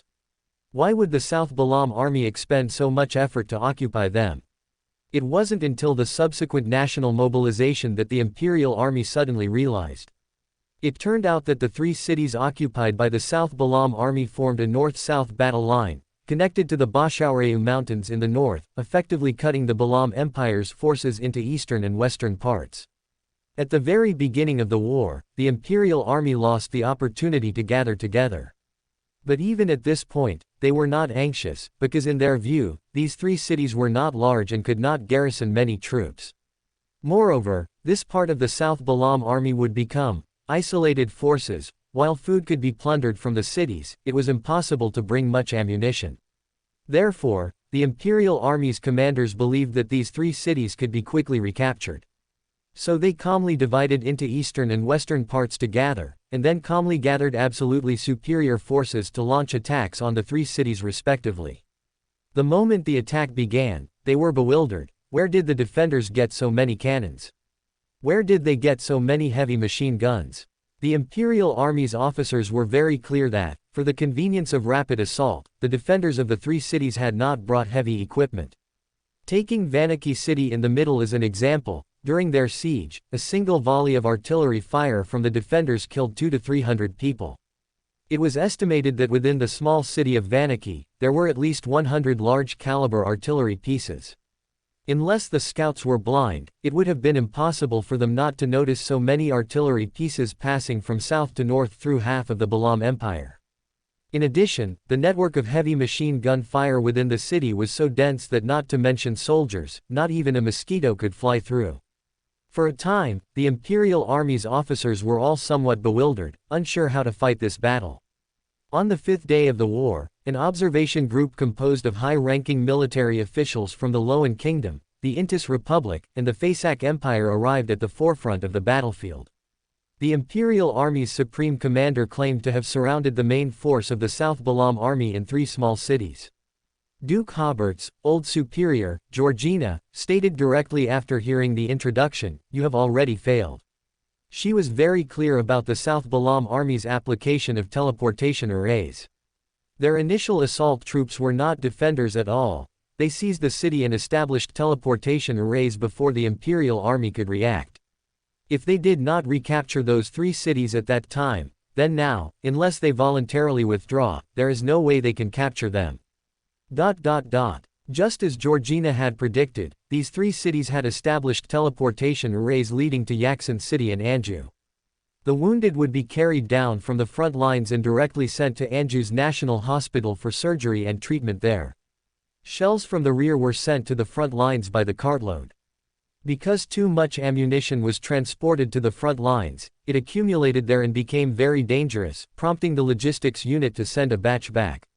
Bread baked in Yaxin City arrived at the front lines still warm. Georgina was right, unless they abandoned the cities, the Imperial army would never be able to break in. This was Medici's understanding of Duke Hobert's strategy. With only 3 brigades, he mobilized the entire Balam Empire. Currently, the main force of the South Balam Duchy is still stationed at the border between the 2 countries, glaring menacingly at this empire with outdated tactical thinking. The suggestions from the North Continent Observation Group greatly surprised the Imperial Army's commanders. However, considering that the Loan Kingdom had seen how the South Balam Army fought, and the Intis Republic and the Fasak Empire had suffered losses from the South Balam Army, they took these suggestions very seriously and realized that only through Biander combat could these cities possibly be breached. Just as they were mobilizing Biander forces and preparing to assault Vanaki, the central city among the 3, a major news story was published in various newspapers across the North Continent. The Intis Republic proposed a resolution at the League of Nations for the restoration of the Kingdom of Pa. Except for the South Balam Duchy and the Fernando Port royal family, all other countries voted in favor. Although the South Balam Duchy exercised its veto power, with the support of some civilian forces, the process of restoring the Kingdom of Pa still began. Thus, the Pa River Valley region, which had been partitioned by various North Continent countries for over 100 years, once again welcomed the rule of a kingdom. Everyone could see that this was aimed at curbing the South Balam Duchy's northward expansion. Although the resolution was proposed by the Intis Republic, the Loan Kingdom was basically secretly overseeing the construction of this country. Firstly, the colonies ceded by the Intis Republic and the Fasak Empire as defeated nations were assigned to the Kingdom of Pa. Loan and the other 2 countries also promised to supply them with a large amount of weapons and ammunition, helping them equip an army of 300,000 within a year. This Kingdom of Pa became a powerful nation on the South Continent at the very beginning of its restoration. For the Fernando Port royal family, William I's actions were somewhat excessive. This fellow was clearly leveraging the conflict between Truncest and Duke Hobert, constantly shifting between the 2. However, what they didn't know was that William I also had his own ideas. In his view as an old politician, this might be his last chance to become an King of Angels. As long as the decisive battle between Duke Hobert and Truncest began, he would definitely go all out to help Duke Hobert eliminate Truncest, and immediately pledge allegiance to the Creator, in this way hoping to acquire a Sequence 1 Biander characteristic in the future and become an King of Angels. Otherwise, if William I had pledged allegiance to the Creator early on, the entire North Continent would pose no threat to the South Balam Duchy, and where would he have the opportunity to earn merit? Therefore, under William I's command, the Loan Kingdom had been consistently creating conflicts on the South Continent, even agreeing to the Intis Republic's suggestion to send Truncest to the South Continent. In the previous World War, Truncest had deep cooperation with Intis. At that time, Intis promised to establish a kingdom for Truncest in the Pa River Valley after their victory, which is why Truncest's subordinates fought so hard against the Loan people in the Pa River Valley. However, Intis and Forsake later failed, naturally losing the ability to fulfill their promise. As for the security issues of cooperating with Truncest, William I knew that Duke Hobert would never allow Truncest to take the Biander characteristic from his body again, so he believed his safety was guaranteed. Consequently, the situation on the South Continent suddenly became perplexing. Originally, everyone's attention was focused on the war between South Balam and the Balam Empire, but the restoration of the Kingdom of Pa was clearly premeditated, designed to revive when the South Balam Duchy could not fight on 2 fronts.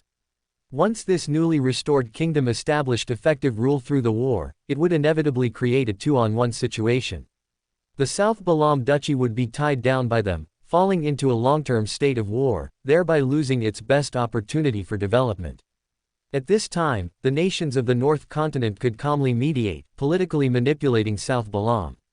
May 12 was the day of the Pa Kingdom's king's coronation. This kingdom established its capital in Caesar Port, the most developed area by the colonists. In the newly renovated royal palace, many nobles and high officials from various countries were invited to a grand ceremony. As the ceremony began, the king of this new nation, dressed in classical attire, slowly walked from outside into the throne room within the palace. He appeared to be in his 20s, with short, brass-colored hair, and was none other than the former Knight Emperor, Truncest. Truncest, dressed in a thick, dark ceremonial robe, walked step by step to the throne deep within the main hall, and slowly sat on it under the gaze of the nobles and officials. Because he did not accept coronation from any pope, this coronation ceremony did not include a coronation segment, only an oath-taking segment guided by the master of ceremonies. Finally, the herald announced loudly, "The supreme king of the Pale's kingdom has ascended the throne. Long live the king!" Wait a moment. Just as everyone was about to follow suit and shout, "Long live the king," they were interrupted by a voice. A young man, dressed as a North Continent noble and holding a rules brass book, emerged from the crowd. "I object to Truncest's ascension to the throne." Oh, the nobles had not expected that someone would actually oppose the king's coronation. To them, such a coronation was merely a formality. The young man continued, "The royal family members of the Pale's kingdom are surnamed Galantia, while he is surnamed Truncest. Has no one questioned his legitimacy?" "All right." Truncest on the throne smiled. "Stop pretending, I know you are Hobert. Your disguise cannot fool me." Hobert smiled. "Your disguise cannot fool me either." Suddenly, the crackling sound of wood being compressed by immense force echoed around. This palace quickly became dilapidated and decayed. The seagulls and bright coastal scenery outside also disappeared, replaced by crows and a gloomy forest. Truncest on the throne also changed, becoming an old man in a hooded black robe with a long, white beard around his mouth. It was Zeratul, the one Hobert and Klein released from Misttown earlier.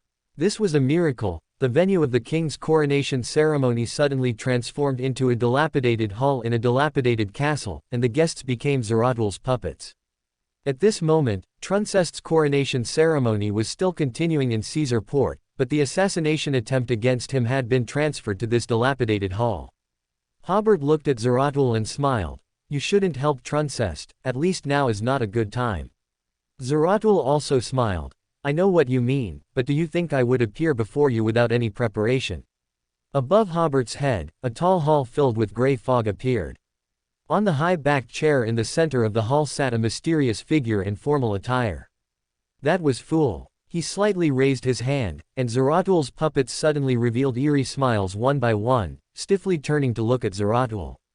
Zeratul also involuntarily revealed an eerie smile. He was being controlled in reverse by his own puppets. Currently, Fool is in Saphira Castle, surpassing Sequence 1 of the same sequence in terms of authority, and having a certain suppression in terms of status. But Zeratul was not flustered. Instead, he said with an eerie smile, "I hope that pillar returns to its original position."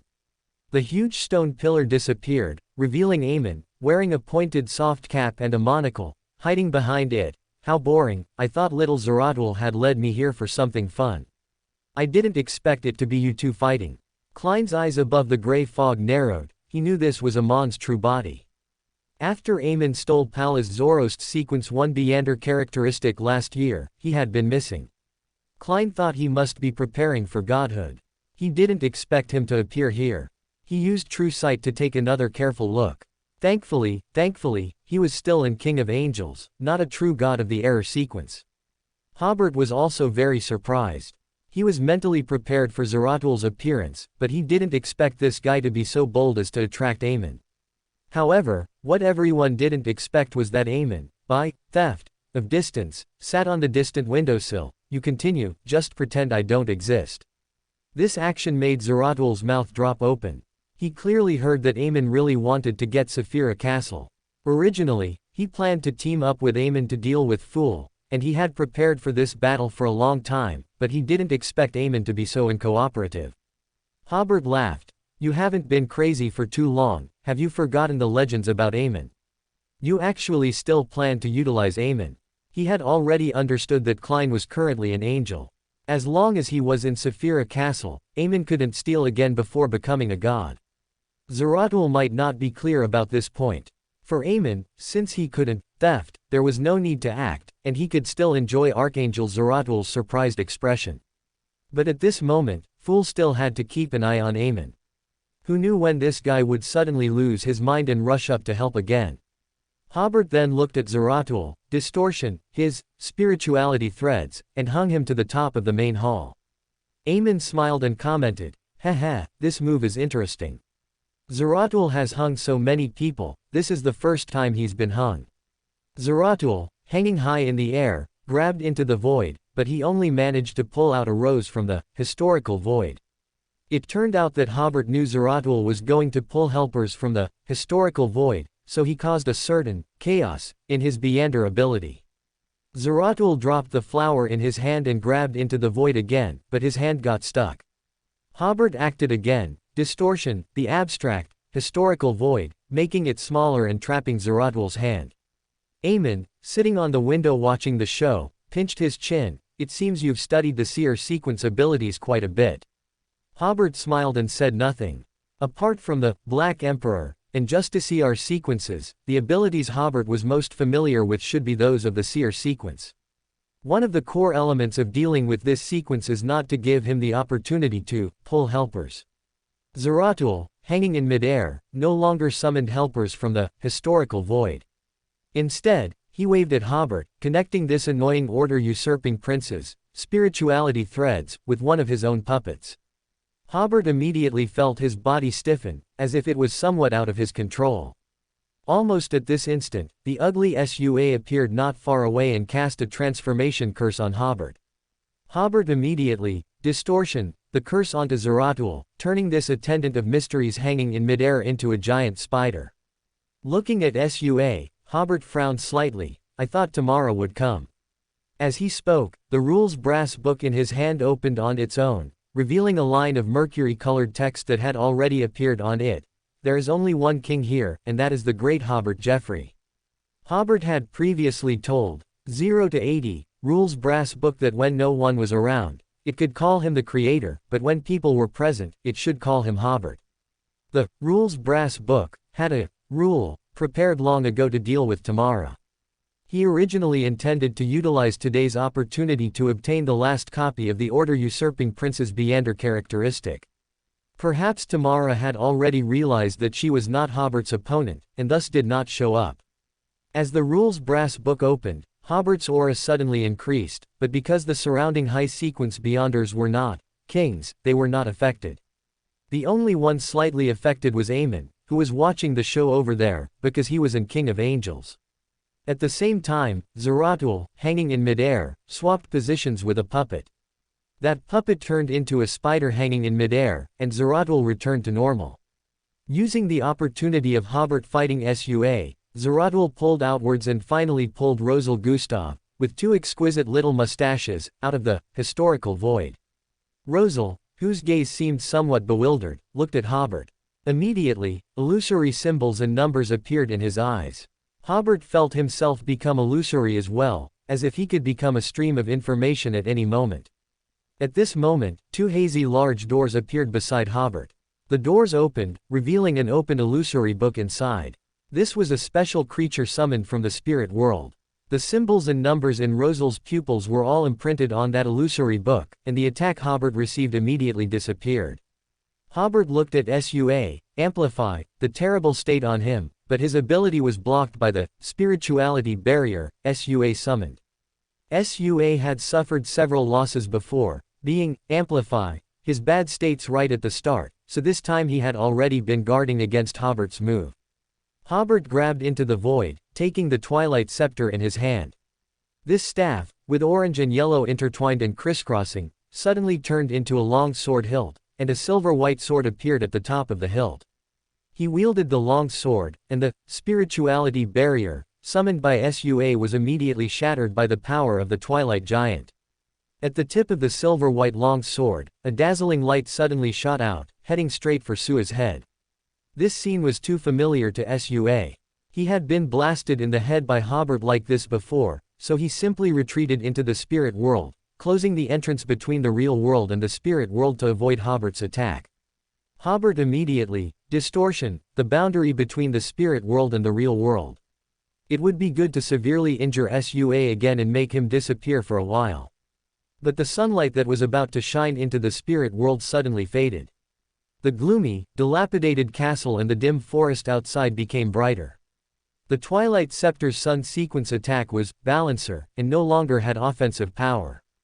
Truncest, dressed in a ceremonial robe and wearing a crown, appeared at the main entrance of the dilapidated hall.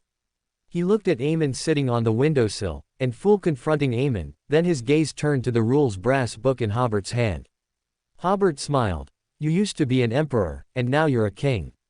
Are you very happy? Truncest hadn't said anything yet, but Aemon was already laughing. Spending too much time with Medici, your way of speaking tends to become like this. Truncest ignored Amon's teasing and said in a solemn voice, Hobert disrespects his elders and should be beheaded. A large blade suddenly appeared in the space behind Hobert's head, slashing towards his neck. If the levels were comparable, an arbiter's judgment would be difficult to avoid.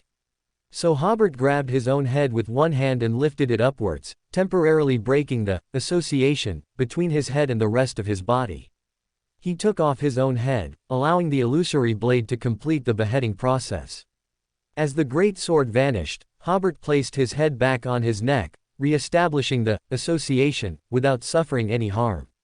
At the same time, new text appeared on the rules brass book. In his hand, uniqueness is the symbol of authority. Truncest immediately felt that a part of his authority had been stripped, even though he was already an king of angels. At the moment, the rules brass book still stripped a part of his authority. He took a step back, showing no intention of continuing the fight, and instead smiled. Didn't you notice? The Pale Empress and Tamara haven't appeared. Hobert also smiled. Didn't you notice why the Creator's angels haven't appeared either? Truncest was slightly stunned. You. Hobert placed the Twilight Scepter back into the country of disorder. When I learned that the nations of the North Continent wanted you to become the king of the Pa Kingdom, although I was a little surprised, it also seemed not entirely unexpected. But when I heard that you were also going to hold a coronation ceremony, I knew you must be using this coronation ceremony to hide something. Looking at the entire North-South continent, the only thing you need is that hand of order, Beander characteristic. So, your purpose is self-evident. Then I'll play this game with you and utilize myself to hold you back. The entire matter, apart from Amon's appearance and Tamara's unexpected placement on Oak Island, was basically within Hobert's plan. Hobert watched Truncest's expression grow increasingly solemn, and he smiled more and more happily. This is called me predicting your prediction. This was a plan Hobert had made the night before the war, after receiving relevant intelligence from Hugh. In fact, this was an inevitable phenomenon. Hobert knew what Truncest needed, so he easily guessed his purpose and acted upon it. Similarly, the reason Truncest's face was so grim was because he realized his actions might be helping Hobert a great deal. So Truncest immediately turned his head, took a step towards Oak Island, and disappeared from people's sight. Hobert, holding the rules brass book, also followed closely by distortion, space, and as these two protagonists disappeared, Lilith also left the underworld. Zeratul first glanced at Fool with some regret, then looked at Aemon, who was still watching the show, and returned to the historical gap. As Sua finally left, Aemon smiled at Fool. They've all gone. What's the point of you, my helper, being here? Fool asked in a condescending tone. Why didn't you replace Adam and become a god? Aemon laughed. Why else? He is my brother after all. Then he asked, if animosity arises between Adam and me, would you be very happy? Fool ignored Amon's question, and as for Amon's answer, he didn't believe a single word. Aemon had even complained about Adam when they were in the God-forsaken land. However, Fool's first question was only to tell Aemon, I know your ritual for becoming a god, you can't deceive me. Fool's focus was actually on the second question, what are you waiting for? He somewhat suspected whether Aemon was waiting for him to become a god so he could replace him. I have an old friend who, upon hearing about the problems I've encountered, is very willing to return and help me. Aemon smiled mysteriously. Fool didn't know who Aemon was referring to, but based on his judgment, Aemon should have other plans. So, after Fool nodded, his majestic image also disappeared from the dilapidated hall. Aemon, sitting on the windowsill, adjusted his monocle. Let me see, this matter is becoming more and more interesting. Time rewinded a few minutes to the Rune royal family manor on Oak Island. William I, with a somewhat gloomy smile, looked at the dimly lit hall in front of him, and suddenly, a bronze door with intricate patterns appeared in the center of the hall. The door opened, and two death consuls emerged from within. They were the angels of the Balam Empire. The temperature in the hall instantly turned icy, and the space inside the underworld gate made every creature in the entire manor tremble unconsciously. The two angels took a step in William I's direction, and everything in the entire hall began to slowly wither. William I, however, remained seated and motionless, and suddenly the two death consuls felt as if they had entered another world. Despite being so close to William I, they seemed unable to ever attack this archangel. They soon realized that they had been separated into another space. At this moment, the wall not far from them opened like a door, and two elderly men entered from inside. The slightly arrogant Duke of Southwell, Drink Augustus, and Grave Augustus, who wore a wig and had been promoted in the previous war. These were the opponents of the two death consuls. At the same time, William I, still seated on the throne, waved his hand towards the window, and Shirley, the demoness sect angel hidden within the glass, was pushed out by the power of order. The beautiful Shirley was about to escape but found an invisible barrier had appeared around her, isolating her from the outside world. Ulmer, the blood ancestor angel in the form of a handsome middle-aged man, also appeared in this space, and he smiled coldly. We meet again. Currently, the blood ancestor Lilith has ordered Ulmer to station a portion of the blood ancestor in Anjou, awaiting Hobert's dispatch. For this portion of the blood ancestor, Hobert provides them with first-class treatment and only asks for their help when assistance is needed and the situation is not very dangerous.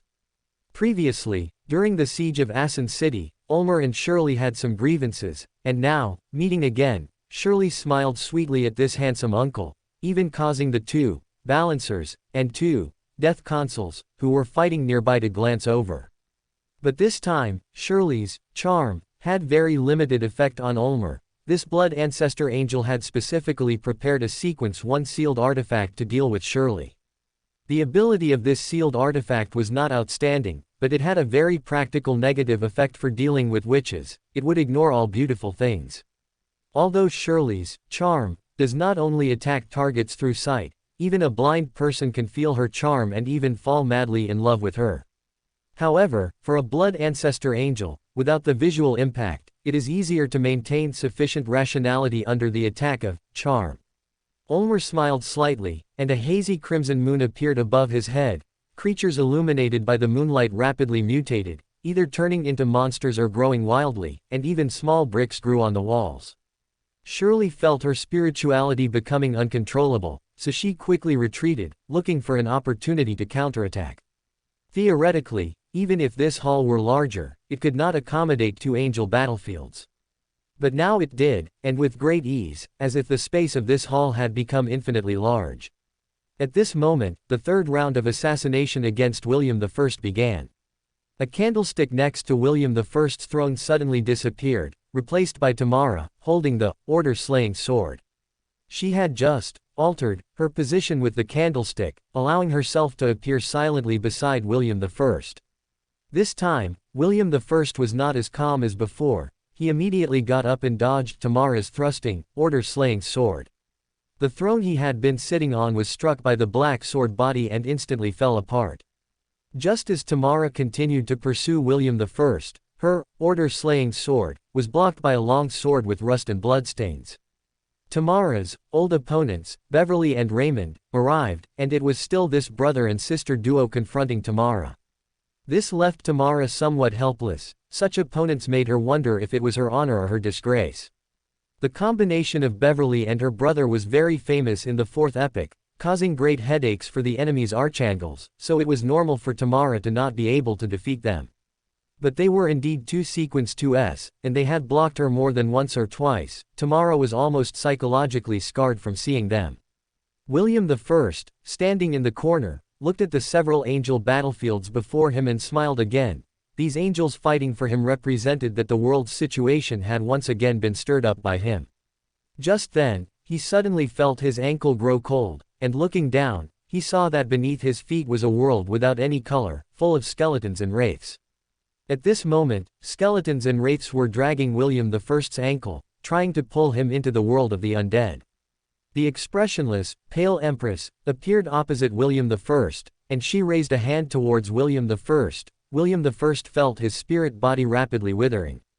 William I calmly separated himself from the pale Empress into different spaces, and he returned to the side of the throne, the helpless coldness and the feeling of spiritual loss quickly disappearing. At this moment, Truncest stepped into the hall, and with a raise of his hand, he destroyed all of William I's divisions. Then he assigned Beverly, Ulmer, and other angels to one space, and William I and the angels on Truncest's side together. Kill William I as quickly as possible. Truncest shouted, otherwise. At this moment, Hobert, who had followed closely, arrived, having already put away the rules brass book, and wearing the uniqueness of the Black Emperor pathway on his head. Hobert raised his hand, and Truncest himself fell into chaos, interrupting his words. The next instant, Hobert appeared beside William I, and with another raise of his hand, he destroyed Truncest's division of the battlefield. William I smiled at Truncest and said, "Admit it, your sneak attack failed." "Ha ha. Ah." He lowered his head in disbelief. A black, order-slaying sword had pierced his chest, and the owner of this sword was the indifferent Hobert. For more thrilling fanfiction stories like this, check out my channel Fanfic Audiobook. Dive into epic adventures, mysterious realms, and legendary journeys brought to life through immersive storytelling. Don't forget to like, share, and subscribe for more amazing audiobooks.